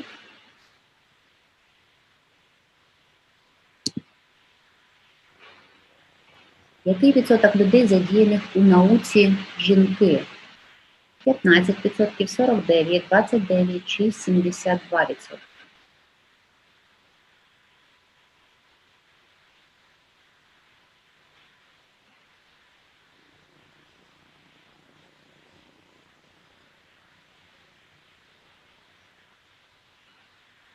Це 29%.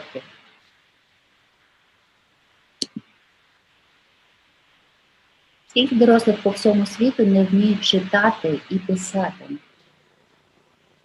1 з 10, 2 з 10, 3 з 10 чи 4 з 10?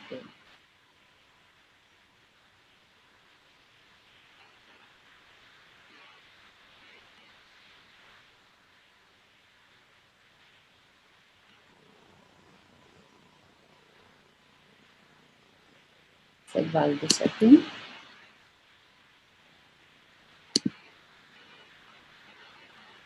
Середня тривалість життя у світі 51, 61, 71 чи 81 рік.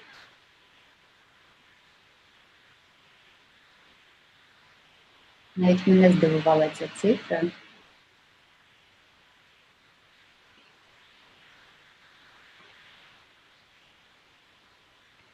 І це 71 рік.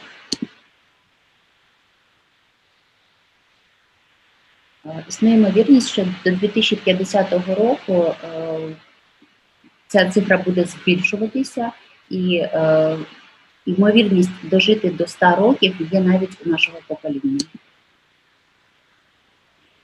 І скільки конкретних завдань містять 17 цілей сталого розвитку? Йдеться про глобальні завдання. Якщо ви знаєте, то кожна ціль сталого розвитку має завдання, і їх є певна кількість. І це 169 завдань, за якими країни повинні звітувати. Супер! Це була така інтерактивна вставка. І Анастасія третя, ну, давайте вважати, що це друга, і Катерина перше місце. Дуже дякую. Це спеціалісти у сфері цілей сталого розвитку. Я запускаю свою презентацію зараз. І ми будемо говорити про те, яким чином бізнес може долучатися до реалізації цілей сталого розвитку. Взагалі, чому виникло бажання залучати бізнес до вирішення глобальних питань? Начебто все було добре, і в 60-70 роки всі дбали лише про зростання економіки. Якщо ви згадаєте радянські фільми, то майже у всіх них ми можемо побачити заводи, труби, які димлять, і що свідчило про той рост країни, як такої, про її міцність. Ну, наприклад, «Весна на Заречной вулиці» – дуже гарний такий радянський фільм, і таких фільмів було дуже-дуже багато. А минулого року онука випустила свій кліп, який знімала на звалищі. І якщо ми подивимося на цю картинку,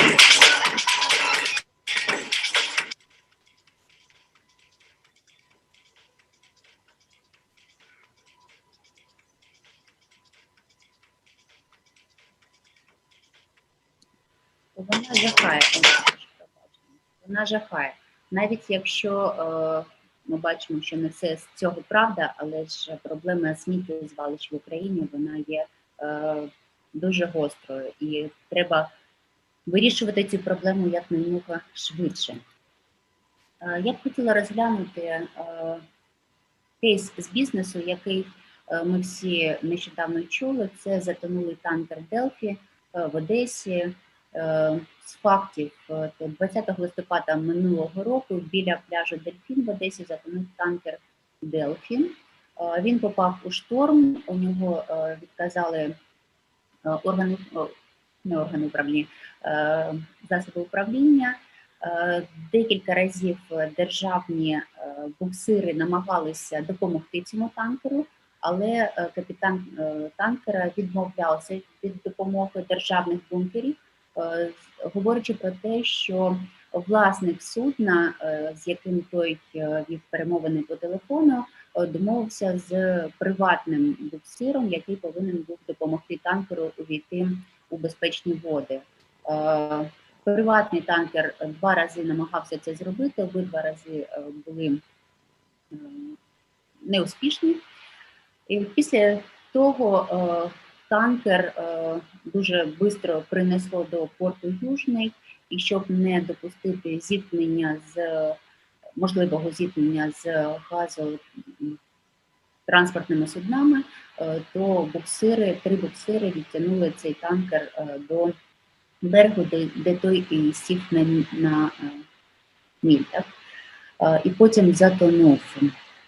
Його декілька разів намагалися витягнути, проте з нього періодично виливалася нафта, і в певний період часу 2020 року було визнано цей факт техногенною катастрофою, бо у Чорному морі розлилося понад 7,5 тисяч квадратних метрів нафти. І перевищена концентрація нафти у воді сягала від 53 до 157 разів. До чого тут бізнес, до чого тут права людини? Власником судна є зареєстрована у Молдові компанія, яка навіть не має виходу в море. Не доведено, але ж всі ЗМІ про це писали, що, напевно, цей танкер займався сірими перевезеннями нафти, яка не звітувалася, і тоді на кожному літрі нафти капітан корабля чи компанія, яка їм володіє, могла заробляти до 10 гривень на літрі. І це десь 1–1,5 мільйони за кожне перевезення. Тобто це бізнес, який спонукає заробляти, а вже після мене будь-що буде. І мені все одно, мені дуже байдуже. Це типовий, напевно, український бізнес 90-х років, але, на жаль, і сьогодні він продовжується. І ті люди, які працюють над зароблянням грошей таким чином, взагалі не замислюються над тим, яким чином будуть жити їх діти у цій країні чи навіть в інших країнах, тому що всі ці загрози, які створюються в Україні, вони ще й дуже важливі і для інших країн також, які мають спільні границі з Україною. Цим кейсом я хотіла показати, що бізнес все ж таки повинен переходити на інший рівень трансформації. Але ж це сірий бізнес, до якого дуже важко застосувати якісь законні важелі, які дуже важко притягти до відповідальності. Тому що навіть сьогодні, коли вже танкер витягнуто досить недавно, декілька днів тому, не можуть знайти компанію, до якої податися з позовом для того, щоб вона відшкодувала ці збитки вилиття нафти і збитки, спричинені витяганням цього танкеру з води. Але ж існують приклади, коли і білий бізнес, прозорий, спричиняє певну шкоду, екологічну шкоду. Так? На жаль, у нас немає можливості спілкуватися відкрито, так? Тому я буду коментувати цю картинку самостійно. Я думаю, що це зрозуміло, що це соти, які бджолки принесли до своїх вуликів. Чому ж вони такі різнокольорові? Хто б захотів куштувати такий мед? Ну, майже ніхто, якщо вам не 5 років, і це не прильщає дитинку це зробити. Це кейс з фабрики з Франції, з півночі Франції, де розташована фабрика M&M's. І компанія захоронила якісь залишки своєї продукції відкритим способом. А поряд з нею знаходилось фермерське господарство, яке виробляло мед. І в певний період часу фермер зрозумів, що весь мед, який принесли пчоли, виглядає отаким чином, є різнокольоровим. Коли розібралися, була інспекція і зрозуміли, звідки такий колір меду, компанії довелося сплатити всі збитки фермерів. Але ж це відкритий такий кейс, і було зрозуміло, звідки беруться такі різнокольорові картиночки. Але ж в нашому житті трапляються досить багато кейсів, коли ми не можемо зрозуміти, що стало безпосередньою причиною таких наслідків. І це говорить про те, чи є бізнес відповідальним, чи буде він нести відповідальність за те, що він робить, чи він приховає все те, що робиться негативно. І тому ми переходимо до теорії Майкла Портера спільні цінності, про які Наталя говорила в началі нашої дискусії. Повинно відбутися переосмислення. Якщо у 60-ті роки було таке твердження, що business of the business is business, тобто метою бізнесу є заробляння коштів, а екологічна ситуація, природні ресурси, суспільство є лише способом заробляння цих коштів, то ми переходимо до системи shared value, розподільні цінності, коли вже всі ці три важелі співпрацюють: і бізнес, і люди, і екологія. Але ж для того, щоб досягти цілей сталого розвитку, цього недостатньо, недостатньо лише співпрацювати. Бізнес повинен враховувати потреби людей, human rights, повинен дбати про тих людей, які працюють в цьому бізнесі, повинен дбати про громади, в яких цей бізнес працює. І, звичайно, він не повинен спричинити шкоду. Зараз в глобальному договорі йдеться про теорію, що бізнес не може спричиняти шкоду екології. Так? Якщо ж така шкода була спричинена, то вона повинна бути виправлена. Навіть якщо бізнес не може виправити цю шкоду, то вона має бути мінімізована. Як ми бачили з прикладу Делфі, то тут взагалі не йшлося про те, щоб виправити шкоду, і навіть не йшлося про мінімізацію.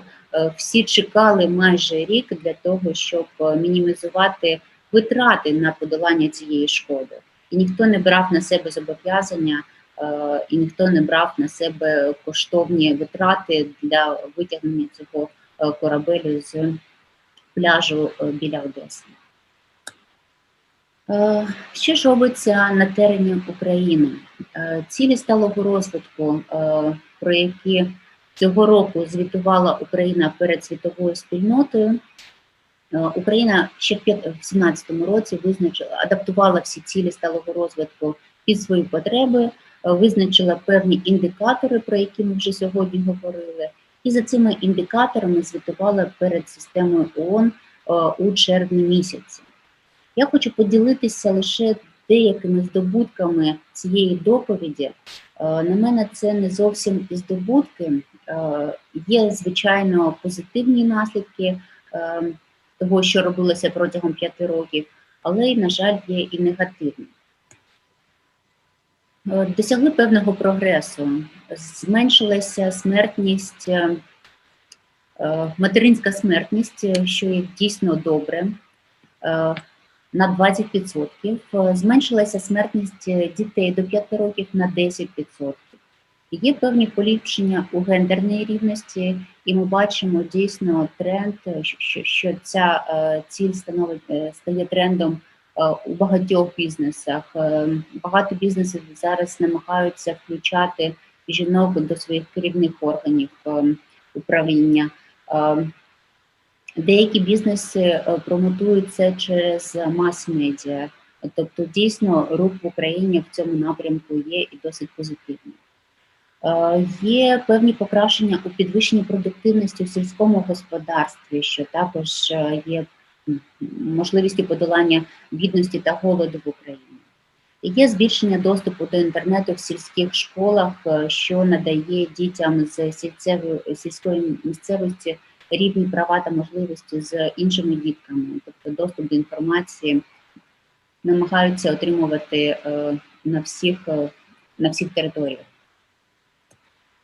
Проте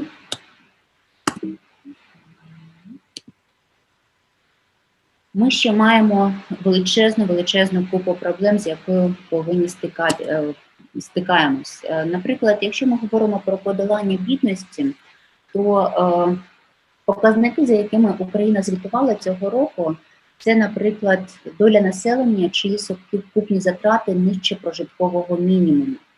Тобто 43% населення України мають витрати нижче прожиткового мінімуму.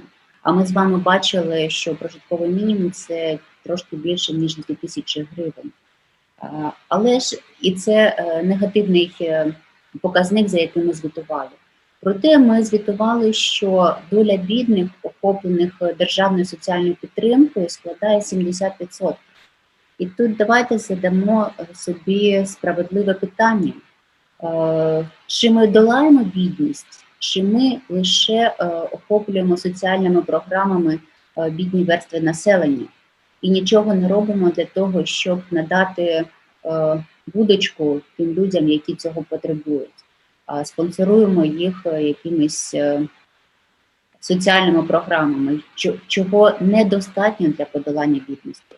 І тут я вважаю, що повинні об'єднатися науковці, державні службовці для того, щоб адаптувати ці показники і зробити їх такими, які призводять до дійсно рушійних змін, а не лише для звіту. Міцне здоров'я. У нас є завдання 3.5 знизити на чверть передчасну смертність населення, в тому числі за рахунок впровадження інноваційних підходів діагностики захворювань. Проте, яким чином ми звітуємо про досягнення чи недосягнення цієї підцілі, це 3.5.1 ймовірність померти в віці 20-64 роки серед чоловіків, і ми кажемо, що ми не досягли цього показника. Ви бачите, яким чином змінювалися показники з 2015 по 2019 рік, невеличкі зміни. І така ж сама ситуація про жінок, але ж про жінок ми показуємо, що цей показник трошки вищий, тому ми досягаємо цього показника. Але ж якщо ми повернемося до пункту 3.5, який вище, то ми говоримо про інноваційні підходи діагностики. І яким чином застосовуються ці інноваційні підходи, чи вони взагалі-то є в Україні, на жаль,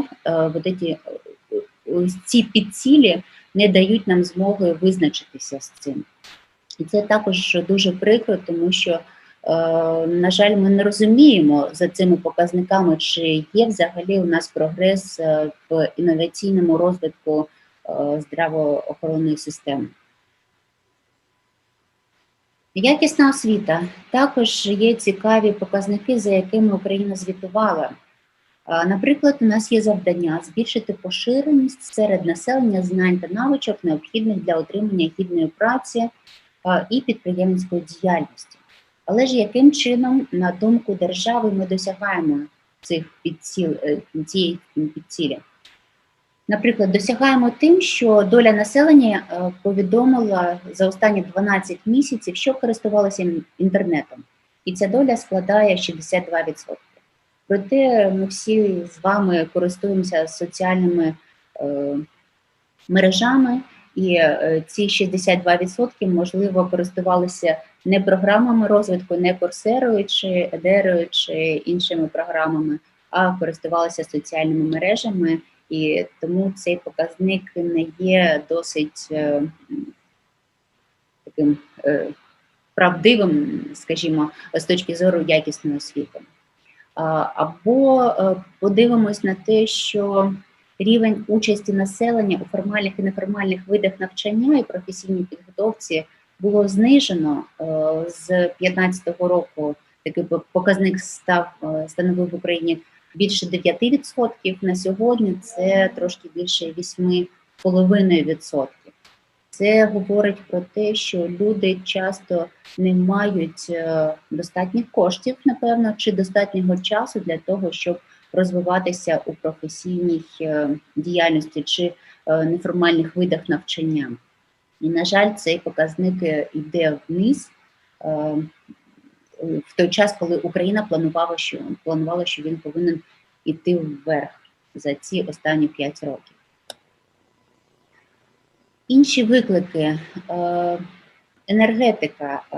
У нас є заплановані, в цьому році повинні були скласти 11% відновлених джерел енергетики у всій енергосистемі України. Але ж ми зупинилися на 7%. І ми знаємо чому, тому що держава ніяк не може визначитися з правилами ведення бізнесу в цій сфері і постійно зменшує тариф, який обіцяла залишити на певний час. І сьогодні інвестори не розуміють, чому повинні вони вкладати свої кошти в українську економіку і в розвиток відновлюваних джерел енергії в Україні, якщо правила ведення бізнесу тут не визначені. Дуже погані новини серед загиблих від нещасних випадків на виробництві. Цей показник збільшився в той час, коли повинен був зменшуватися, достатньо зменшуватися. І тут нам подобається, що компанії-учасниці глобального договору ООН в Україні, вони беруть цей показник у свою операційну діяльність і ставлять собі на меті зменшення такого показника на кожному конкретному виробництві і щороку звітують про те, яким чином зменшується цей показник. Тобто бізнеси спрямовують свою діяльність, відповідальні бізнеси, звичайно, спрямовують свою діяльність на зменшення цього показника. Але ж в межах всієї України ми бачимо, що він збільшується. Промисловість, інновації, інфраструктура, показники виконані менш ніж на 20%. Це ціль номер 9. На жаль, ми взагалі не просунулися за останні 5 років в цьому напрямку. А говорити про покращення економіки, про збільшення заробітних плат без цього майже неможливо. Зменшення нерівності не виконано майже на 100%, тобто 10-та ціль у нас також не просунулася. І якщо ми подивимось на програми інклюзивності, коли навіть в будівних умовах прописується, що повинні бути пандуси для осіб з особливими потребами, для того, щоб могли вони заїхати в те чи інше приміщення, то часто ми бачимо, що ці пандуси є, але ж нахил їх такий, що заїхати на них неможливо. І тому люди з особливими потребами залишаються за межами належної комунікації. Зміна клімату. У нас є єдиний показник, який свідчить про зміну клімату в Україні, це підвищення рівня вуглекислих викидів, вуглецю, і, на жаль, він зріс за останні 5 років на 8,8%. Проте окремі компанії, які є членами глобального договору, звітують про те, що вони намагаються змінювати цей показник на рівні кожного свого підприємства і показують дійсні зміни у цифрах.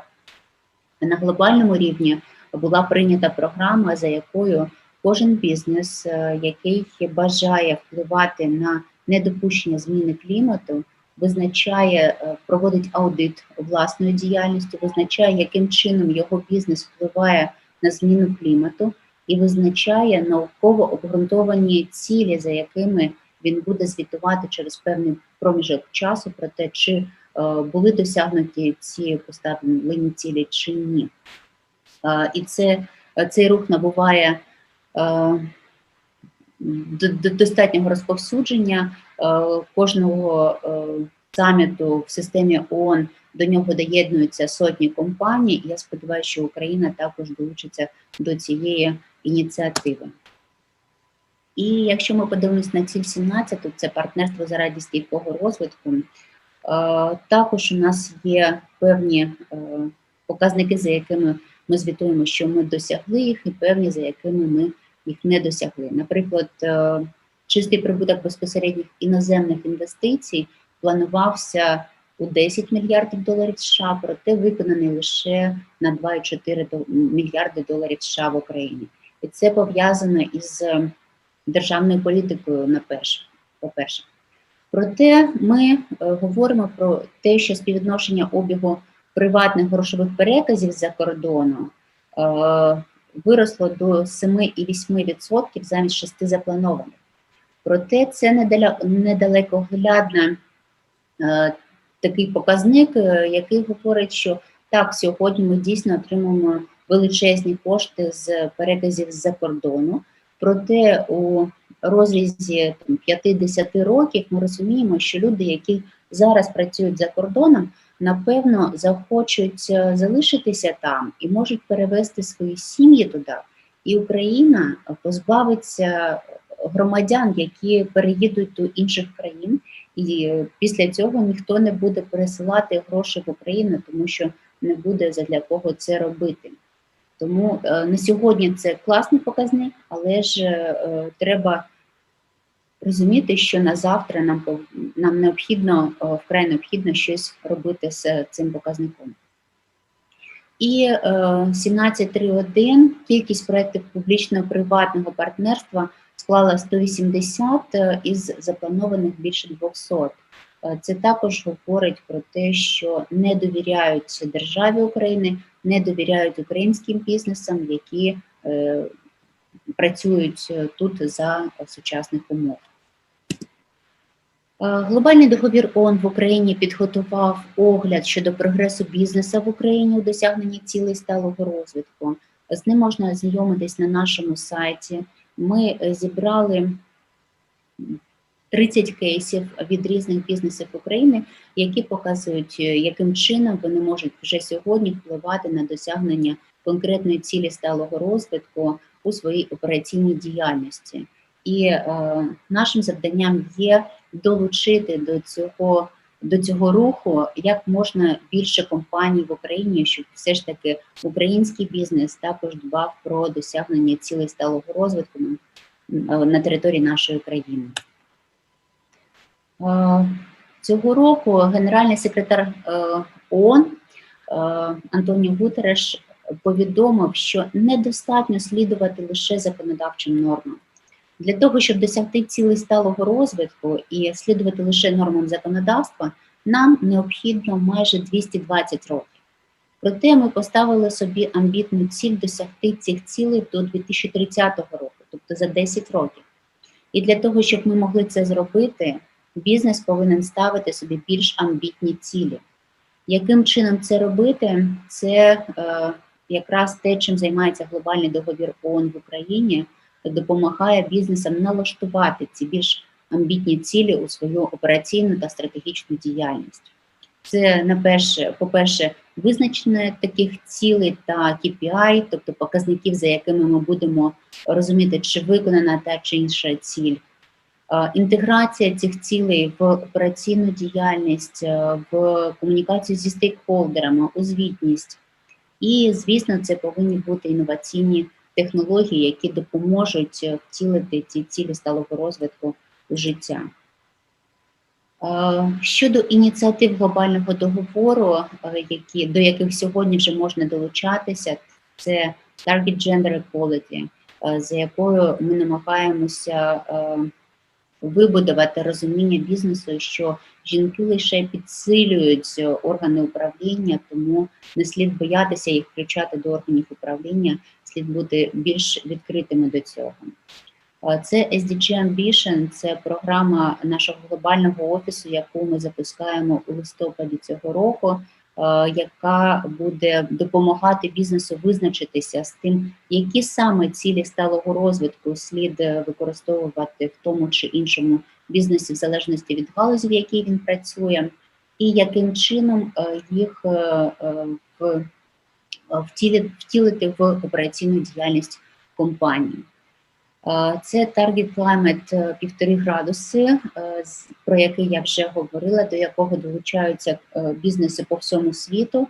На жаль, в Україні ще немає жодного бізнесу, який би долучився до цієї ініціативи, проте можливість така є, і ми промотуємо цю можливість серед наших учасників. І таким собі паровозиком, який везе всі ці ініціативи, є програма Young SDG Innovators, яка допомагає молодим працівникам компанії визначитися з певною ціллю сталого розвитку, яку можна втілювати через конкретні проекти сталого розвитку у своєму бізнесі. Ми допомагаємо командам з бізнесів протягом 10 місяців створювати власні проекти сталого розвитку і вимагаємо від топ-менеджменту компаній втілення таких проєктів у життя. 9 вересня ми завершили першу хвилю такої програми, І, наприклад, програма банку Пумп була визнана на саміті лідерів такою, що є найбільш перспективною у масштабованості на території всього світу, не лише в Україні. Банк запропонував наступне. З'ясувалося, що у банках по всьому світу є понад 300 мільярдів доларів, які лежать на залишках рахунків і не можуть бути використані в банківській системі чи в економіці.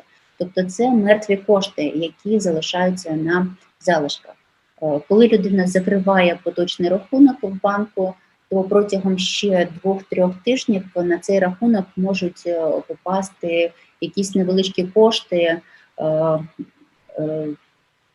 В Україні це 20-40 гривень, за якими людина зазвичай не приїжджає. І в рамках лише одного банку таких коштів може назбиратися понад 1 мільйон гривень. Таким чином, банк розробив систему, електронну систему, яка генерує всі ці залишки і перенаправляє на розвиток соціального підприємництва людей з особливими потребами. На сьогодні це люди з вадами зору. Банк підтримує саме цей напрямок. Люди можуть розвивати своє соціальне підприємництво. В той же час ці соціальні підприємства можуть реєструвати свої банківські рахунки в цьому банку. В цих соціальних підприємствах є працівники, які працюють, які також можуть відкривати рахунки в цьому банку. Тобто банк вирішує декілька проблем. Він генерить кошти, які в іншому разі були б недоступні, і він допомагає розвивати підприємництво, яке в свій час можуть стати його потенціальними клієнтами.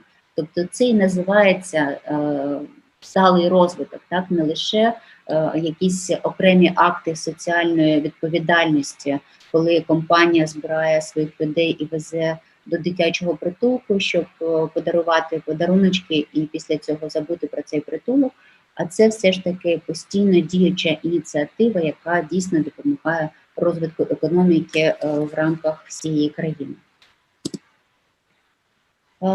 І я не знаю, Олена, допоможіть мені, чи є у мене ще час, чи я повинна закінчувати? Я можу зупинитися. Так, пані Тетяно, будь ласка. Дякую. Хотіла поділитися здобутками нашої ініціативи вже глобального договору ООН.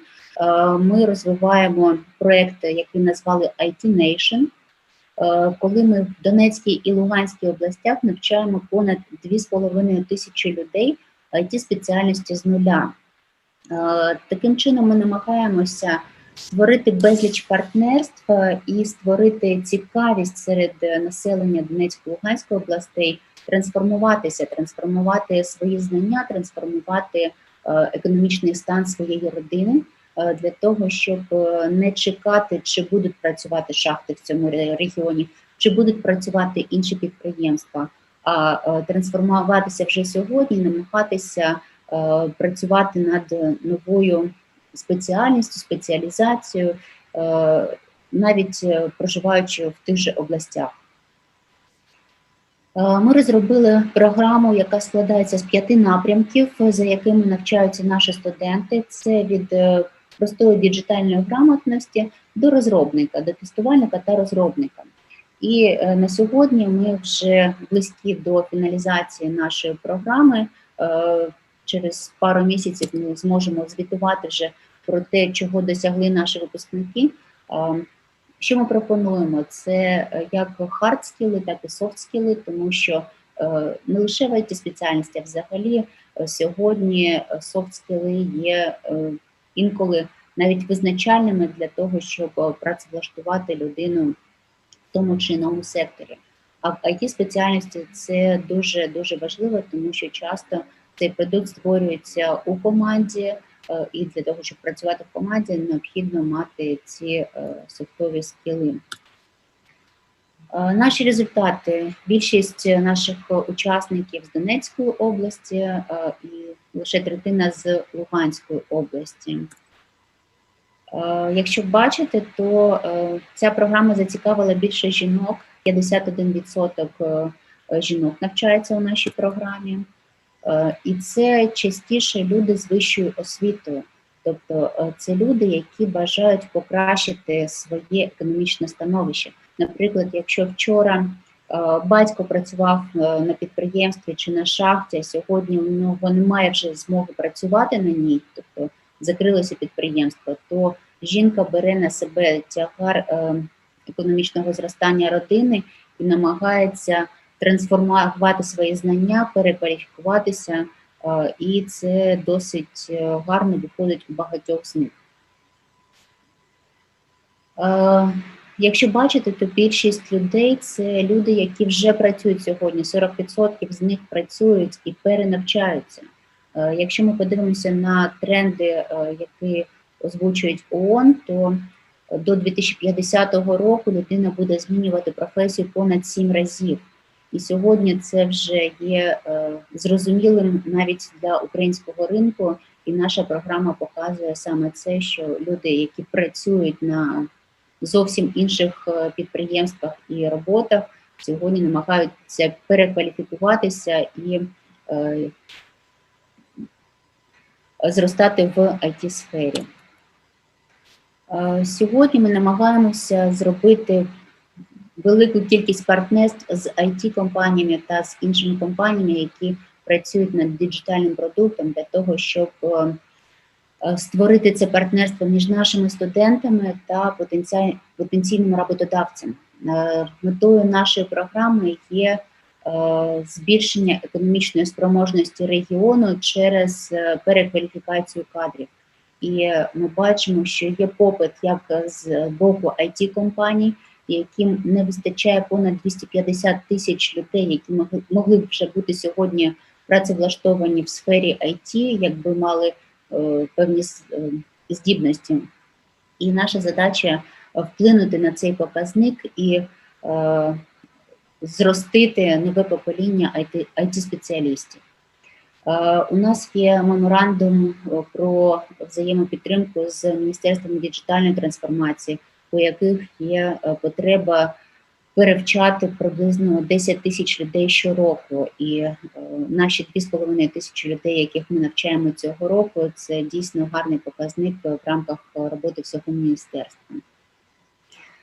Тобто ми, як громадський сектор, намагаємось впливати на права людини в різних секторах економіки.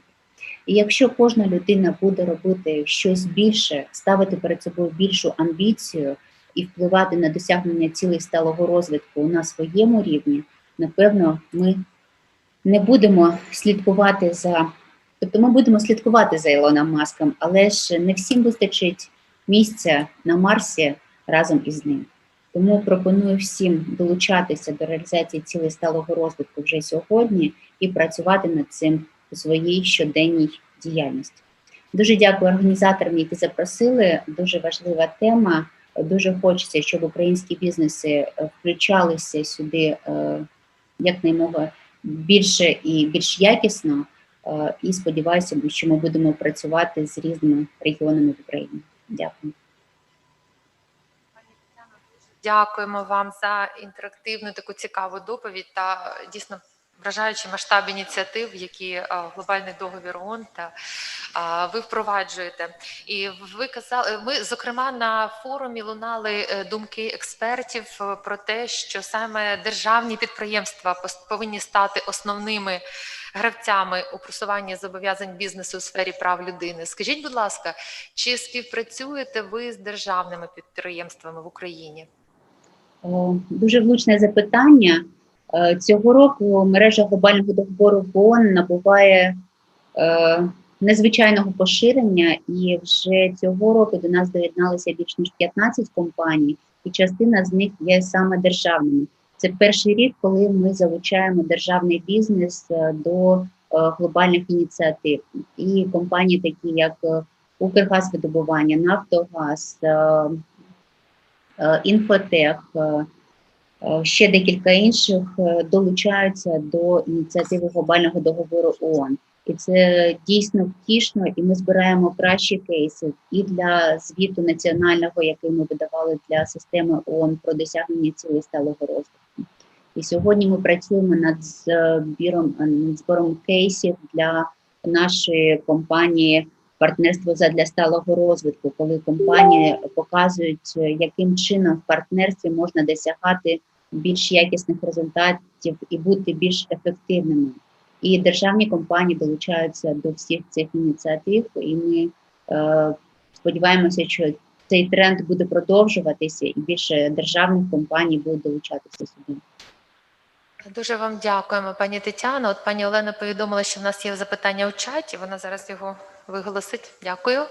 І, до речі, я так розумію, що це запитання якраз від Анастасії, яка перемогла у грі щодо цілей сталого розвитку. Чи можна попросити уточнити, чи плануються майбутні хвилі IT Nation для Донецької та Луганської областей? І якщо так, то де варто моніторити оголошення щодо набору? У нас є сайт globalcompact.org.ua. На ньому є інформація про IT Nation, є сторіночка у Фейсбуці IT Nation Ukraine. Ви можете слідкувати за здобутками цієї програми цього року. Ми працюємо над тим, щоб запустити її наступного року і навіть розширити її. Тому слідкуйте, будь ласка, інформація буде там. Дякую, пані Тетяно. Скажіть, будь ласка, чи є ще запитання? Ні, якщо ж ні, то давайте рухатись далі. Ще раз дуже вам вдячні, пані Тетяно. І ми тоді переходимо до заключної доповіді, переходимо до наступної теми. Хотіла б сказати, що дійсно порушення прав людини, в яких задіяний бізнес, часто відбувається в умовах конфлікту. І відповідальний бізнес все частіше звертається до держав за рекомендації щодо того, яким чином уникнути шкоди правам людини у складних умовах конфлікту. Особливо вразливою категорією населення під час конфлікту є внутрішньо переміщені особи, яких зараз в Україні налічується понад 1,5 мільйони. Переміщення посилює їх уразливість, це і відсутність житла, майна, професійних умінь у нових умовах та низка інших культурних та психологічних проблем. І тут бізнес відіграє важливу роль і у вирішенні низки проблем ВПО, та і взагалі у пом'якшенні негативних наслідків конфлікту і в цілому в забезпеченні миру.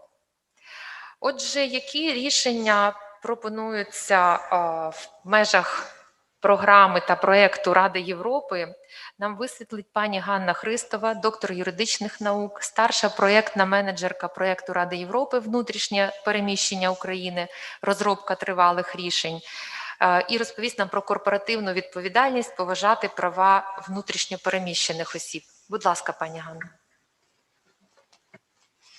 Дякую, шановна пані головуюча, дякую, шановні присутні. Звичайно, такий новий формат роботи – це той новий виклик, який ми приймаємо гідно. І цей форум є якраз прикладом того, як можна і треба виходити з тих фактичних умов, які є, і використовувати їх у найкращий спосіб. Бо безумовно, без таких технологій, які тут залучені, без онлайн-режиму, забезпечити таку присутність і такий рівень представництва на форумі було б неможливо. І безумовно, це великий успіх, що шановні колеги, донори, передусім організація з безпеки і співробітництва в Європі і координатор проєктів в Україні згодився надати основну підтримку такому форуму.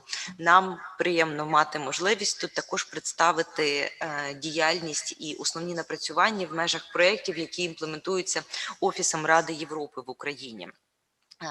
Розуміючи обмеженість часом, в мене є 15 хвилин. Так, пані Олена, да? Враховуючи, що у нас передбачено фінальну презентацію стосовно бізнесу і гендерної рівності. Безумовно, питання, яке стоїть на порядку денному сучасного цивілізованого світу. Питання, які пов'язані з внутрішнім переміщенням, виявилися надзвичайно складними, але треба розуміти, що Україна далеко не перша держава, яка не відшукала повною мірою належні відповіді на 6-й рік після конфлікту. Практика Європейського суду свідчить про те, що відповідні справи, які стосуються захисту прав людини внутрішньо переміщених осіб, розглядаються Європейським судом з прав людини за 40 років після конфлікту. Ну, найкращий, такий найбільш характерний приклад – це справи, які стосуються Туреччини і, відповідно, конфлікту Кіпра і Туреччини, і відповідальності Туреччини за зруйноване майно і так далі, які розглядаються і ухвалюються в 15-17 роках, тоді як сам конфлікт мав місце в 1974 році. Це та реальність, з якою треба жити, і це означає, що ще не пізно і ще тривалі роки буде не пізно забезпечувати таку правову рамку реагування держави на виклики внутрішнього переміщення, яка буде максимально відповідати базовим стандартам захисту прав людини, які на сьогодні обов'язково включають залучення бізнесу і активну діяльність бізнесу як одного з ключових акторів у сфері захисту прав людини. Бо така ситуація біполярності, дихотомії, коли за права людини відповідає тільки держава, звичайно, це не актуально станом на 21 століття. І тепер трішки більше конкретної інформації. Передусім для нас є прекрасна нагода нагадати всім шановним учасникам, учасницям про активну діяльність Офісу Ради Європи в Україні, який на сьогодні імплементує вже 19 проєктів. На жаль, не маючи окремого сфокусованого проєкту на питаннях бізнес і права людини, однак, тим не менше, цей компонент активно враховується в межах діяльності, принаймні проєкту, який я представляю, який стосується внутрішнього переміщення і пошуку довготривалих рішень.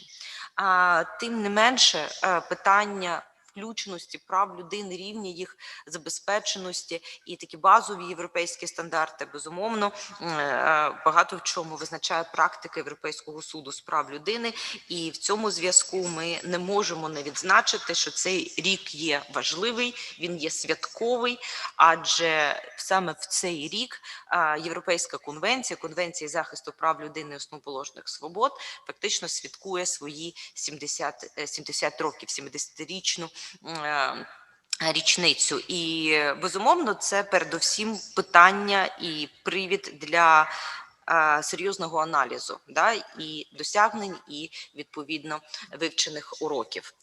І так само важливо, що питання впровадження стандартів Європейської конвенції багато в чому реалізується через програму HELP Ради Європи, тобто Human Rights Education for Legal Professionals, програма з освіти з прав людини, яка для юристів-фахівців. HELP – це 4 літери, які в даному випадку є абревіатурою.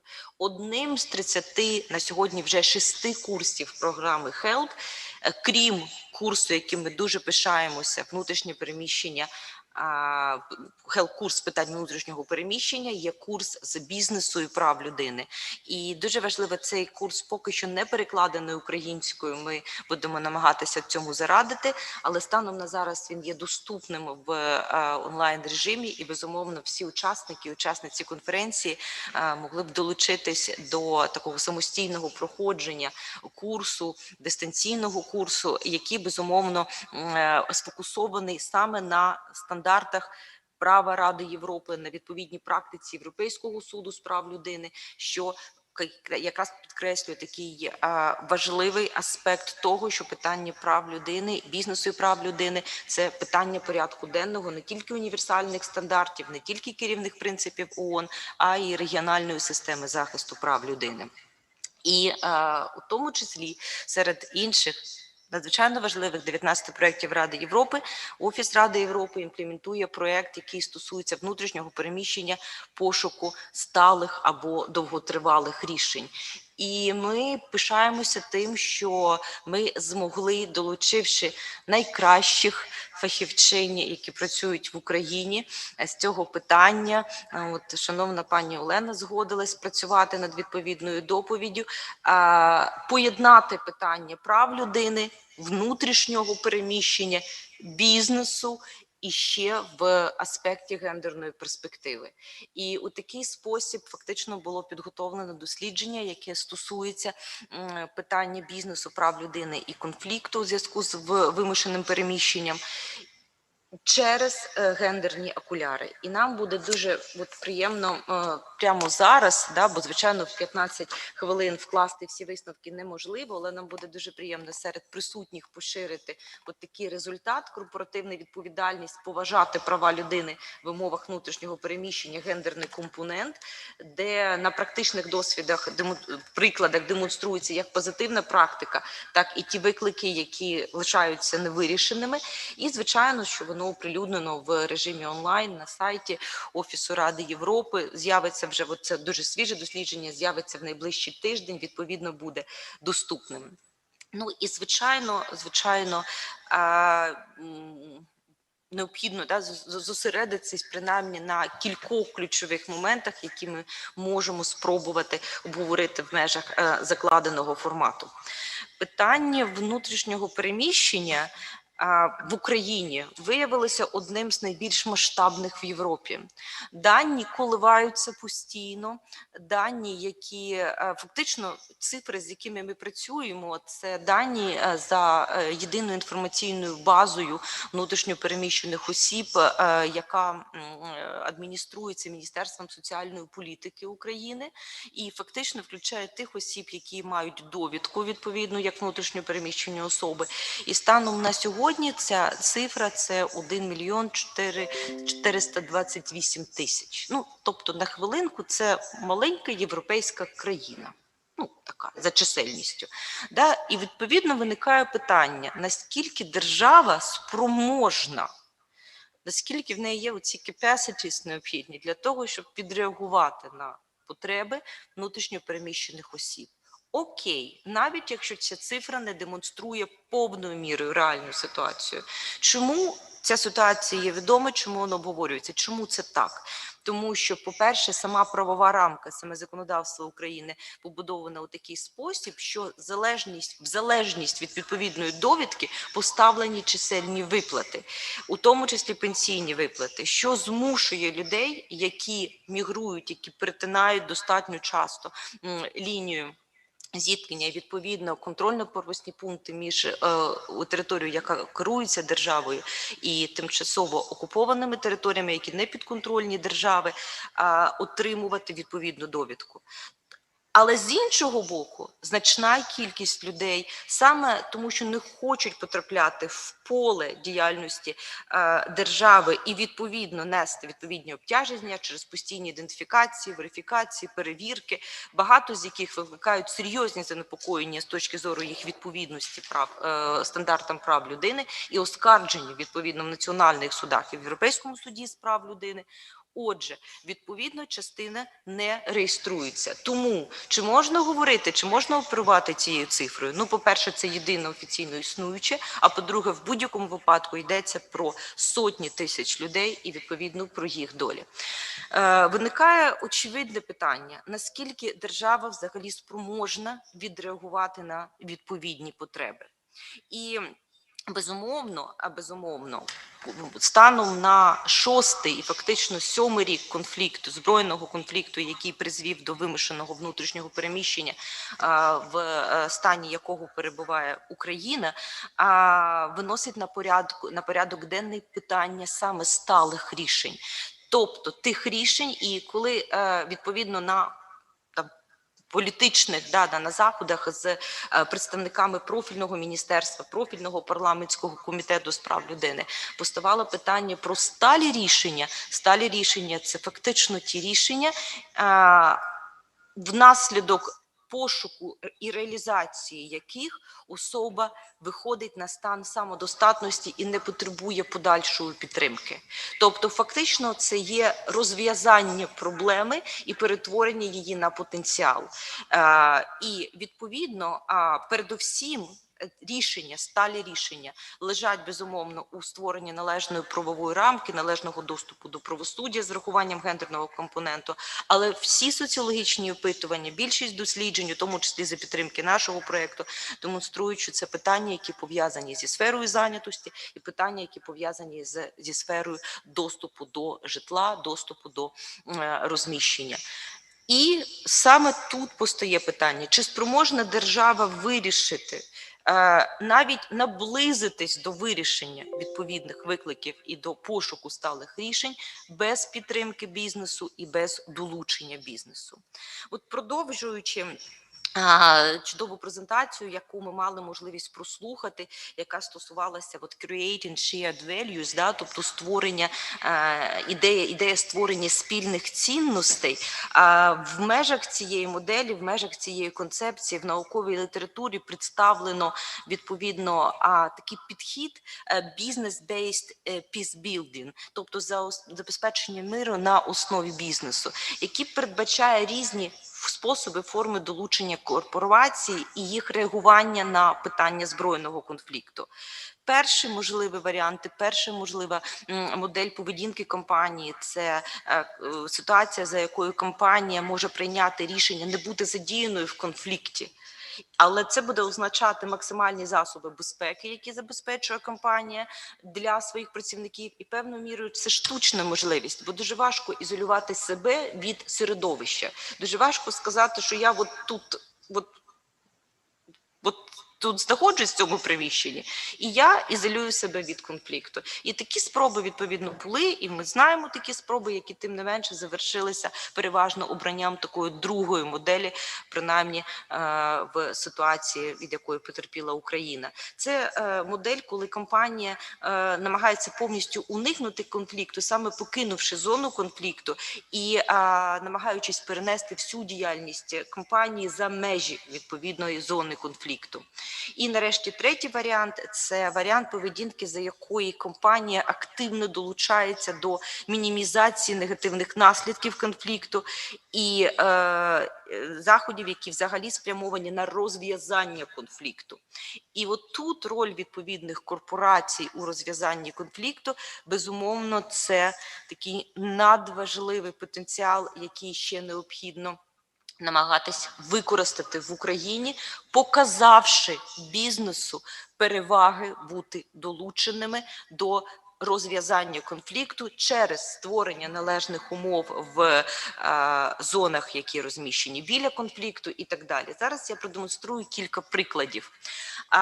Передовсім стосовно історії другої моделі поведінки, уникнення конфлікту і перенесення своїх потужностей. Частина таких спроб була здійснена компаніями, і в такій ситуації частина компаній навіть пропонувала максимально сприятливі умови для переміщення своїх співробітників, забезпечуючи їм на тривалий термін проживання термін оренди житла.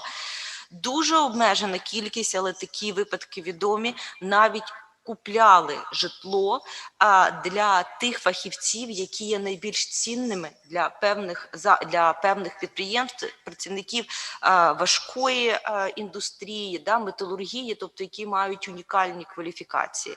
Ми зіткнулися з певними прикладами, які були озвучені на кількох заводах-гігантах, які зараз розміщені в Краматорську. Звичайно, не йдеться про переміщені компанії, а йдеться про підтримку переміщених фахівців. Я, звичайно, не буду їх називати назви в такому широкому ефірі і на загал. Тобто приклад, коли фактично корпоративна, тобто соціальна відповідальність проявилася в дуже активній соціальній підтримці. Однак, будемо реалістами, такі випадки були поодинокі, і вони стосувалися тільки тих фахівців і обмеженого кола фахівців, які дійсно були надзвичайно цінними для відповідного ринку праці.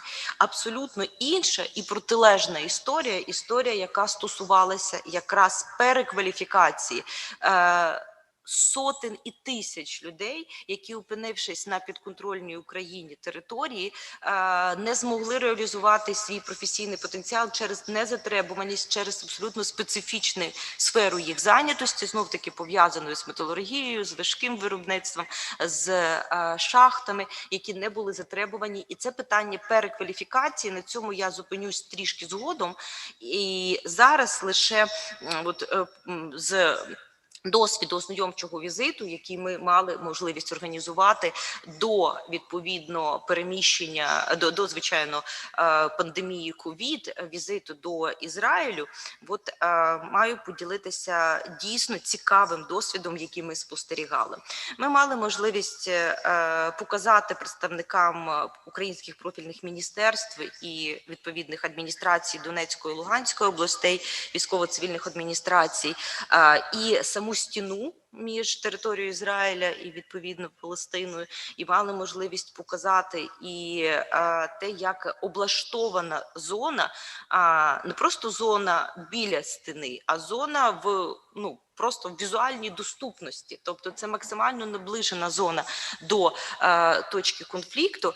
І саме через створення відповідного фінансового і податкового режиму для бізнесу і відповідного фінансово-податкового режиму для самих громадян, абсолютно кожний придатний для забудови міліметр площі відбудовується, абсолютно активно працюють забудовники, і житло в цих забудовах розпродано в тих будинках, які почнуть будуватися в 30-му році.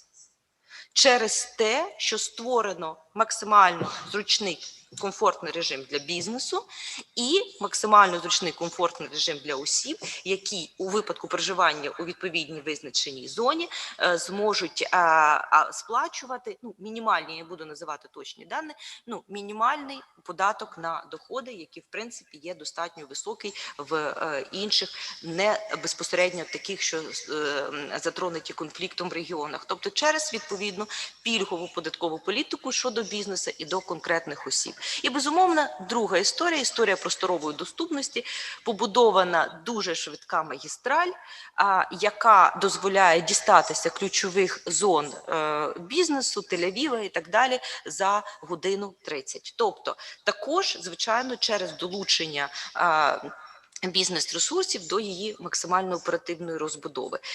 І безумовно, у держави лишається зобов'язання щодо забезпечення мінімальної безпеки. Це зобов'язання було вирішено таким чином, що абсолютно кожний приватний будинок і абсолютно кожний будинок у 8-кілометровій зоні безпеці, був навіть 5-поверховий і так далі, був обладнаний відповідним бункером, тобто відповідною кімнатою, яка абсолютно безпечна для обстрілів. Для того у багатоквартирних будинках прибудовувалася просто окрема кімната, яка є зоною безпеки для всіх і кожного. Тобто це питання сталого підходу. Це питання, коли держава і бізнес працюють як партнери задля, якщо не розв'язання конфліктів, то мінімізації його негативних наслідків. Це означає, що приклади в світі, які можна наслідувати, є, і це означає, що не можна зупинятися, а необхідно і далі шукати ті шляхи, які дозволять Україні наближатися до гідних умов життя, у тому числі в зоні, яка близька до конфлікту, в осяжні терміни, в терміни, які... І ще раз, це питання є значно більшим, ніж продукти, мінімальні продукти харчування, які роздаються особам біля лінії зіткнення, бо це взагалі історія гуманітарного реагування. І тут категорично не можна підміняти поняття.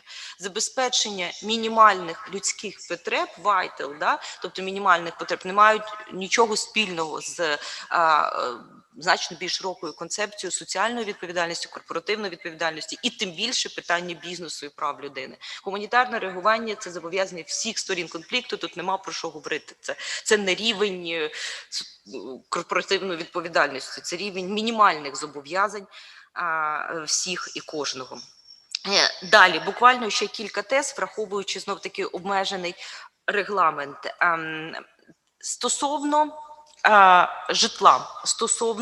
житла. Я хочу звернути увагу, щоб завершити питання житлом і зайнятостю, і на тому обіцяю спробую 5-7 хвилин зупинитися.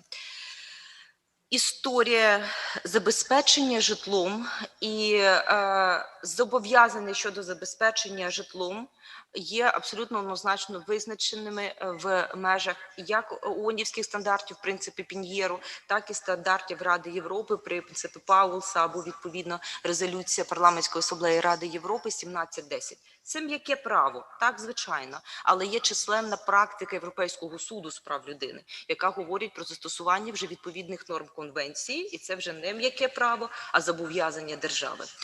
І це ті рішення, які, на жаль, попереду. І тому держава має зараз використати цей інструмент для того, щоб створити належну правову рамку і її імплементацію тут і зараз. На рівні правової рамки, тобто належного національного законодавства, було, в принципі, зроблено немало. Запроваджено поступово, крок за кроком, різного роду програми доступного житла, починаючи від житла 50/50 для внутрішньопереміщених осіб, починаючи від доступного кредитування, де вже долучений фінансовий сектор як партнер. Рівно сьогодні міністерство нарешті анонсувало імплементаційну фазу проєкту щодо підтримки житла для внутрішньопереміщених осіб за підтримки уряду Німеччини через KfW, де йдеться про підтримку в 25 мільйонів євро на доступне житло, на доступне кредитування для внутрішньопереміщених осіб під мінімальні ставки, там зараз обговорюється до 2%. Тобто, так само фонд, точніше, Держмолоджитла, Державний фонд запроваджує програму кредитування мінімально під нульову ставку житла для внутрішньопереміщених осіб. Є такі програми. Чи створено для них відповідну правову рамку, що було зовсім непросто? Створено. Але кількість осіб, які стали бенефіціарами, які отримали доступ, вимірюється кількома тисячами. Останній звіт Держмолоджитла дав цифру в 1654 родини, які отримали, відповідно, змогли скористатися програмами доступне житло і пільгове іпотечне кредитування для переселенців, і у тому числі переселенців серед учасників бойових дій. Чи є це шлях? Є. Але точно не вирішення, враховуючи кількість, про яку ми говорили. І от тут зараз, на сьогодні, дуже активно обговорюються питання запровадження певного пілоту, який дозволив би, створивши максимально зручні пільгові умови для бізнесу, долучити його до квотування певної частини в новому будівництві житла саме для внутрішньопереміщених осіб. І на сьогодні міністерством розроблено і має бути ухвалено до грудня 2020 року нову стратегію щодо інтеграції внутрішньопереміщених осіб і довгострокових рішень, відповідний план заходів. Задача, яка поставила Міністерство реінтеграції, полягає саме в тому, щоб це було максимально реалістичні завдання через KPI, які тепер поставлені на порядок денний. І це правильно, бо неможливо писати програми і стратегії, які гарно сформульовані, але не виконуються. Це таке дуже доречне завдання. І одним з цих напрямів, принаймні він є в проєкті, ми сподіваємося його побачити у підсумку, є саме запровадження пілоту, в межах якого буде тристоронній процес: держава, бізнес і внутрішньопереміщені особи, і показати на певному регіоні саме через відповідний режим, зручний режим для бізнесу, певну частину в фонді новозбудованого житла, яке буде спрямовано на потреби переселенців. Це є той самий стале рішення, про яке ведеться мова. Однак придбання житла у власність і здобуття житла у власність є далеко не єдиним шляхом забезпечення доступу до житла. Соціальне житло і житло для тимчасового користування є прийнятним варіантом, принаймні це мінімальний обсяг тих зобов'язань, які могли б бути виконані. І у тому зв'язку, звичайно, слід звернути увагу прямо зараз, бо, можливо, нас почують і зацікавлений бізнес, що шляхом спільних зусиль міжнародних акторів і держави вдалося схвалити постанову Кабінету міністрів 582 в 2019 році щодо створення, якщо стисло передати довгу назву, спеціального фонду житла для тимчасового користування внутрішньо переміщених осіб, і визначено порядок доступу до цього фонду, тобто порядок передачі житла у тимчасове користування через відповідну бальну систему. Цей порядок прямо передбачив долучення всіх сторін, серед яких кошти державного бюджету, кошти місцевого самоврядування, кошти зацікавленого бізнесу і кошти міжнародних донорів. Тобто створено цільовий інструмент. Далі це питання про його наповнення, і саме тому Парламентська асамблея Ради Європи рекомендує, і ми будемо максимально це просувати, міжнародну конференцію донорів, яка зможе забезпечити наповнення цього фонду. І, безумовно, це питання транспарентності його використання, це завжди на порядку денного.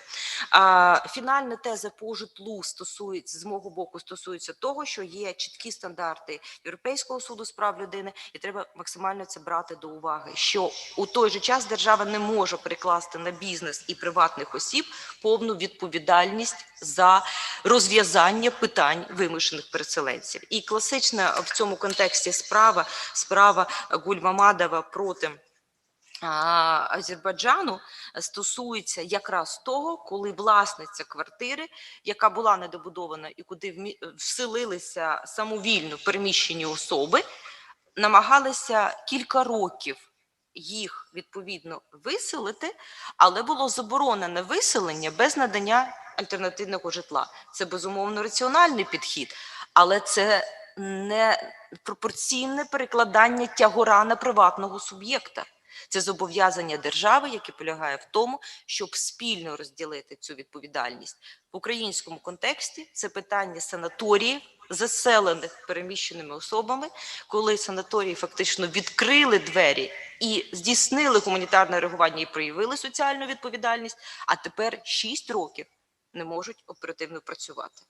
І ці конфлікти, бо, безумовно, переселенці відмовляються виселятися, не можуть і не мають розв'язатися на двосторонньому рівні. Це не питання судових процесів, це питання зобов'язань держави, як дійсно зняти цей добровільно взяти на себе тягар з бізнесу. Ну і на завершення стосовно зайнятості, лише зверну увагу, що це, безумовно, максимальна історія партнерства. І от прикладом того є, в принципі, нещодавно оновлена постанова 2015 року, яка дає можливість бізнесу вимагати повернення коштів на працевлаштованих внутрішньо переміщених осіб, якщо вони є тими, які пройшли перекваліфікацію, і якщо вони є тими, які офіційно стояли як безробітні на обліку служби зайнятості. Безумовно, це історія державно-приватного партнерства. Відшкодування відбувається за певний період, 6 місяців плюс наступні можливі 12.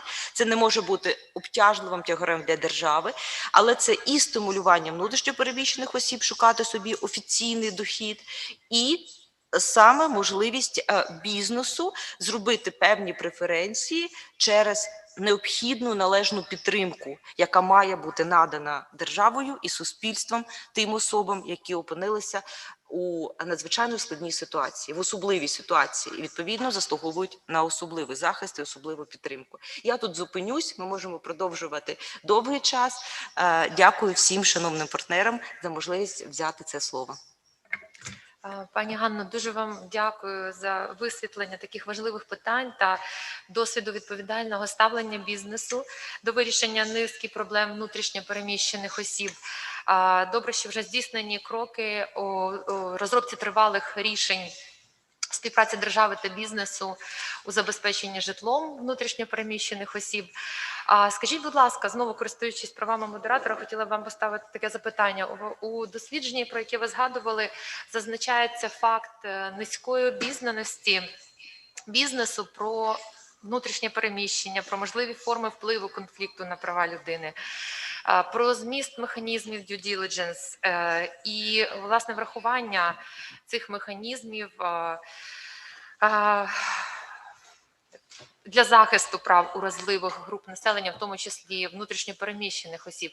Скажіть, будь ласка, на вашу думку, хто має бути таким провідником підвищення цієї обізнаності і як ефективно забезпечити підвищення такої обізнаності? Дякую, шановна пані Наталя. Я б ризикнула відповісти, що безумовно це спільна відповідальність всіх залучених сторін, але це є частина, це може бути частиною реалізації мандату і міжнародних партнерів. Бо безумовно питання підвищення обізнаності – це є те, чим може і мають займатися проекти технічної співпраці у тому числі. І мені відомі численні ініціативи по підтримці малого бізнесу і, відповідно, спочатку через формування спроможності бізнесу, малого бізнесу, здатності осіб до малого підприємництва, які після формування цієї спроможності завершувалися міні-допомогою адресною від 1000 до 3000 євро. І наші шановні партнери, у тому числі представники UN Family і ті організації ООНівські, які працюють, організації міграції, європейські структури, реалізовували відповідно такі проекти в Україні і залучали достатню кількість людей у такий спосіб до формування власної спроможності. Чи варто, але де б я тут вбачала однозначно такий геп, над яким можна попрацювати, це саме таку, навіть не просвітницькі, а дуже змістовні, може навіть в чомусь прагматичні заходи для великого бізнесу, які б продемонстрували їх можливості, їх потенційну роль у розв'язанні конфлікту і наслідків вимушеного переміщення. Але для того, і такі семінари могли б підтримати у тому числі і міжнародні організації спільно з владою. Але мені видається, що тут державі треба було б спочатку зрозуміти, умовно кажучи, які стимули для бізнесу вона готова була б запропонувати. Тобто бізнесу б треба показати, в чому буде їх користь, і ця користь не обов'язково фінансова, бо ми ж говоримо про shared values. Дякую. Дуже вам дякую. Шановні колеги, є ще можливість, у нас є трошки часу, задати запитання пані Ганні. Будь ласка.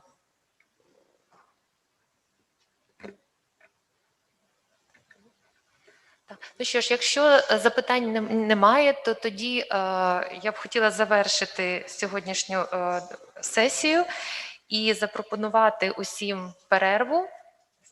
Перед перервою ми можемо ще переглянути вітальне відео від голови робочої групи ООН з бізнесу і прав людини Аніти Рамасастрі. Власне, і це відео є анонсом до її участі, безпосередньої вже участі онлайн в наступній сесії, яку ми почнемо о 16:00.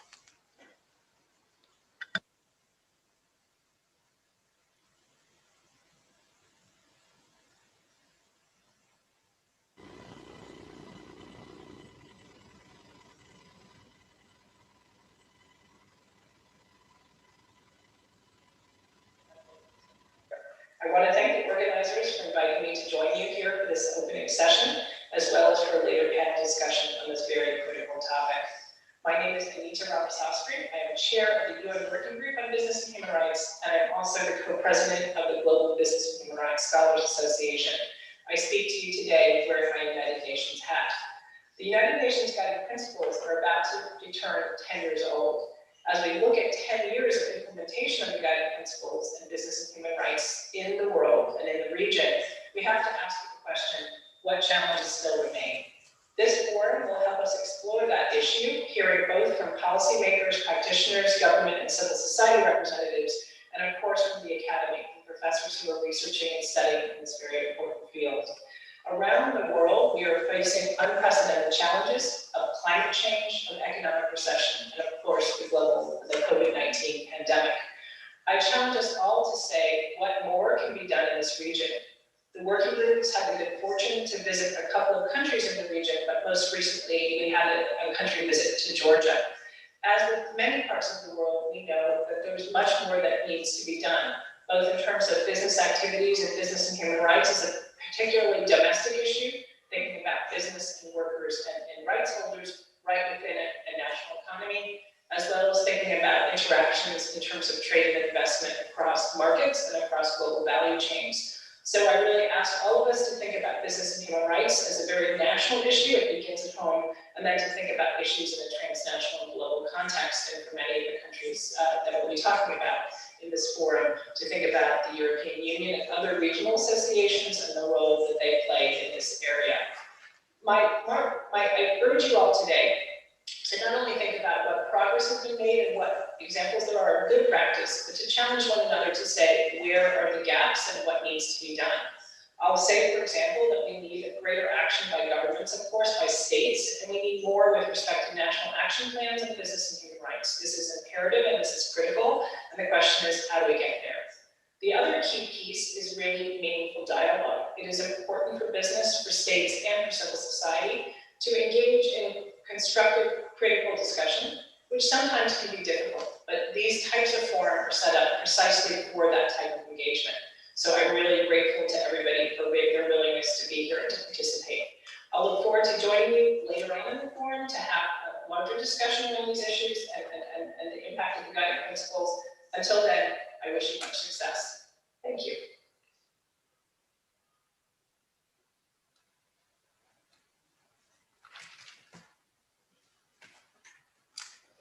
Дуже вам дякуємо. Зараз ще раз хотіла б подякувати усіх учасників цієї панелі. І зараз у нас перерва 30 хвилин. Так, за 30 хвилин усіх чекаємо у цій залі. Приєднуйтесь до нас. Дякую.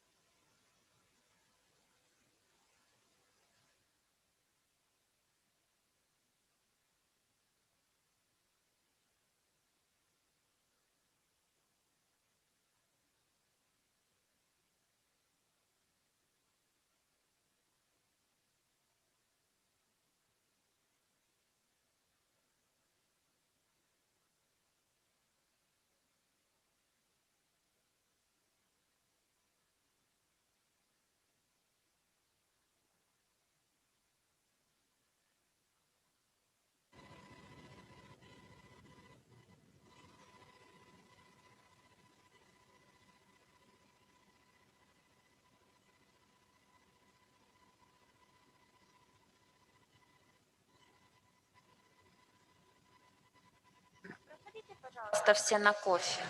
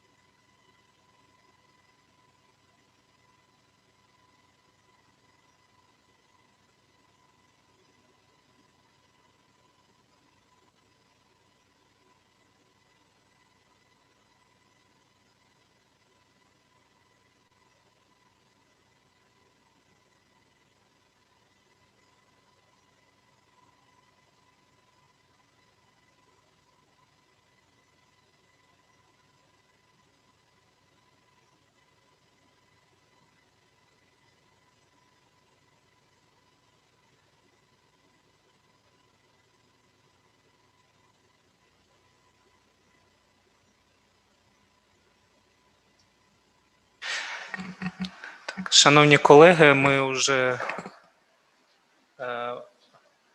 вирішили останні технічні моменти і можемо починати. Мене звати Олександр Сидельніков, я національний менеджер проєктів у сфері верховенства права і прав людини, координатора проєктів OSCE в Україні. І я радий вас вітати на нашій останній на сьогоднішній день секції. Дуже часто на таких конференціях на останок залишаються вже найменш важливі питання, а у нас сьогодні кардинально інша ситуація, тому що ми будемо проводити таке важливе фіналізування всього того, про що ми сьогодні говорили. Після того, як ми обговорили основні тренди в сфері бізнесу і прав людини, ми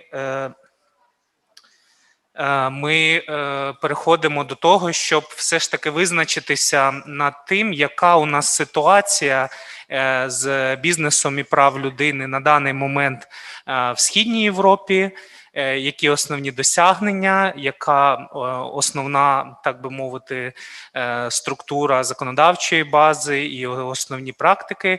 І також ми поговоримо про найбільші виклики, найбільші недоліки, які необхідно подолати найближчим часом. І в цій дискусії ми зосередимось на обговоренні прикладів 4 країн нашого регіону. Це Словенії, Грузії, Литви та України. І потім в кінці в нас буде змога поспілкуватися з пані Анітою Рамасастрі для того, щоб якось спробувати визначити загальну картину із бізнесом і правами людини у Східній Європі.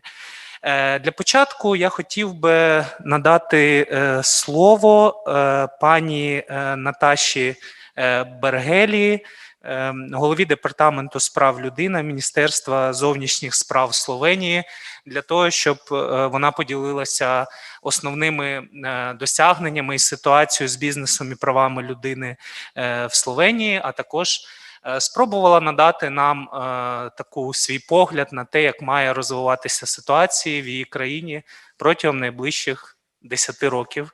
Дуже дякую, пані Наташа, ви можете говорити.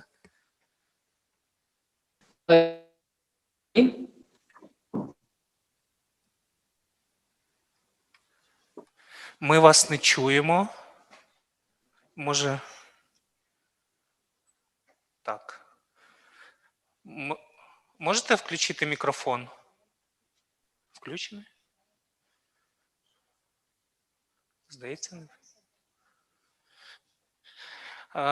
Добре, якщо ви не проти, поки ми спробуємо владнати технічні моменти з вашим підключенням, я б тоді надав слово представниці секретаріату з прав людини уряду Грузії, пані Маріко Каджая.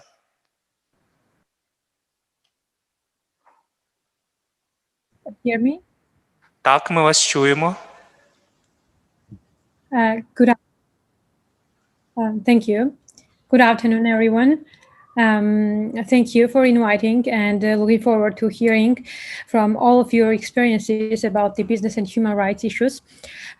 As a representative of the human rights of Georgia, as a human rights secretariat of Georgia, let me go through the process of committing and implementing the business and human rights chapter in our national action plan.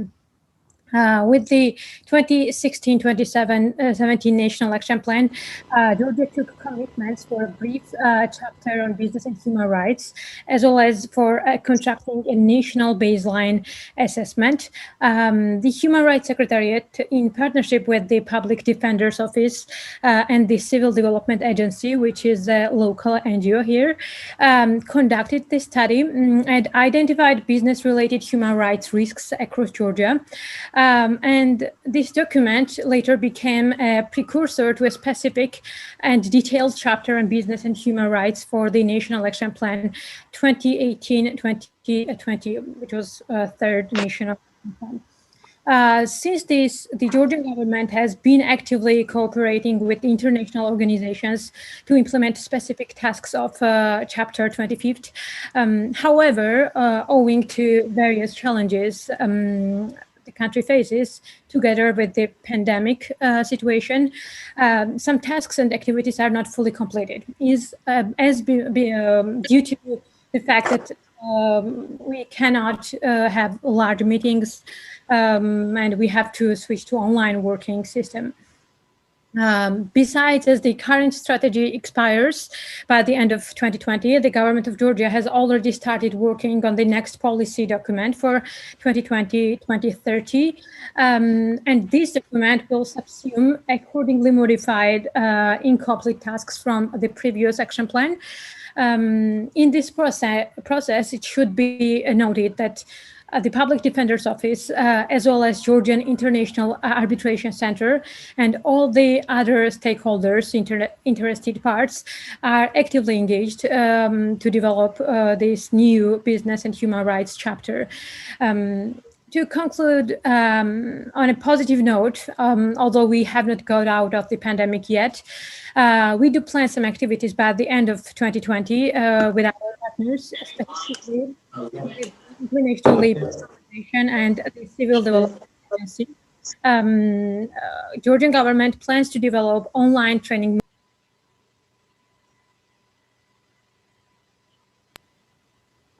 Excuse me. Can you hear me? Продовжувати. Yes, we hear you. Continue, please. I don't know. So I was talking about our future plans for the nearest future. So we are planning some activities with our partners, International Labour Organization and the Civil Development Agency. Georgian government wants to develop online training module for public officials to train them and conduct workshops on business and human rights issues, as well as we plan to conduct communication campaigns for women entrepreneurs and promotions to increase respect for human rights in public procurement law. I would love to go in details and discuss what we specifically the tasks we completed, but I think it would be time consuming. But if any of you have any questions, I would love to respond, or you can just reach out via email or anything, any of your anything, what you prefer. So for now, this is it. Thank you. Дуже дякую за лаконічну, але дуже змістовну доповідь, пані Маріко. Дійсно вражаючий досвід. Я думаю, що Грузія може бути однією з рол-модел для пострадянських країн в контексті побудови такої в своїй країні фреймворк і в сфері бізнесу і прав людини. Колеги, можливо, в когось є проміжні зараз запитання до пані Маріко? Якщо немає, то думаю, вони виникнуть іще в кінці. Тому дякую вам, пані Маріко, і ми тоді перейдемо зараз до, можливо, знову спробуємо надати можливість пані Наташі Бергелі зі Словенії.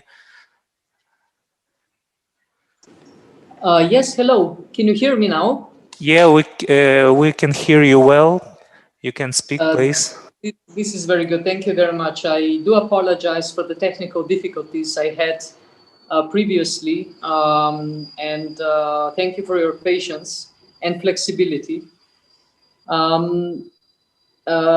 First of all, thank you very much for organizing this event, which you know that in Slovenia, business and human rights is becoming a very central issue, which is also part of the trio presidency, which has started now with the presidency of Germany.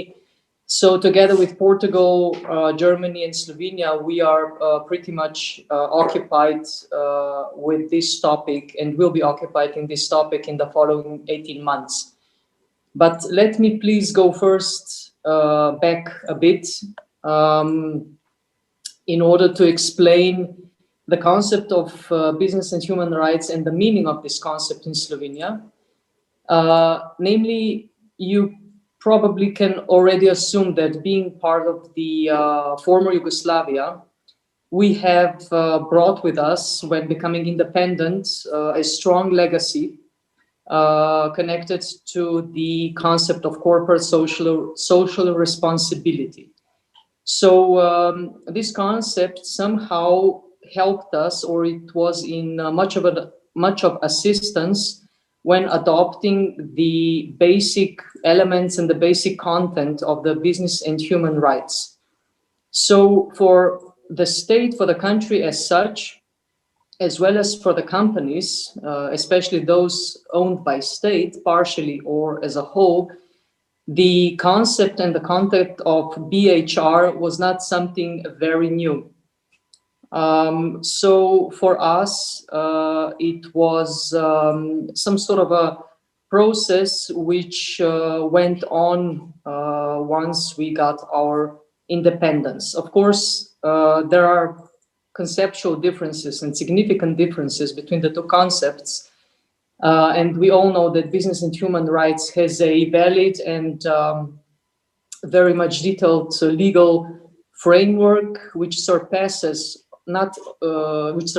only the national level, and it also goes to the level of EU and also to the level of international community. So the obligations which we have adopted into our own national system are somehow the obligations which derive from international as well as from the EU levels. Shortly, our commitment to business and human rights can clearly be seen in the National Action Plan, which we have adopted pursuantly to the guidance of the EU on the business and human rights from 2011. Slovenia, as the 22nd country in the world, adopted the National Action Plan in, I think it was in November 2018. And given the fact that BHR is such a horizontal issue, it was somehow decided and determined by the Slovenian government that it will be the Ministry of Foreign Affairs who will have the role to coordinate all relevant stakeholders, which in the case of BHR are really, really quite many. Just to name the most important, we have the Ministry of Labor, Ministry of Economy, Ministry of Finance, of Public Administration, Ministry of Interior, and so on. So basically, the Ministry of Foreign Affairs really coordinates pretty much all the relevant stakeholders who are important in the process of creating the valid legal framework regulating the topic of business and human rights. The goal of the National Action Plan was to improve the quality of the legal framework and also to make sure that especially the companies get such a business environment that they will be somehow stimulated by themselves and motivated by themselves to focus on the human rights more intensely. So this is still our prerogative, basically. We would like to make sure that the companies, as they are, see the benefit of implementing the human rights in their business processes. So for the time being, we have created, or we have made a chart of business and human rights, which was signed by, I think by the end of July this year by 14 biggest state-owned companies. We are trying to serve as a role model in this regard, showing also to the companies which are in private hands that that human rights is something that they are really encouraged to do, and not just encouraged, as already mentioned. Our legal framework somehow creates very clear, very decisive and clear obligations for them. In addition to support BHR in Slovenia, we have also appointed in 2018 a national contact point for business and human rights with the OECD. And by the end of this year, the Ministry of Foreign Affairs, as a coordinator, also has to prepare the first biannual report on the implementation of the National Action Plan, which we adopted, as already mentioned, in 2018. So, if I'm not mistaken, we are having these working groups with the relevant ministries in the first half of October, and the same, or the informal working group with the representatives of the relevant state companies will follow shortly after. Both working groups have also been somehow established with a purpose to, first of all, to check how the National Action Plan is being implemented, and secondly, also to discuss the necessary measures in order to promote this concept. Just the last point I would like to make, the partner states in this field with which we most cooperate with are Germany and the Netherlands. This is due to the fact that their practice or the state of affairs in businesses, human rights in those two countries is something that we are striving for. So for us, the things as they are being dealt with in Germany and Netherlands is something that we are also trying to achieve. Within the national priorities, please let me just mention the most important ones, these being prevention of discrimination and inequality, promotion of equal opportunities, promotion and protection of fundamental workers' rights, prevention of and fight against human trafficking, and protection of the environment and sustainable development. So, with this being said, I would like to conclude my initial contribution. I am more than glad to answer potential questions, if there will be any, on this topic. And I wish you, all of you, a very nice day. Thank you very much. Дуже дякуємо пані Бергелі за таку цікаву доповідь. Ну, тим більше, що щонайменше українським колегам надзвичайно цікаво послухати про досвід країни, яка долала наслідки перебування в Радянському Союзі. Дуже цікаво було почути, що досвід Югославії в плані забезпечення соціальних прав був надзвичайно навпаки корисним для вашої країни при переході на модель забезпечення прав людини в контексті таких структур бізнесу і прав людини. Я просто на правах модератора хотів би запитати у вас таке питання. Тобто ми почули дуже цікаву вашу розповідь про історію, про ситуацію, яка є наразі.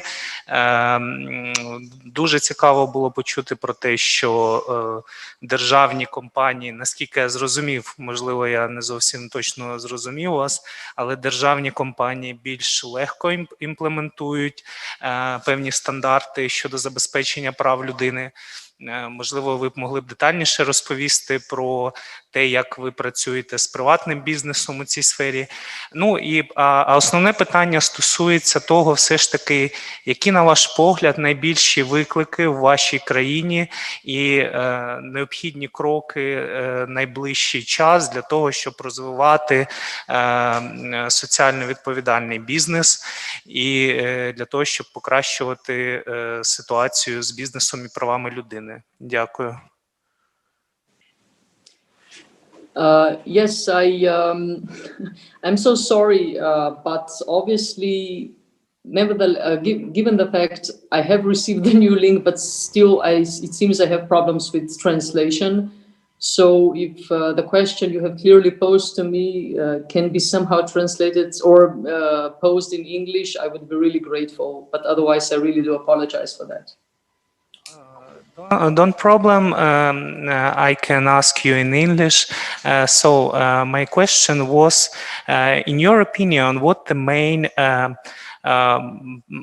challenges, obstacles in further maybe 5 or 10 years in your country in the area of improving business and human rights situation or framework? What is the main priorities in Slovenia in this area? Yes, thank you very much for the question posed. Actually, the perspective. I wouldn't be so much worried when it comes to Slovenia about the legal situation of how the business and human rights will be or already are regulated. Already at this point, I have to say that we have a very the legal framework as we have now is very exemplary.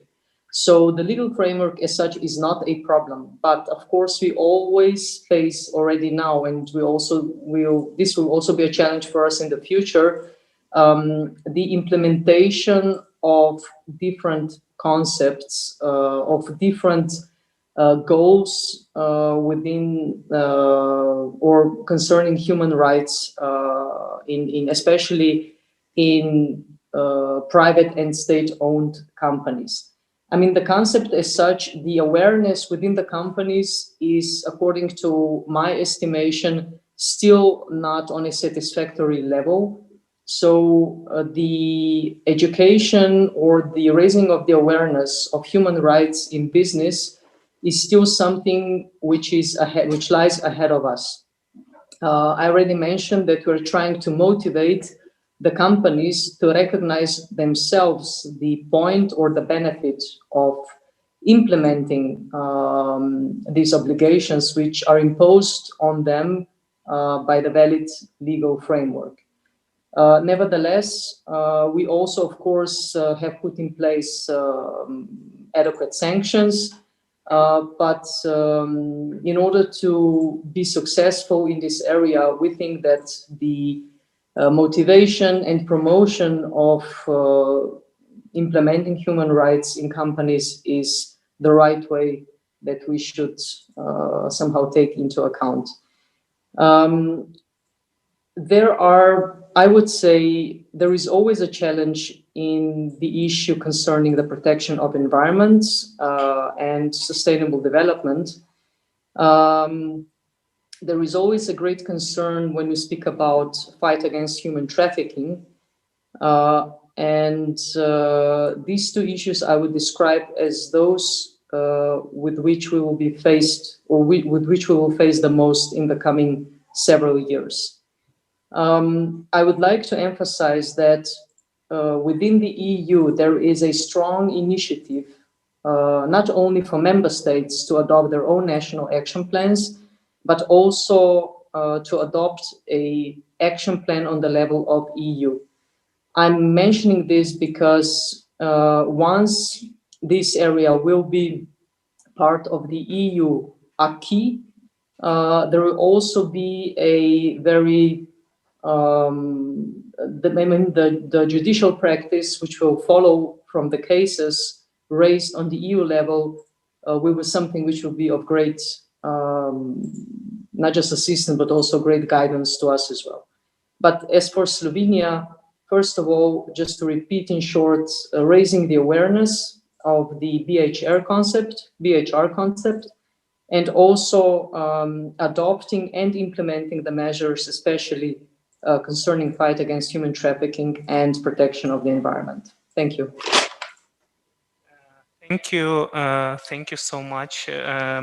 And I would say that it's very interesting and useful point, and a lot of participants of this forum during previous section also mentioned about importance of awareness raising on business and human rights issues, and it's a lot of people said also as you that it's very important to show to the business the benefits of adopting strategies in the area of business and human rights, and taking responsibility in the area of human rights. It also can be very very important for business and can give some benefits and advantages. Thank you so much. And, так, можна перейти на українську. Я сподіваюся, що не буде більше проблем з перекладом. І хотів би перейти до досвіду наступної країни і передати слово пані Аїсте Якстієне, другому секретарю відділу справ людини Міністерства зовнішніх справ Литви, для того, щоб вона поділилася здобутками своєї країни в сфері бізнесу і прав людини, а також окреслила перспективи розвитку у цій сфері. Дуже дякую. Пані Аїсте, ви можете говорити. Yes, hello, sunny hello from Vilnius. I hope you can hear me. Yes, we can hear you. Okay, great. Everything is working. Thank you so much. Thank you for inviting me. My personal thanks for Mrs. Olena for sending me out the invitation. It's very nice to join your company and to speak on this matter. Unfortunately, it seems that my colleague from Slovenia mentioned all the aspects which are the same back here in Lithuania. So I don't want to sound repetitory or to repeat the same. But let me shortly tell about the situation in Lithuania and the problems. Unfortunately, I have to be frank with you, we are facing. We have adopted our first national business and human rights plan in 2014. And it was like, you know, descriptive document, which was just something like a must to do. We had it, but unfortunately, its implementation was a real struggle. No business was involved; they were not willing to do anything about it. So, but you know, it was our first try. Unfortunately, maybe not very successful, but we had the document. Currently, we are working on our second national business and human rights plan, which, but unfortunately, again, pandemia changed our plans. We already should have this plan by the end of this year, but it seems it will not be the case. So we do hope 2021 will be more optimistic in that sense, and we will have another plan which will be valid for 4 years. The same as my colleague from Slovenia told, we are facing the same problems and struggles back here in Lithuania. Our business doesn't want to be involved in that. So education, and how to say, spreading the news, what's happening is our main role, what we are doing. Ministry of Foreign Affairs is coordinating this plan. Of course, we have representatives from the other institutions and ministries. But of course, we don't want to repeat the same, maybe not a mistake, but we want to tell that we have lesson learned what happened with the first plan. We want to involve business, and we are doing as much as we can, despite all the restrictions, doing meetings online and in person, just to tell for business that this plan exists and this has to be.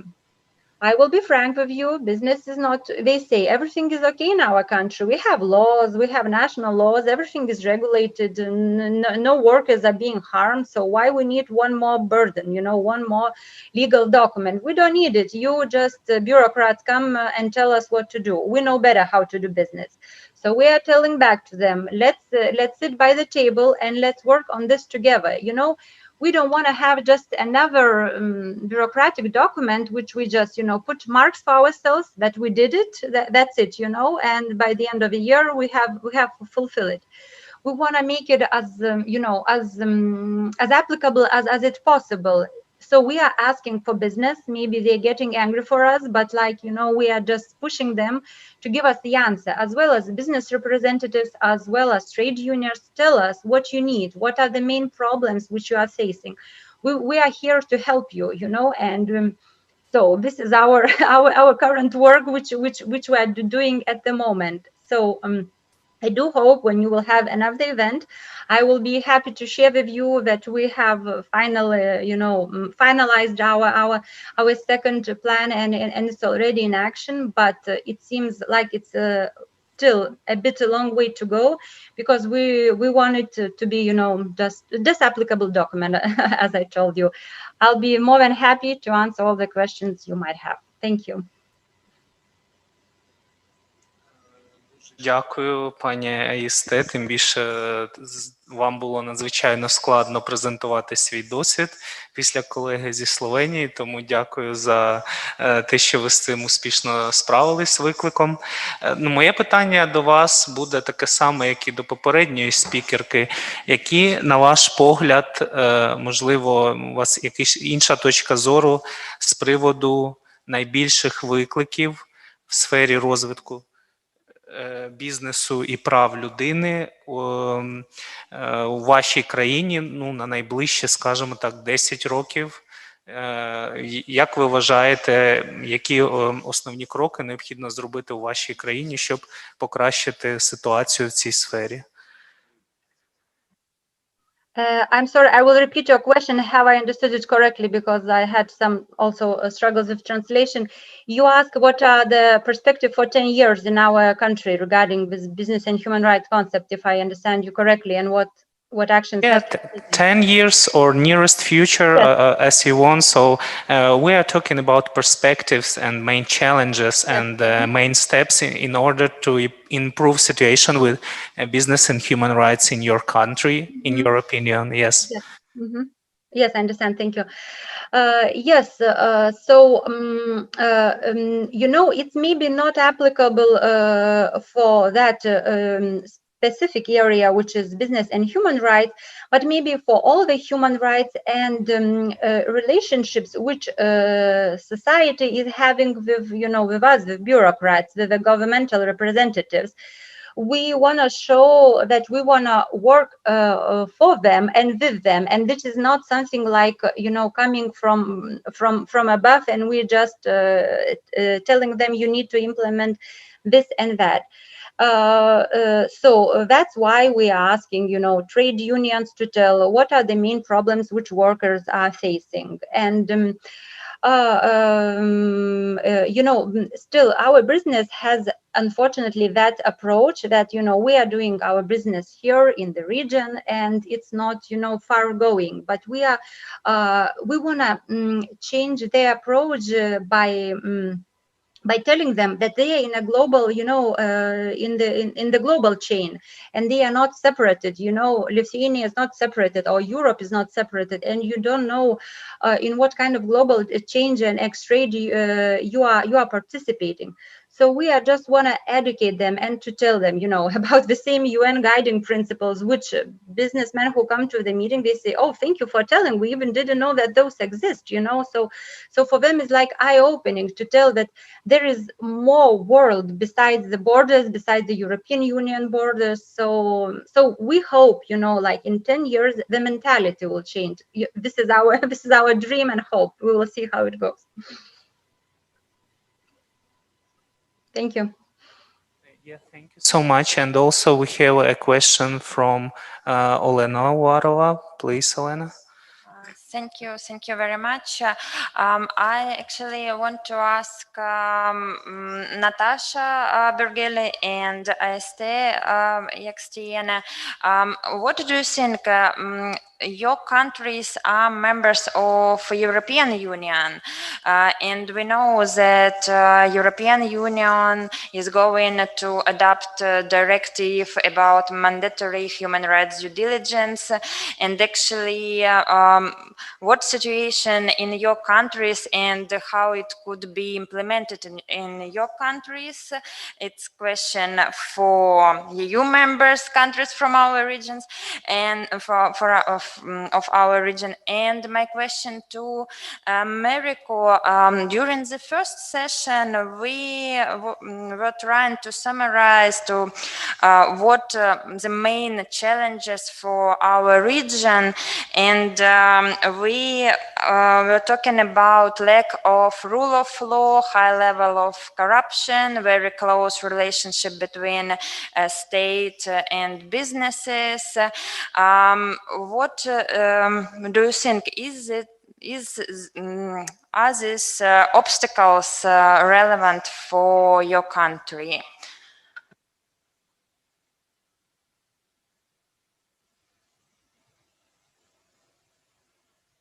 Probably we have to decide who will start first. I don't know. Maybe I stay. You will be first. Thank you. Yes, yes, Elena. Thank you for the question. Yes, indeed, like my Slovenian colleague mentioned, EU is aiming, and especially Germany at the moment, they are very straightforward about it, and let's hope it will happen. Yes, we are supporting our national position is for smart mix measures, so it will be easier for us also to speak, and national wide it will help for us to speak with our business, with our trade unions, because you know it's not only it's not only United Nations but European Union as well. So in our case, it would definitely help for us, for our work, for our struggle we are facing. Thank you. Yes, thank you. And Natasha, what do you think about EU obligations in business and human rights and impact on your country?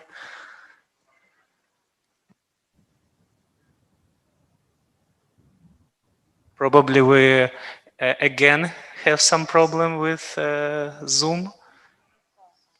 Okay, I can pass this questions to Mariko.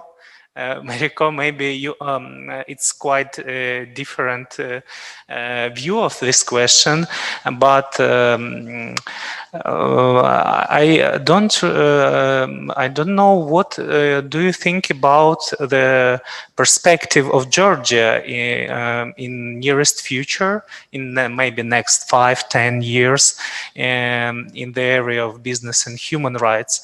What do you think your country have to do in order to improve situation in this area? Thank you for the question. I just want to ensure that everyone hears me. Yeah. Yes, we hear you well. Thank you. As the topic itself, I mean, business and human rights is pretty new for Georgia. I think we need to raise awareness first, because even for the ministries and for the business sector itself, they don't really know a lot about the issue. Therefore, we need to inform them decently, and I wouldn't say for the next 5 years, but for the next 2 years at least. I think that's our main goal, to provide them with the proper information about the issue and the importance of this topic. Yeah. Oh, thank you. So all participants of this small discussion approve that the main challenge is awareness raising, and to popularization of advantages of business and human rights approaches. Thank you so much, dear colleagues. I hope you gonna try to do something with Zoom with translation. Probably you have to download the last version of Zoom, and yeah, so you can find the link to the new version of Zoom in this Zoom chat here. Yeah, we just added. So thank you so much, and I apologize, but I have to continue this conversation in Ukrainian because we are going to discuss Ukrainian experience, but I wish that you will understand everything and translation will be good. Thank you. Колеги, я думаю, нам було надзвичайно цікаво послухати на наших найближчих сусідів і ситуацію з бізнесом і правами людини в їхніх країнах. І, відповідно, той самий акцент, дискусія, як ми б хотіли б обговорити і в контексті, безсумнівно, України. В цій дискусії будуть брати участь декілька різних представників різноманітних акторів в цій сфері. Перш за все, я радий привітати пані Олену Митник, керівницю експертної групи з прав людини, директорату стратегічного планування та європейської інтеграції Міністерства юстиції України. Пані, вона, до речі, присутня з нами, я так розумію, в Zoom вже. Пані Олено, ви нас чуєте? Так, я вас чую. Ага, дуже дякую. Дуже дякую. Також з нами присутні тут, в цьому залі, пані Марина Купчук, представниця Національного контактного пункту, і пані Ольга Бойко, представниця Європейської бізнес-асоціації. Тобто у нас є таке дуже цікаве представництво, яке зможе, я впевнений, дуже цікаво обговорити оцю ситуацію поточну з тим порядком денним, де ми є в контексті бізнесу і прав людини, а також ми зможемо, впевнений, дуже цікаво обговорити наші перспективи і ті кроки, які нам необхідно зробити. У нас немає чіткого зараз розподілу, хто за ким виступає. Тобто я хотів би вас запитати, хто б, можливо, хотів би перший висловитися, відрефлексувати на те, що ми вже почули. Можливо, в когось є таке бажання. З вашого дозволу можу розпочати. Так, будь ласка. Насамперед хочу подякувати за запрошення, за організацію цього заходу. І хочу подякувати, звісно, нашим колегам з інших держав за те, що поділилися своїм досвідом. Оскільки для нас він є дуже важливим, тому що наразі ми тільки на початковому етапі формування такого національного плану дій, який би забезпечив імплементацію керівних принципів щодо бізнесу та прав людини. Чому? Власне, минулого року було проведено дослідження базових показників щодо бізнесу і прав людини, і, відповідно, це дослідження стало такою передумовою для того, щоб розпочався більш такий глобальний процес на рівні законотворчості, нормотворчості, для того, щоб розробити певні стратегії і подальші плани дій щодо бізнесу і прав людини. І, відповідно, Міністерством юстиції було розроблено відповідний проект з указу президента України, яким пропонується, у нас, відповідно, є стратегія з прав людини, яка діє з 2015 року, і, власне, цим проектом указу пропонується внести зміни до цієї стратегії і доповнити її новим розділом щодо бізнесу і прав людини. Ми дуже вдячні за те, що нам дуже допомогли в цьому плані і, власне, наші колеги з Офісу Уповноваженого, з інших міністерств, пані Олена Уварова дуже активно брала участь, колеги з міжнародних організацій, з експертного середовища. Тобто, фактично, цей продукт, він став таким результатом консультації і такого колективної роботи над цим документом. І наразі в нас постає питання розробки вже конкретних заходів, тобто плану дій, що ж ми будемо робити далі на виконання тих стратегічних цілей і завдань, які ми заклали в новій національній стратегії. Тому перед нами є два таких великих виклики. По-перше, це дійсно не наробити помилок і, власне, користуючись досвідом тих держав, які вже успішно впроваджують стандарти і принципи щодо бізнесу прав людини в своїх національних планах, розробити цей план і зробити його максимально ефективним, максимально таким конкретним, зрозумілим, і зрозумілим не лише для органів влади, але й для бізнесу, який є ключовим актором в цьому контексті.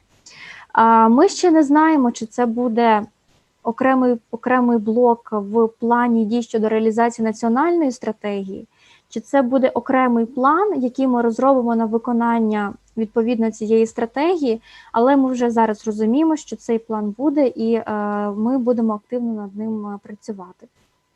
Другий виклик, який перед нами також стоїть, це не лише розробити план, але і передбачити механізм оцінки. Тобто, як ми будемо оцінювати, чи ці керівні принципи імплементовано чи ні, і чи дійсно вони впроваджені ефективно і належним чином у всіх сферах, де відбуваються порушення прав людини з боку суб'єктів підприємницької діяльності. Це для нас є таким другим викликом, над яким ми теж розпочинаємо працювати, оскільки наразі ми в процесі розробки індикаторів до національної стратегії для того, щоб розуміти, де ми знаходимося, і мати можливість чітко вимірювати прогрес за кожним стратегічним напрямом, в тому числі щодо бізнесу і прав людини. Тому в цьому контексті я була би дуже вдячна нашим колегам, які присутні зараз, поділитися тим досвідом і, можливо, розказати, на що звернути увагу в першу чергу, якщо з нуля розробляти такий національний план дій. І яких, можливо, помилок варто уникати на початку. Наскільки я зрозуміла з виступу колеги з Литви, то головне розпочинати це залучати дуже залучати так активно бізнес, тому що саме бізнес має розуміти, для чого це потрібно, і щоб не виглядати, знаєте, таким чиновником, який щось приходить і щось нав'язує, а щоб це було таке колективне, усвідомлене рішення. Тому які, можливо, ще помилки або яких викликів варто уникати на початковій стадії розробки цього плану? Це моє перше запитання. І друге моє запитання до колег – це яким чином ви вимірюєте прогрес? Тобто, яким чином які це можуть бути показники, які це можуть бути індикатори, і наскільки вони виправдовують себе і є ефективними в цьому плані? Ще раз дуже дякую вам за виступи, за презентації, і буду дуже вдячна за вашу допомогу в цьому питанні. Дякую. Дякую, пані Олено. Враховуючи ваше запитання, я хотів би запитати наших колег з Грузії, Литви та Словенії, чи вони почули і добре зрозуміли питання від пані Олени.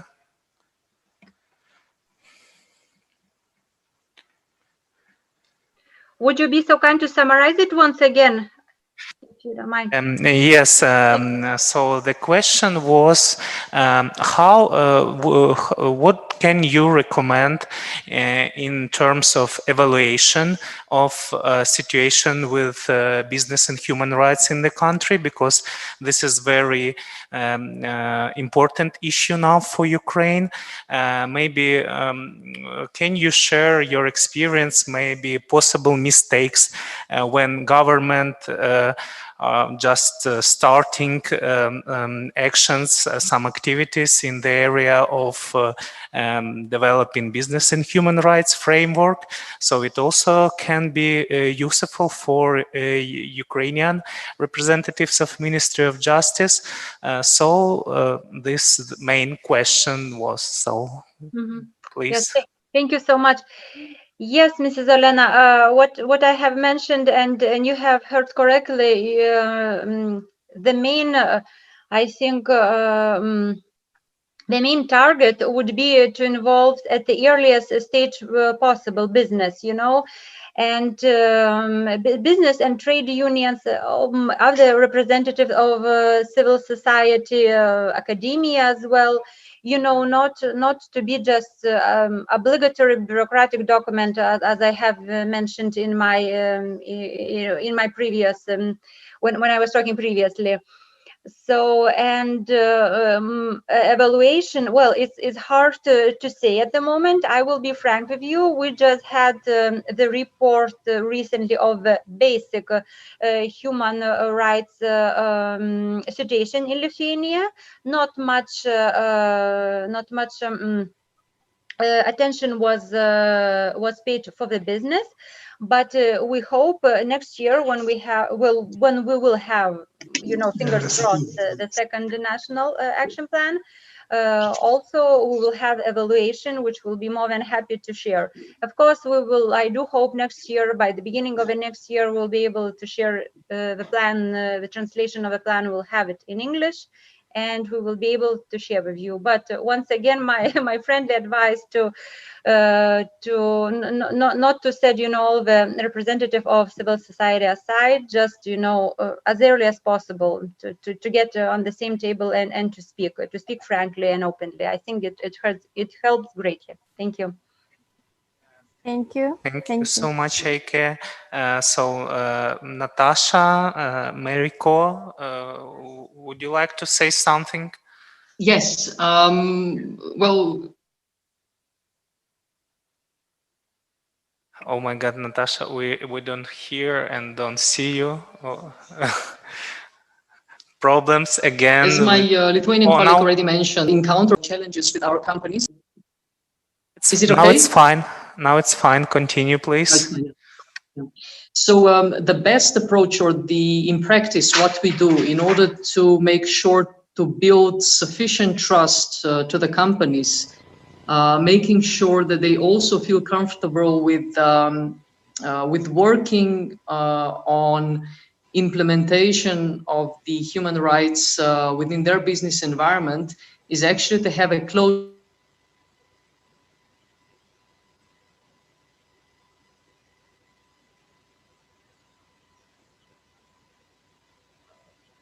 contact with them. I already mentioned companies like the biggest ones in Slovenia, and most important in this respect, which per se offers a very positive role model also for other companies which might follow their example. But with these 14 companies, we do have regular meetings, not only as meetings with them as a whole group, which happens approximately 3 times per year, but we also visit them in person. So I just, before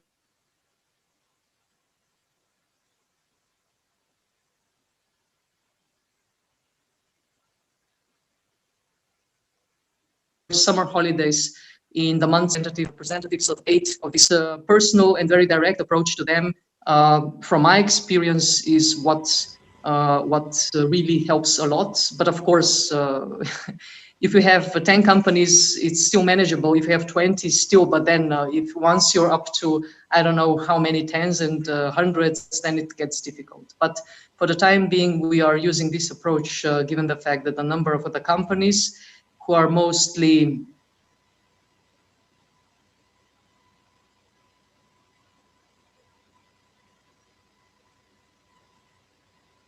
who are leading companies in this area as well.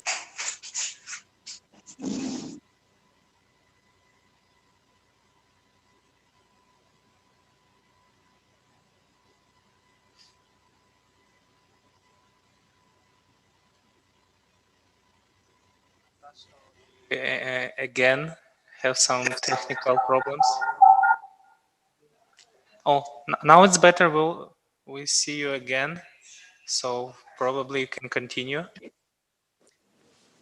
I'm not really sure where I stopped in my previous statement, but I will be just short. So according to our experience, the personal and direct contact with the representatives of the companies has worked for the best. So in this way, we have seen that we are able to build the level of trust which is necessary for them also to feel comfortable in implementing this, in implementing human rights within their business environment.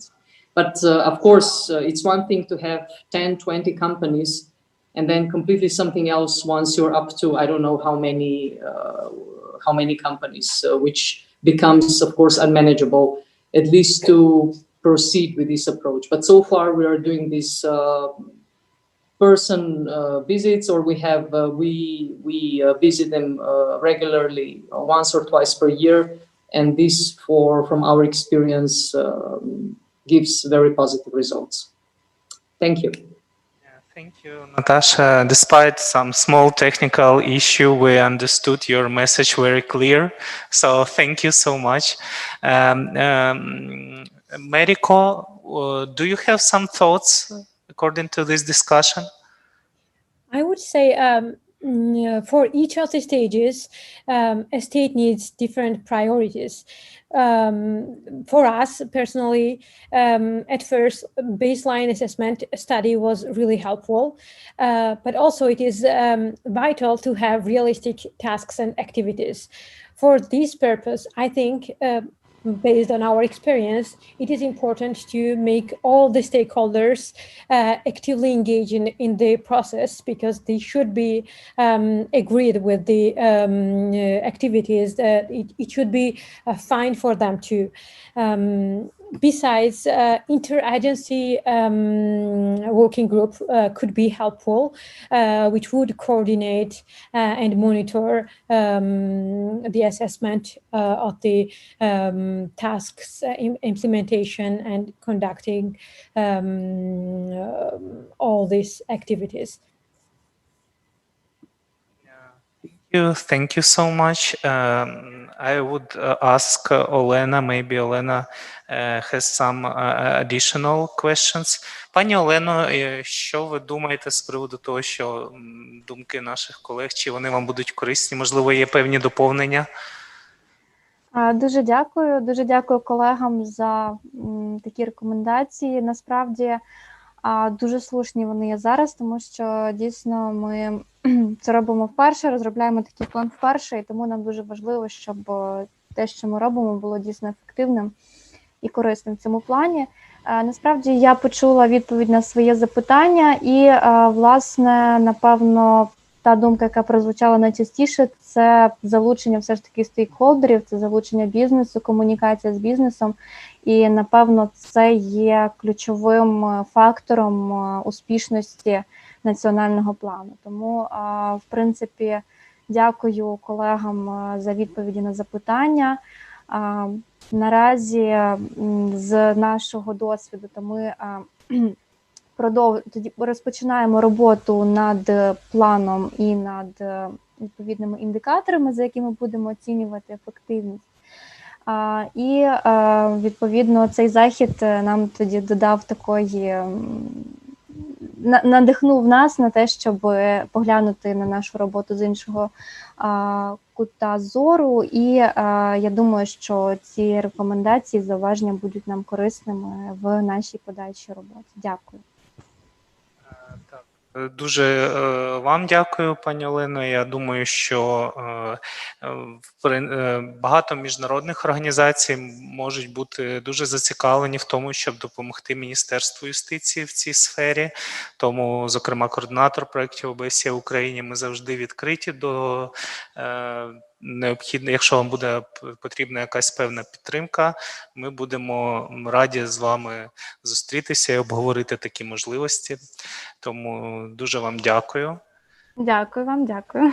Так, я думаю, що в принципі всі ці ідеї, думки, які звучали і в контексті питання пані Олени, і в контексті таких доповідей колег з інших країн, вони в принципі всі зводяться до одного простого посилу, що Найбільша проблема з тим, щоб бізнес почав реалізовувати певні, зрозумів свою важливу роль в сфері забезпечення прав людини, це все ж таки просто недостатня кількість знань в цій сфері, нерозуміння певних принципів і нерозуміння своєї ролі, що не лише держава має певні зобов'язання забезпечувати, гарантувати права людини, а в сьогоднішньому світі також бізнес стає надзвичайно важливим гравцем в цій сфері. Я думаю, дуже цікаво після розмови з представниками урядових агентств запитати думку. Колеги, я думаю, у вас буде можливість, пані Марино і пані Ольго, поставити питання зараз. Я просто хочу перервати цей мій план, зараз подискутувати з вами, ми трохи перенесемо, тому що до нас приєдналась пані Аніта Рамасастрі, голова робочої групи ООН з бізнесу і прав людини. Пані Аніто, чи ви нас чуєте? Yes, I can. Good morning. Good morning. Чи чуєте ви переклад?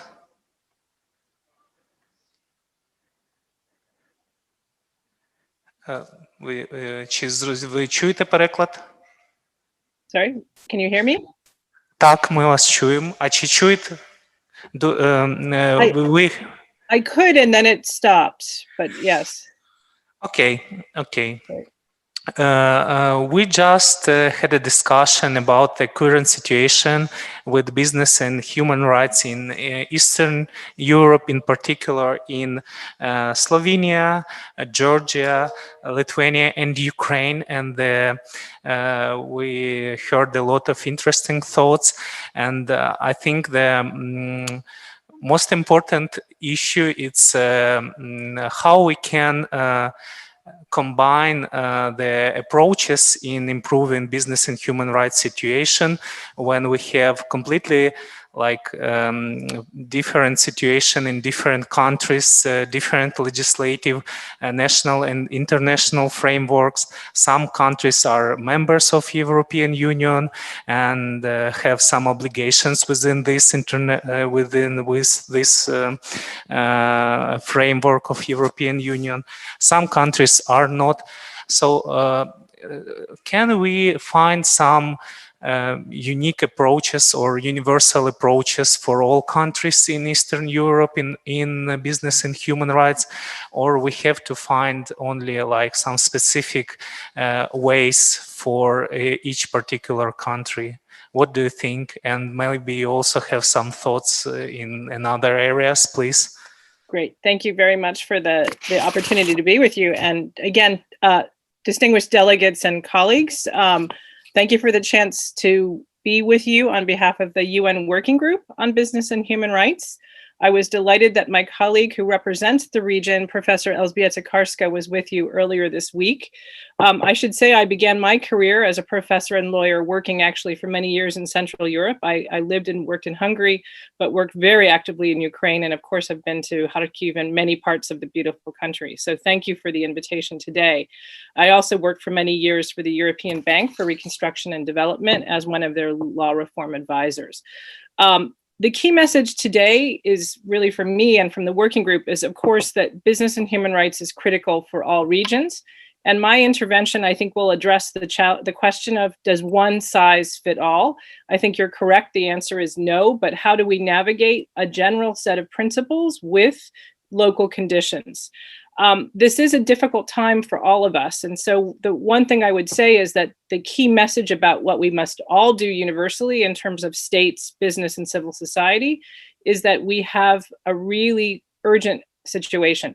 We are all committed to the Sustainable Development Goals and Agenda 2030. In fact, the UN, of course, is meeting this week at the General Assembly, and 2030 is not very far away.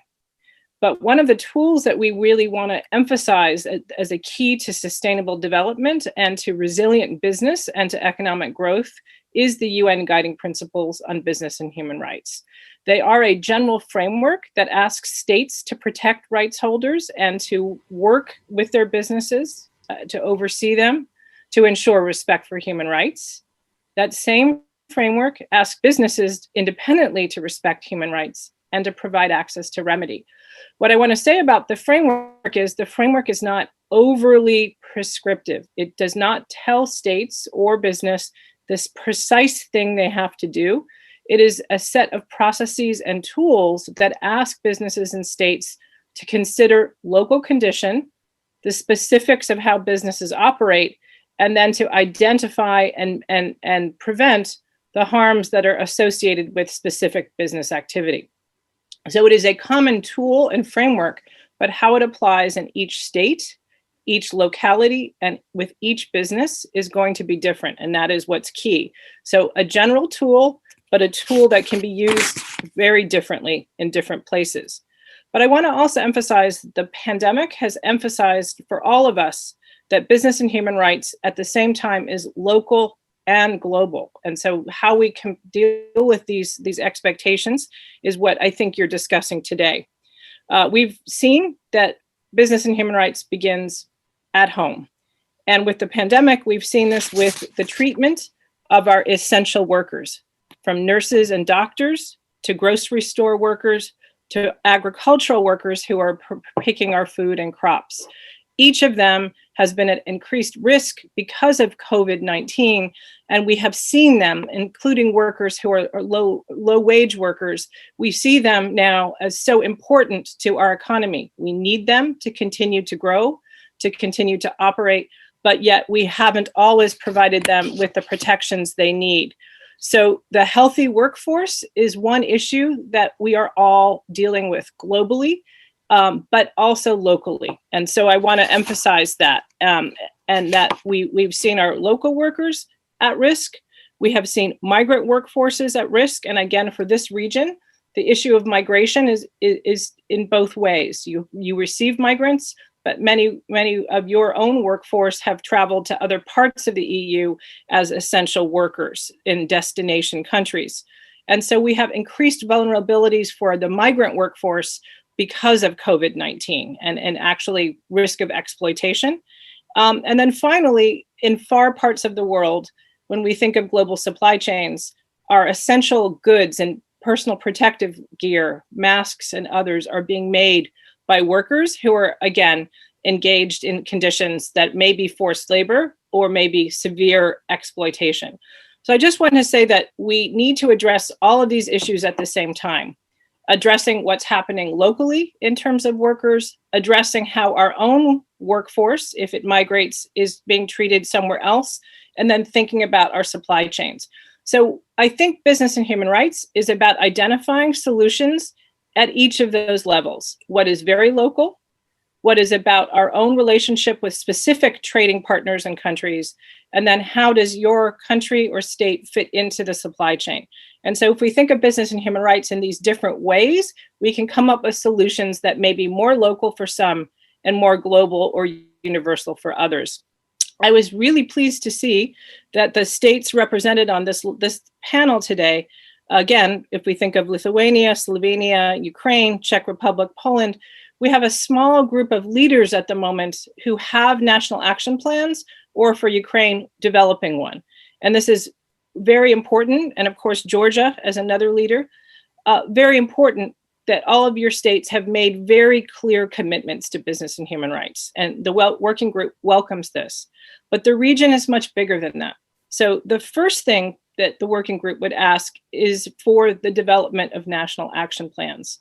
The most important way to develop business and human rights locally, as you say, because each state is different, really is the national action plan. So the biggest request for the next decade is for more states to step forward and to engage with civil society and business on a local contract, a local partnership that identifies the key human rights issues locally. So this would be my answer to the question of how do we do this? The National Action Plan is the key blueprint for the local contextual application of business and human rights. This is most important. So going local, that would be the most important thing.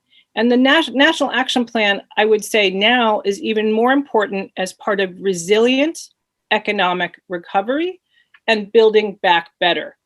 how do we ensure that business is treating workers and dealing with rights holders with dignity in this very challenging time?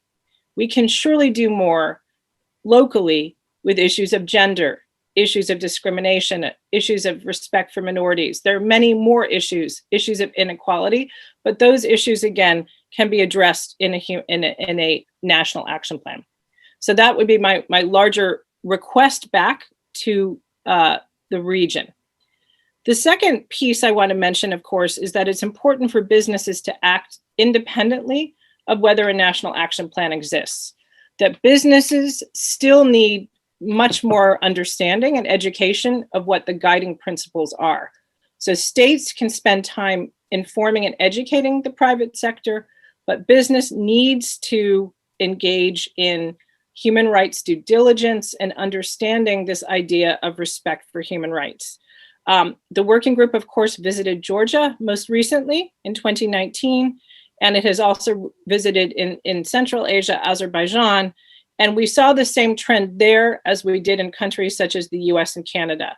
The adoption of the guiding principles globally outside of large multinationals remains low among small and medium-sized businesses, many local companies, and of course, state-owned enterprises.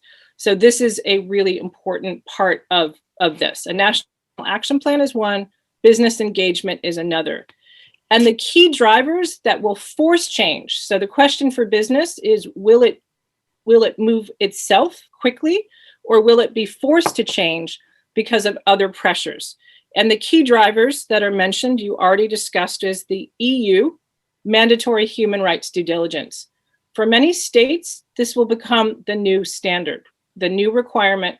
And so because it's coming, it is important for business now to start to understand the guiding principles before the regulations are put in place. Now is the time to develop policies and processes before it is required. The second driver, which we see in this region and elsewhere, is the environment.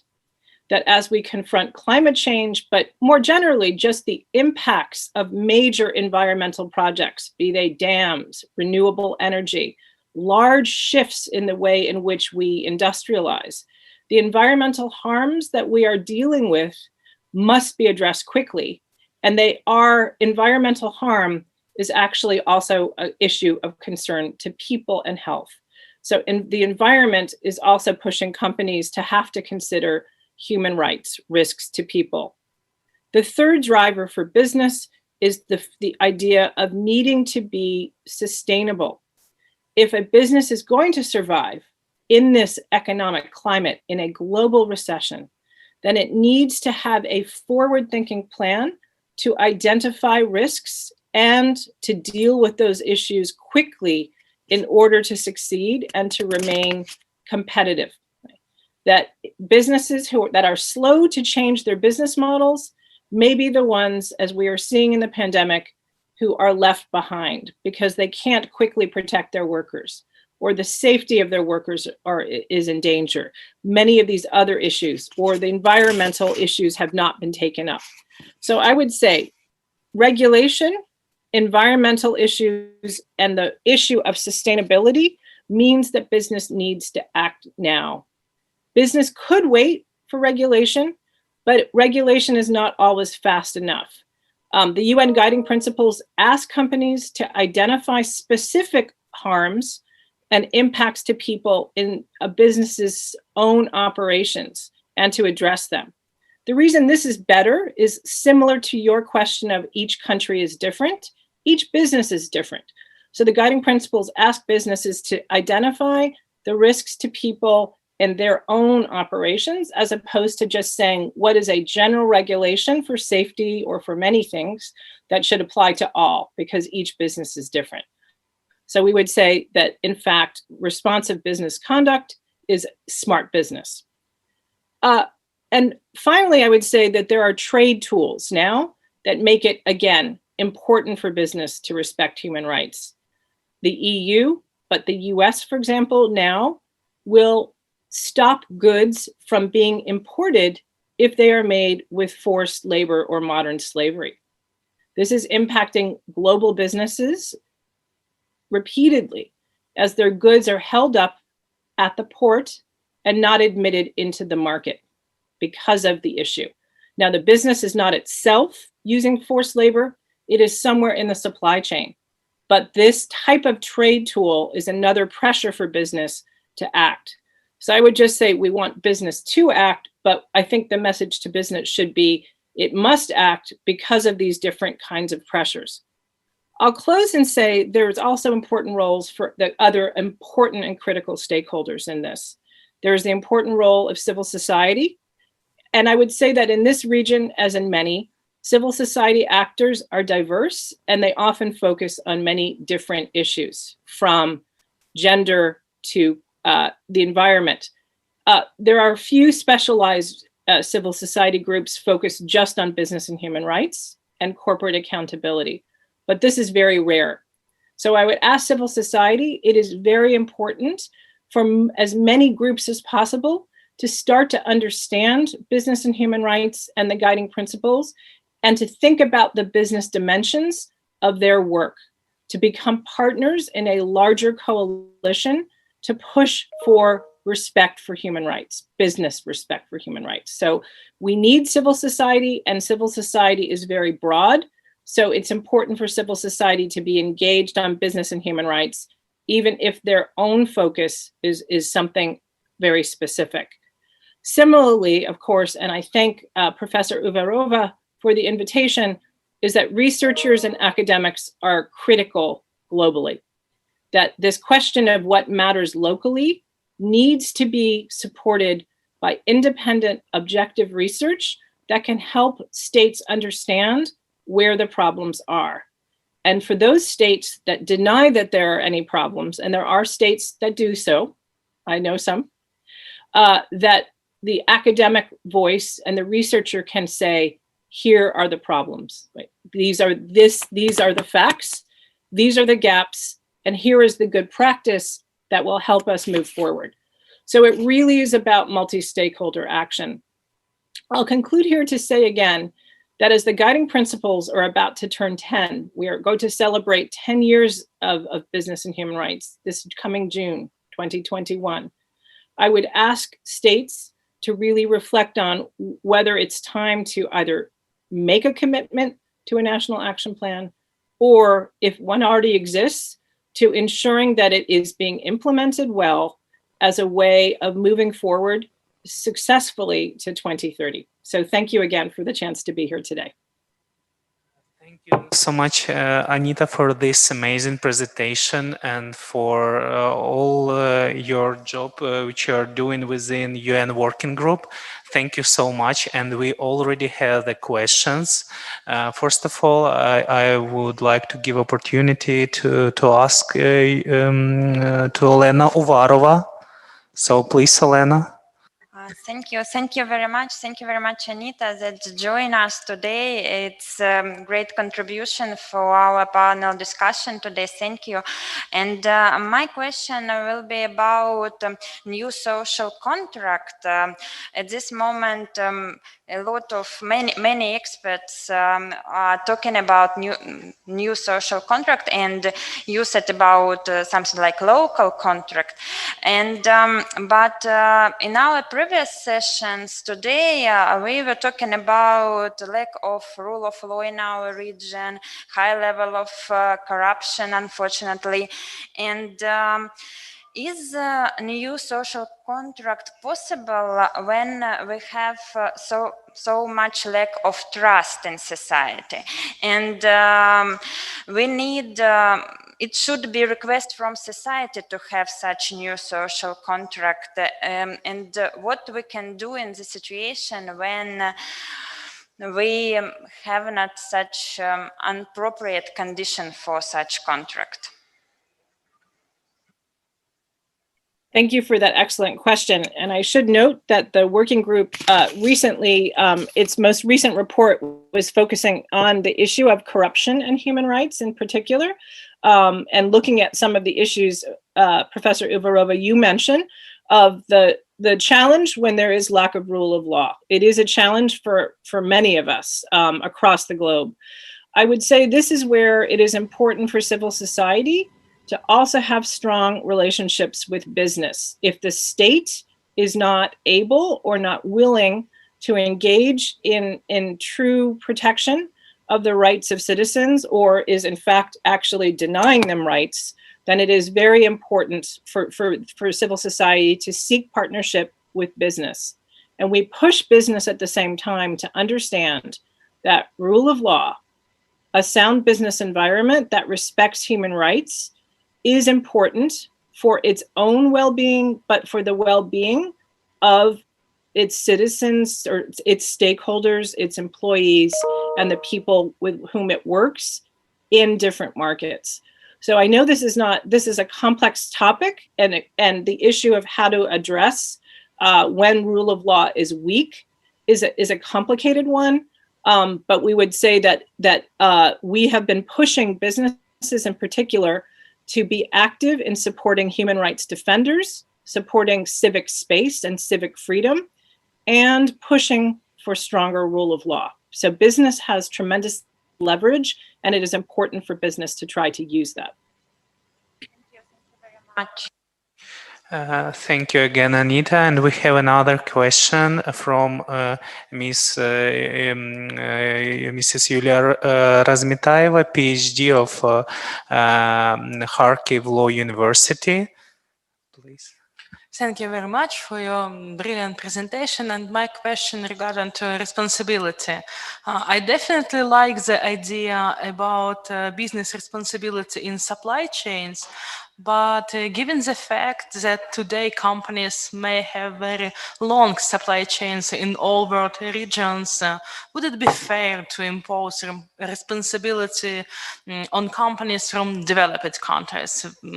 For example, from European Union, where the obligations regarding to supply chains more stricter than in other jurisdictions. Where is the line between sustainable economy and overwhelming uneven burden?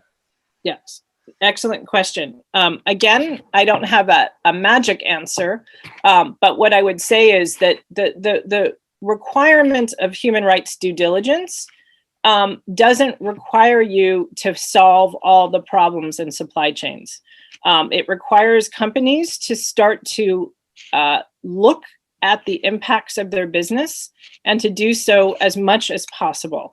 So the EU regulation, of course, does not exist yet. So there will need to be discussion of what type of process is fair, what process will work for different kinds of companies, and ultimately then what is the issue of remedy. So I think the idea of human rights due diligence is not a uniform process. A small company versus a big company are going to be different issues. And the issue of what happens if there is, let's say, forced labor in a supply chain, what consequence that has for the business that is receiving the goods is still an open question. There's a different issue, which is what role can states and larger businesses, multinationals, and trade associations play to develop the tools and the capacity to help those smaller businesses or emerging ones. But I will just say, 15 or 20 years ago, we had the same discussion about global corruption. That today, because of a UN treaty, companies are responsible for the agents that represent them overseas in supply chains and for the bribery that they may undertake. The same issues were debated then about how can a company, is it fair to make them responsible for their agents very far away? And the answer over time was yes. We didn't get there immediately. So I think part of this is about how long will it take to change our business models. you so much again, Anita. I would like to ask our colleagues from, we have additional question from Kharkiv from this room, and I would like to give the opportunity to speak to the representative of Council of Europe project of internally displaced persons in Ukraine, Mrs. Ganna Hristova, please. Thank you. Thank you very much for your extremely interesting presentation. Of course, that's a great honor for Kharkiv University, for all of us to have you here and to listen to your presentation within this forum. I'm representing and I'm coordinating the project on internal displacement and durable solutions. So my question will be exactly about the role of business and internal displacement and armed conflicts. What would you suggest on the ways and means how to involve business more in peace building and in armed conflict resolution? And the second question will be about transitional justice. That is exactly on the high point of political agenda now here in Ukraine. Relevant draft concept on transitional justice has been already developed and is under public discussions now. And could you show us some good practices, good examples of the role of business within the whole process of transitional justice? Thanks a lot. Oh, wow. Thank you very much. That's an excellent question, and I'm really pleased to have a good response. Some of your questions today are challenging, and I thank you. The working group just published a report, I don't know if you've seen it, which we will present to the General Assembly in October, that I was the lead author, focusing on the guiding principles and business and peace and conflict. So we have a very specific report with specific recommendations for business and for states around the role of business in conflict and post-conflict. So I won't describe all of the recommendations because the report provides good detail, but it focuses on the fact that we often assume that when business is involved in peace building, that business is good, that investment is good and business is good, but business needs to use what we call enhanced due diligence as part of any peace process. And this means using conflict analysis, understanding specific conflict dynamics. There's that due diligence changes when we speak of conflict. So I would say that business needs specific tools and approaches. But on the specific question of transitional justice, we also have recommendations. The world of business and human rights focuses on access to remedy, but it has not previously examined how principles of transitional justice and remedy work together. So our report makes specific recommendations around how to create transitional justice mechanisms that involve business parties in a way that respects the core principles of transitional justice. I would recommend reading the report, but I would say the working group will continue its discussion and research on this very issue of business and transitional justice and what mechanisms are appropriate. So I would just say I'm very happy to follow up with you on your important work on this topic to see if the working group can be of assistance. As you can imagine, we spent a lot of time in consultation in different regions, of course in Colombia, but also in other regions, including in Asia and in Africa, looking at business and transitional justice. So much, Anita.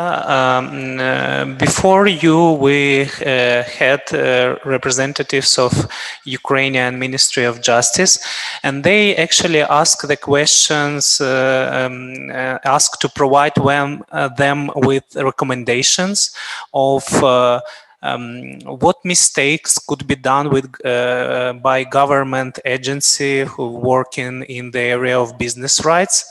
This question they're interested because they want to avoid these mistakes. And another questions which is very important for Ukrainian Ministry of Justice is some recommendation in how better to evaluate the current situation in the country in business and human rights area. What tools, what indicators could be useful for them? So I think you're the best person to provide this recommendation. So maybe you have some thoughts. Yeah. So a couple of different thoughts. So I think for the business ministries, and I should say I'm a banking regulator. I come from government, and I've worked in our commerce ministry as well. It is important, I think, to educate government officials who work with business about the concept of business and human rights, so that as policies are developed, both locally, but also especially in areas like trade and investment promotion, there is a consideration of the issue of human rights impacts when businesses are engaged in economic activity. So we work very actively, for example, with investment promotion agencies. When foreign investment is coming into a country, it would make sense to seek respect for human rights and commitment to responsible business conduct from the foreign investor, right? So this would be just a critical example, so that when businesses are coming into Ukraine or other markets, that you know that they are made a baseline commitment to respect for human rights. And again, I know for so many businesses, these issues are still very abstract. So part of this is about training the key ministries in what responsible business conduct is. So one piece of advice for anybody working with the private sector is that I often use the term responsible business conduct instead of business and human rights as a way of having that discussion, because it just is a bigger and easier concept for them to understand. And then we discuss human rights impacts as part of responsible business conduct, and why it's a competitive advantage. On the second question of what's the best way to check the business and human rights and what is happening in a country, I think the National Action Plan is key. And as part of developing a National Action Plan, and I don't know, but maybe you can help me, is the national baseline assessment. So actually having a group or a researcher look at the laws and policies and talk to stakeholders to see where are the gaps in the current situation. Where are the gaps in law and policy, and what is the feedback of business and civil society about the situation. There are other frameworks which I'm happy to share through Professor Uvarova. The United Nations Development Plan program has a methodology for desk assessment and tools, which again I think would be very useful to any of the states participating in this conference. Thank you so much. And we also agreed that governmental agencies need support from scientists, from experts and civil society community in order to better assess or evaluate this situation.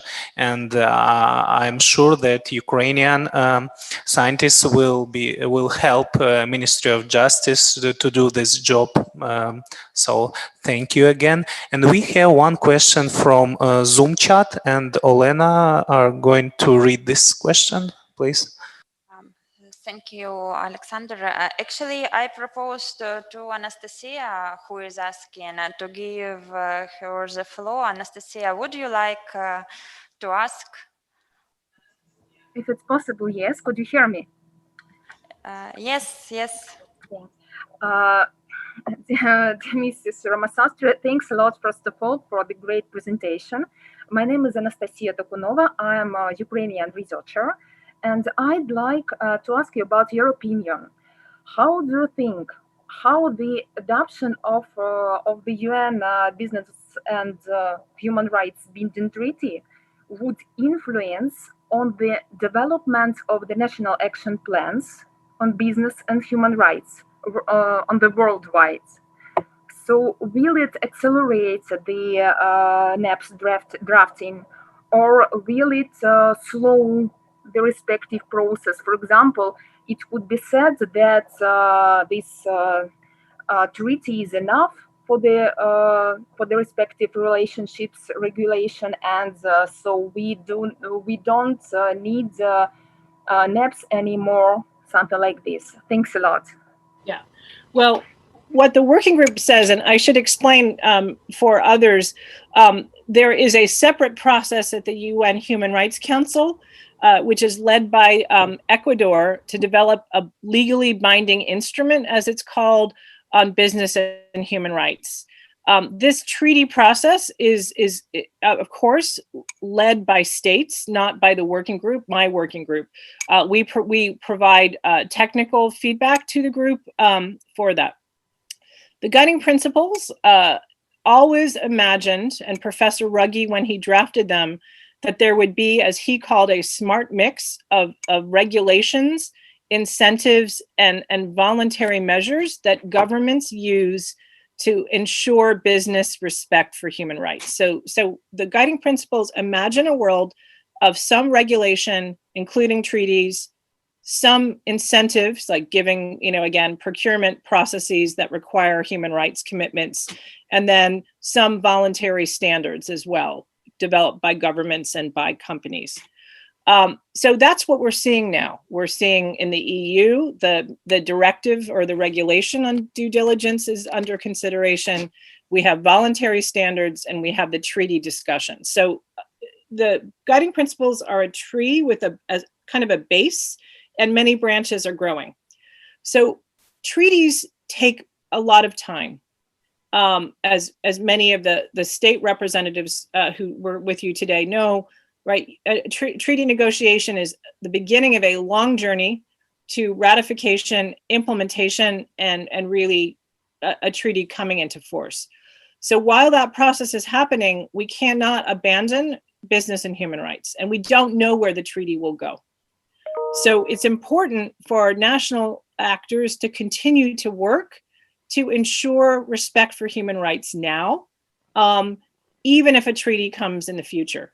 And the treaty, as its current draft, is very general. It doesn't tell national governments very specifically how they must handle business and human rights. It says you must have a due diligence requirement in your national law, but it doesn't specify what that looks like. So national action plans are really important. Even if there's going to be a treaty, it will help states prepare for treaty implementation. Thanks a lot. So much. We have additional question from Zoom from Ms. Isaeva. So you also are able to speak and to ask your question personally. Thank you for this opportunity. I would like to raise my question to Anita. As we know, businesses impact women differently and disproportionately. And as we also know that UN Guiding Principles is almost silent on women's rights and gender issues. And I would like to ask you, what needs to be done in order to ensure the women's involvement in human rights impact assessment? And if you are aware of any best practices in this regard. Thank you very much. Sure. Well, I hope you're aware, of course, the guiding principles is very general and speaks only of the fact that there may need to be specific consideration of vulnerable groups.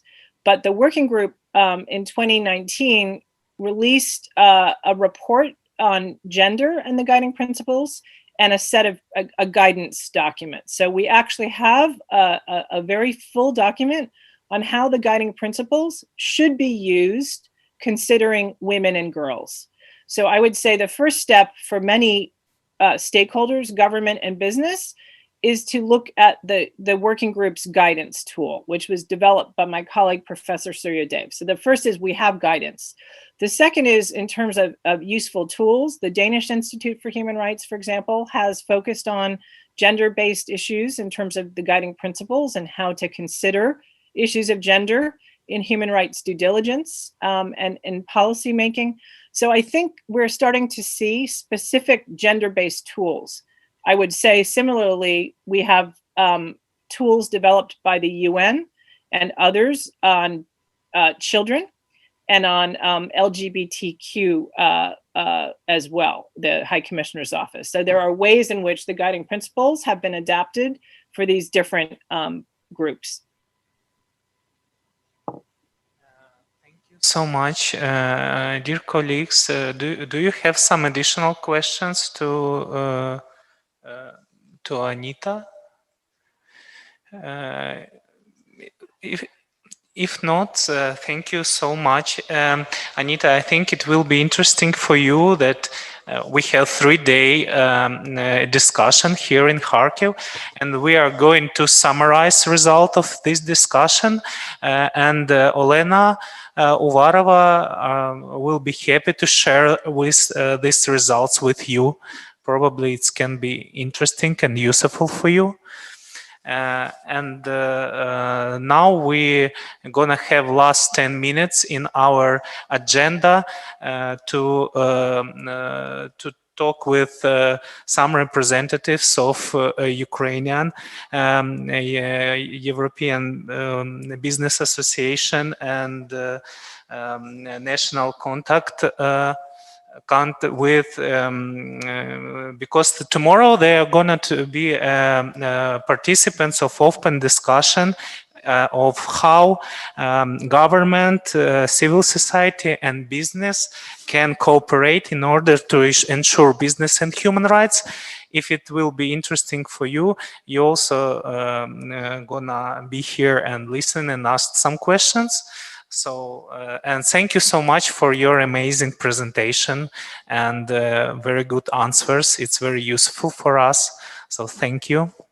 Great, thank you very much. And I'll look forward to staying on and listening. And I would just say for the specific questions relating to issues of corruption, conflict, peace building, transitional justice, I will send Elena our reports. And the main issue is the invitation to everyone is the working group is here for you as a resource. So if we can assist in any way or answer questions, please do reach out. Thank you so much for the invitation. Thank you so much too. Thank you. Колеги, це була надзвичайно цікава дискусія. Дійсно, я дізнався надзвичайно багато цікавих думок з приводу таких складних тем з забезпеченням правами людини і як бізнес може бути до них залучений. Я б нарешті хотів надати слово пані Марині Купчук, представниці Національного контактного пункту, та пані Ользі Бойко, представниці Європейської бізнес-асоціації. Можливо, у вас є бажання, по-перше, відрефлексувати на те, що ми почули. Ну і, звісно, можливо, я б хотів би вам поставити ті самі питання, що і колегам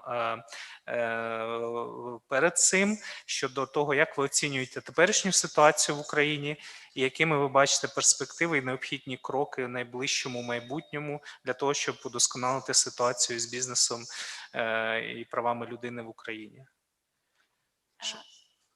Можна я? Да, будь ласка. Я не можу все одно не подякувати за цю нагоду, яку ви нам надали вже 3-й рік поспіль. Ну, фактично, ми 2-й рік беремо участь в цьому форумі, тому що як національний контактний пункт, функція якого є популяризація керівних принципів ОСР, які охоплюють багато сфер, у тому числі і права людини. Звісно, ми не є експертами в усіх сферах, тому для нас і керівні принципи ООН, вони є основоположними, то для нас дуже важлива ця співпраця і цей досвід, який сьогодні просто фантастичний для мене, мабуть, і для всіх. Дуже відкликнулося у мене те, що казала Аніта Рамасастрі, з нашого досвіду, це, ну, мабуть, я не перша, хто скаже, це низька обізнаність, але саме представників державних органів влади і громадянського суспільства. Тобто в нашій роботі це було дуже важко працювати саме з представниками державних органів. І зараз я розумію, що наприклад, бізнес і громадські організації, вони більш-менш активні і розуміються, але громадянське суспільство, тим більше враховуючи, що Україна дуже велика країна, і я розумію, що це такий виклик досить сильний для нас, для того, щоб підвищити обізнаність. Зараз ми вже навіть задумались, як це зробити ефективно. Якщо трошки про контактний пункт, то ми функціонуємо з 2017 року, і за 2 роки ми, в принципі, виконали всі вимоги ОСР щодо забезпечення функціонування нашого контактного пункту. Тобто ми його заснували, зробили робочу групу, в яку залучили зацікавлені сторони, асоціації, бізнес-асоціації, громадські організації, профспілки. Заснували сайт, на якому зараз він існує в українському та англійській версії, на якому є всі матеріали, які стосуються керівних принципів і діяльності контактного пункту. Розробили наші документи, які необхідні для роботи контактного пункту щодо розгляду скарг на порушення керівних принципів.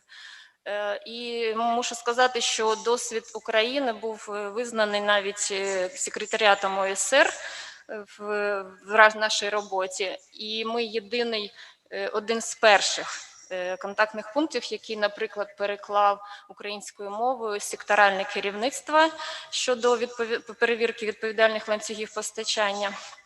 І зараз ще наше одне надбання, над яким ми працювали 1,5 року, це те, що ми розробили концепцію державної політики у сфері сприяння розвитку соціально відповідального бізнесу і затвердили план заходів. Це дуже велика робота і дуже важлива робота, тому що, по-перше, ми в основу концепції поклали якраз міжнародні стандарти відповідального ведення бізнесу, тобто керівні принципи ООН, керівні принципи ОСР, і наголосили на тому, що уряд підтримує і буде підтримувати бізнес в напряму запровадження цих стандартів.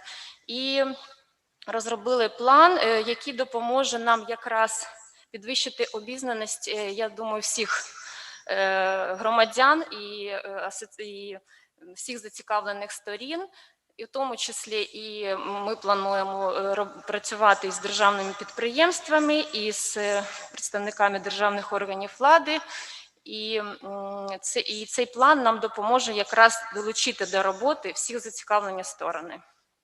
От такий позитивний досвід, і ми, в принципі, дуже раді, що у нас все вийшло. Дуже дякую.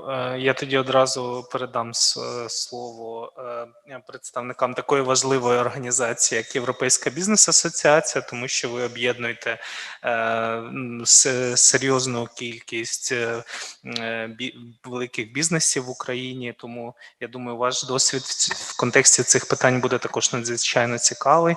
Тому, пані Ольга, будь ласка. Доброго дня усім. Перш за все, також не змінюючи традицію, хочу подякувати за те, що на захід тематики, пов'язаної з бізнесом, запрошено представників бізнесу безпосередньо. Для нас це дуже важливо, тому що ми прагнемо дійсно бути залучені у всі процеси, які нас стосуються. І так, щоб зробити невеличкий відступ, хочу сказати, що от буквально минулого тижня у нас проходив щорічний захід, де ми презентували попередній прогноз того, як буде розвиватись бізнес на наступний рік. Це опитувальник для генеральних директорів компаній. Нагадую, що наша асоціація об'єднує більш ніж 1000 компаній в Україні, є, мабуть, однією з найбільших. І досить цікаво було спостерігати за тим, що саме те, якою бачить бізнес HR-політику. На подив усім, незважаючи на те, що в нас криза, яка буде тривати і надалі, бізнес планує все ж таки підвищувати зарплати своїм співробітникам, а саме це більше половини представників бізнесу, які про це зазначили, і розмір цих підвищень становить від 5 до 10%. Також, якщо говорити про взагалі персонал, штат та його розмір, більш ніж 60% наших членів асоціації планують не зменшувати та не збільшувати свій штат, а 28% планують навіть його розширювати. Це говорить про те, що бізнес відповідально ставиться до своїх співробітників, і ми не могли це не побачити в той період, коли йому була найбільша необхідна допомога. Це в період початку кризи, коли ми працювали, мабуть, 24 години на 7 і намагалися досить оперативно реагувати на всі виклики, які пов'язані з введенням карантинних заходів та балансуванням між тим, щоб у людей була можливість працювати, дістатися на роботу, користуватися громадським транспортом, а бізнесу продовжувати свою діяльність і продовжувати працювати ефективно і зберігати персонал. Тут я хочу відмітити те, що досить великий був відгук зі сторони державних органів, і я бачу в цьому великий прогрес, тому що для того, щоб ми говорили про те, що бізнес має розвиватися за принципами сталого розвитку, сам бізнес це питання вирішити не зможе, якщо не буде з боку держави справжнього партнерства та заохочення до цих дій. Тому тут я хочу сказати, що ми побачили позитивні зміни як на чолі роботи з урядом, з Кабінетом міністрів, так і законодавчі ініціативи, які почали з'являтися. Зокрема, це стосується більш-менш прийнятного намагання врегулювати дистанційну роботу, і ініціатив щодо, нарешті, перегляду Трудового кодексу, тому що ми знаємо, що він у нас вже дуже застарілий, потребує оновлення. Це можливість зберігати робочі місця. Нещодавно, коли була прийнята постанова про заборону на в'їзд в Україну іноземців, ми швидко відреагували на це, тому що в бізнесу є свої проекти, свої плани, і залучення експертної допомоги за кордону є дуже важливим для того, щоб ці проекти могли бути втілені в майбутньому. Тому, якщо говорити про здобутки і виклики, з якими ми разом з державою справились, це те, що ми бачимо значний прогрес у розумінні державою того, що їй необхідно бути партнером для бізнесу у сталому розвитку. Також не можу не відмітити про перехід до сталих принципів ведення бізнесу з боку державних компаній, які, як вже було сказано раніше, долучаються і до ініціативи глобального договору ООН, які долучаються безпосередньо, які пропагують і вписують в своїх стратегіях принципи корпоративної соціальної відповідальності, а також інші принципи сталого розвитку. І третій позитивний момент – це те, що нас було залучено, і ця тенденція продовжується, до напрацювання нормативно-правових актів, які в тому числі покликані на збереження та на покращення прав людини в бізнесі. Втім, щодо очікувань на 2030 рік, вони в нас також є. Ми сподіваємося, що все ж таки Кодекс законів про працю буде оновлено. Ми вважаємо, що це буде великий крок для детінізації ринку трудових відносин в Україні і сприятиме тому, що більше людей матимуть доступ до кращого рівня життя, а відтак наша країна буде мати більш позитивний імідж на міжнародній арені з точки зору інвестування.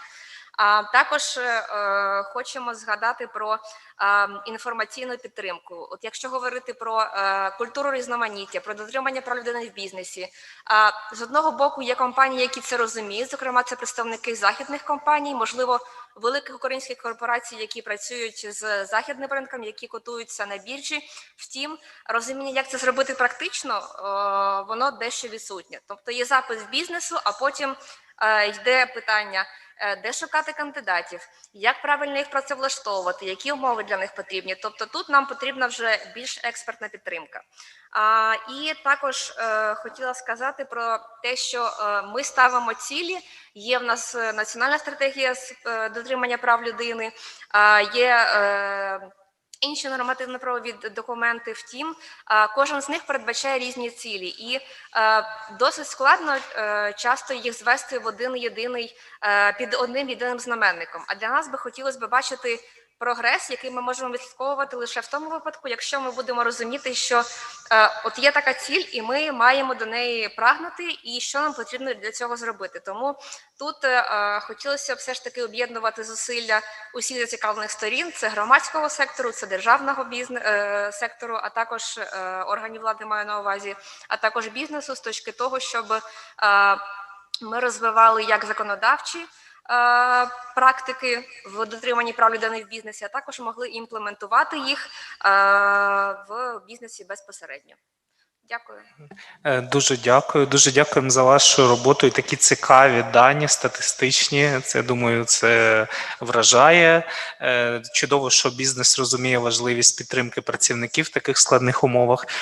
Я хотів би вас запитати таке питання. Багато звучало тез з приводу того, що один з найголовніших викликів в цій сфері і завдання на найближче майбутнє – це покращити обізнаність бізнесу про необхідність дотримання і забезпечення прав людини. Зрозуміло, що, наприклад, ваша асоціація, вона об'єднує дуже прогресивний бізнес, і я переконаний, що ви і так цим активно займаєтеся, але як ви оцінюєте такі, тобто всі наші учасники на сьогоднішній сесії сказали, що це головна проблема.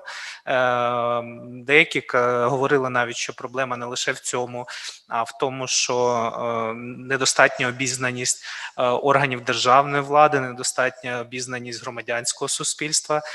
Мені цікаво почути від вас, пані Ольга, і від вас, пані Марина, що ви думаєте з цього приводу, і чи дійсно в Україні це є найбільш актуальна проблема в сфері розвитку бізнесу і прав людини?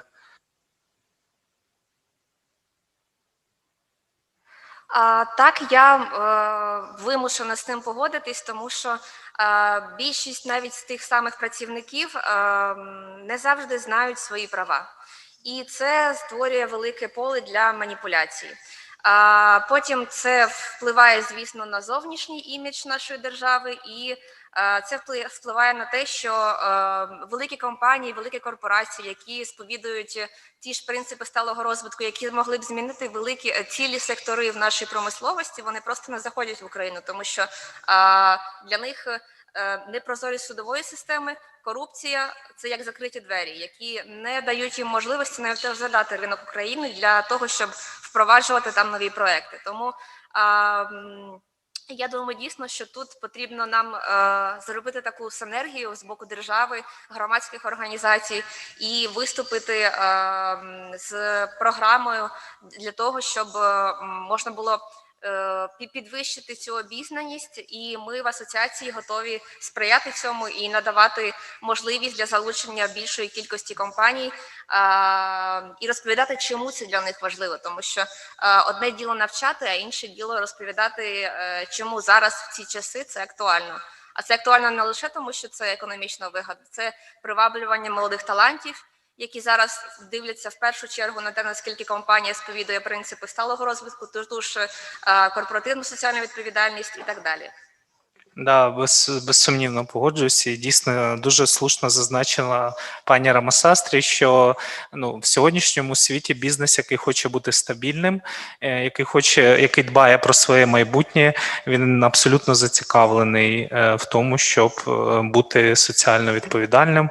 Але дійсно роль держави надзвичайно важлива. Я думаю, колеги погодяться. Ми дійшли в кінці кінців до того, що бізнес готовий брати на себе відповідальність за права людини, але держава має збудувати перед цим верховенство права і забезпечити справедливе правосуддя. Спочатку захистити цей бізнес, а потім вже розмовляти з ним про його взаємні зобов'язання.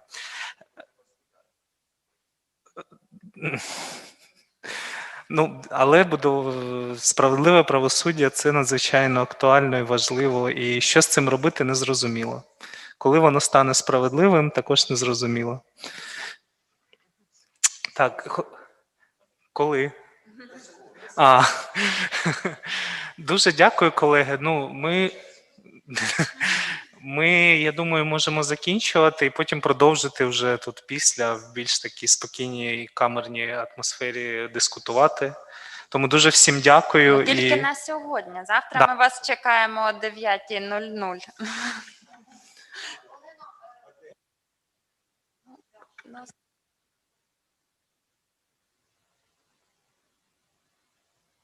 Все, колеги, дуже дякую і до побачення. А можна питання? А, почекайте. Маленьке, ні, нічого, тільки питання. А оце ми тут вже другий день. А у нас завтра буде обговорення. У нас коли-небудь буде обговорення. Ну, не тільки от з ним, а от Ми давали можливість, я декілька разів питав, чи є питання. Ні, не питання, обговорення. Ні, питання немає. Ну, Віктор Семенович, у нас зараз є можливість... Ні, ну давайте завтра, давайте виділимо якийсь час для обговорення. Це така, я вважаю, що це важлива легітимаційна форма будь-яких засідань. Обговорення. Я в кінці вже спробував навіть вас спровокувати за правосуддя і за верховенство права, а ви не зрозуміли... Так ви ж це сказали вже після того, як ми вже закінчуємо. Ні, це було перед. Ну, добре. В будь-якому разі це місце для обговорення, так що, але треба бути активнішим. І завтра вас... Цілий день. Цілий день будемо слухати тільки вас. Ви будете завтра чи сьогодні від'їжджаєте? Ні, будемо. Щиро дякуємо всім учасникам, всім, хто доєднався до нас в Zoom. Щиро дякуємо панелістам, спікерам, спікеркам сьогодні, нашим гостям з різних країн світу. І щиро дякуємо перекладачам, нашій технічній підтримці. Ми сьогодні гарно відпрацювали. Дякуємо і завтра о 9:00 знову побачимось.